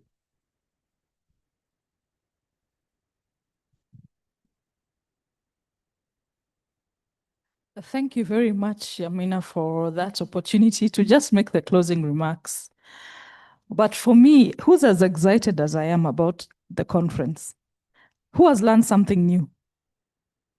Who has been able to find a way in which they can have one of their problems? I know they could have 5, but one of the problems, how it can be sorted. So if you had 4, now there are 3, because one is out. And in the next roundtable, again you come, they'll go down to 2. So what am I saying? I'm saying a platform like this, an interactive platform that allows us just to speak with an objective of finding solutions for our problems, is something that we as exporters should embrace. We are the ones who feel the pain. We are the ones who also can come up with solutions and ideas of how things should go. And let us use this as an engagement platform to give structured, positive, forward-looking solutions to the issues that we have. The objective is we get better, the country gets better. We all get our piece of the pie in the process. So for me, I'd like to thank all of you, all our partners who've been here, who are part of the reason why we've had such an engaging process, from DHL, KEBS, KPA. We also have KRA, Dairy Board, Veterinary Services, all those. They are part of the process that allowed us to have such an interactive, informative session. So I want to thank you. For me, I keep on saying there's a term about Wanjikus. My Wanjiku are exporters. When they start telling me Wanjiku amesema nini, maana yake ni exporters mnaniambia nini? Kwa ground kuko aje? My Wanjikus are exporters. So when you take time out of your busy schedule on your for you keeping your business at a pause so that you can sit down and address issues that are relevant to us, I feel I appreciate the time, and I feel very privileged that you took time off your busy schedule just so that this event can be successful in terms of giving us a way forward, looking at the issues that we are facing from different perspectives. And for that, I thank you. So I'd also not want to forget a very important player in this, Njoroge Wanjeri. It's a pleasure for you to have been part of this. You can see your exporters are engaged. I think you're a lucky county. Do you agree? You have very sharp exporters, the people who can actually add to the agenda of the growth of Kiambu County. So for the fact that you've given them a platform and that you're willing to listen to their issues and take them as issues for Kiambu County and for them to be able to be addressed, we thank you, even for gracing our event and agreeing to be our chief guest. So thank you so much for that. And I would like to invite you then for a group photo. For me, I want to remember all of you. I think today was a great day for all of us. So let's have some memories. And I will ask Yamina to guide us on how that photo is going to be done so that we can all have a group photo and have a memory. And I hope all of you have registered with the QR code, even for Keproba, because all those presentations will be for that through that QR code and any other that you shall have.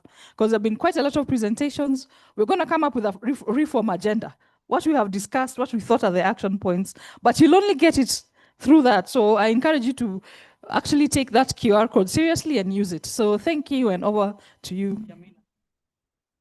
Thank you so much, Madam CEO. Tumpigie makofi Madam CEO, ametumalizia.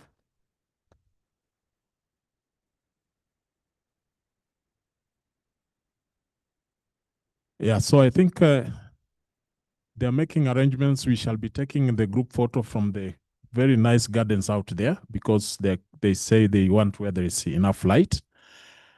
Just I remembered something from our friend from Tabaka. Actually, we normally disseminate findings from the researches that we do. Even the latest done that we did in Japan, we shall actually be sharing on the same platform so that from your QR code, you can actually be able to see the findings and you take advantage of these opportunities. We have a lot of promising information about opportunities in these markets. And unless you read these findings, it will be very difficult for you to align with them. So they are available, we shall share. And any other that you'd like to actually have, just get in touch with us. We shall actually provide it for you. So I want to invite one of our friends and colleagues, also a volunteer, to pray for our lunch. She came all the way from Isiolo, and she was the first person to actually get to this place this morning. So I want her to be the one actually to bless what we are going to take for lunch today. Karibu. Let's pray. Father, in the mighty name of Jesus Christ, we thank you and uplift your holy name. Thank you, Jehovah God, because you have been with us since when we planned the journey to come to this place, my Father, and even from the starting of this meeting up to this point, Jehovah God, you have been so faithful, you have been so caring, Jehovah Father. We have lifted your name and glorify your holy name, Jehovah God, knowing that it has really taken your hand. Thank you so much for the organizers of this meeting, God. Thank you so much, Father, even for the panelists. Thank you for everybody who have shared with us. We have felt enlightened. We have felt impacted by those ones. Jehovah God, we pray that you help us to go and implement, and you help us, my Father, to go and do more work, my Father, even to change this country, Jehovah God. We thank you because you have been so caring to us. We thank you because you have partnered with us all through. You have covered us with your precious blood. And now, my Father, as we even go to partake our meals, we commit them unto the able hands, my God. May you go to sanctify them and bless them to be helpful in our bodies, and the Holy Spirit to continue nourishing our spiritual. And my Father, we are going to continue exalting your name and blessing you forever. Even as we take our journeys back to our homes, my Lord, I pray that you are going to cover us with a precious blood. Go ahead of us and protect us, my Father. You go and get to our homes well, and all glory and honor shall be back to you. We pray this, believing and trusting in Jesus' name. Amen. Thank you so much. And let's go for a group photo and then we break for lunch.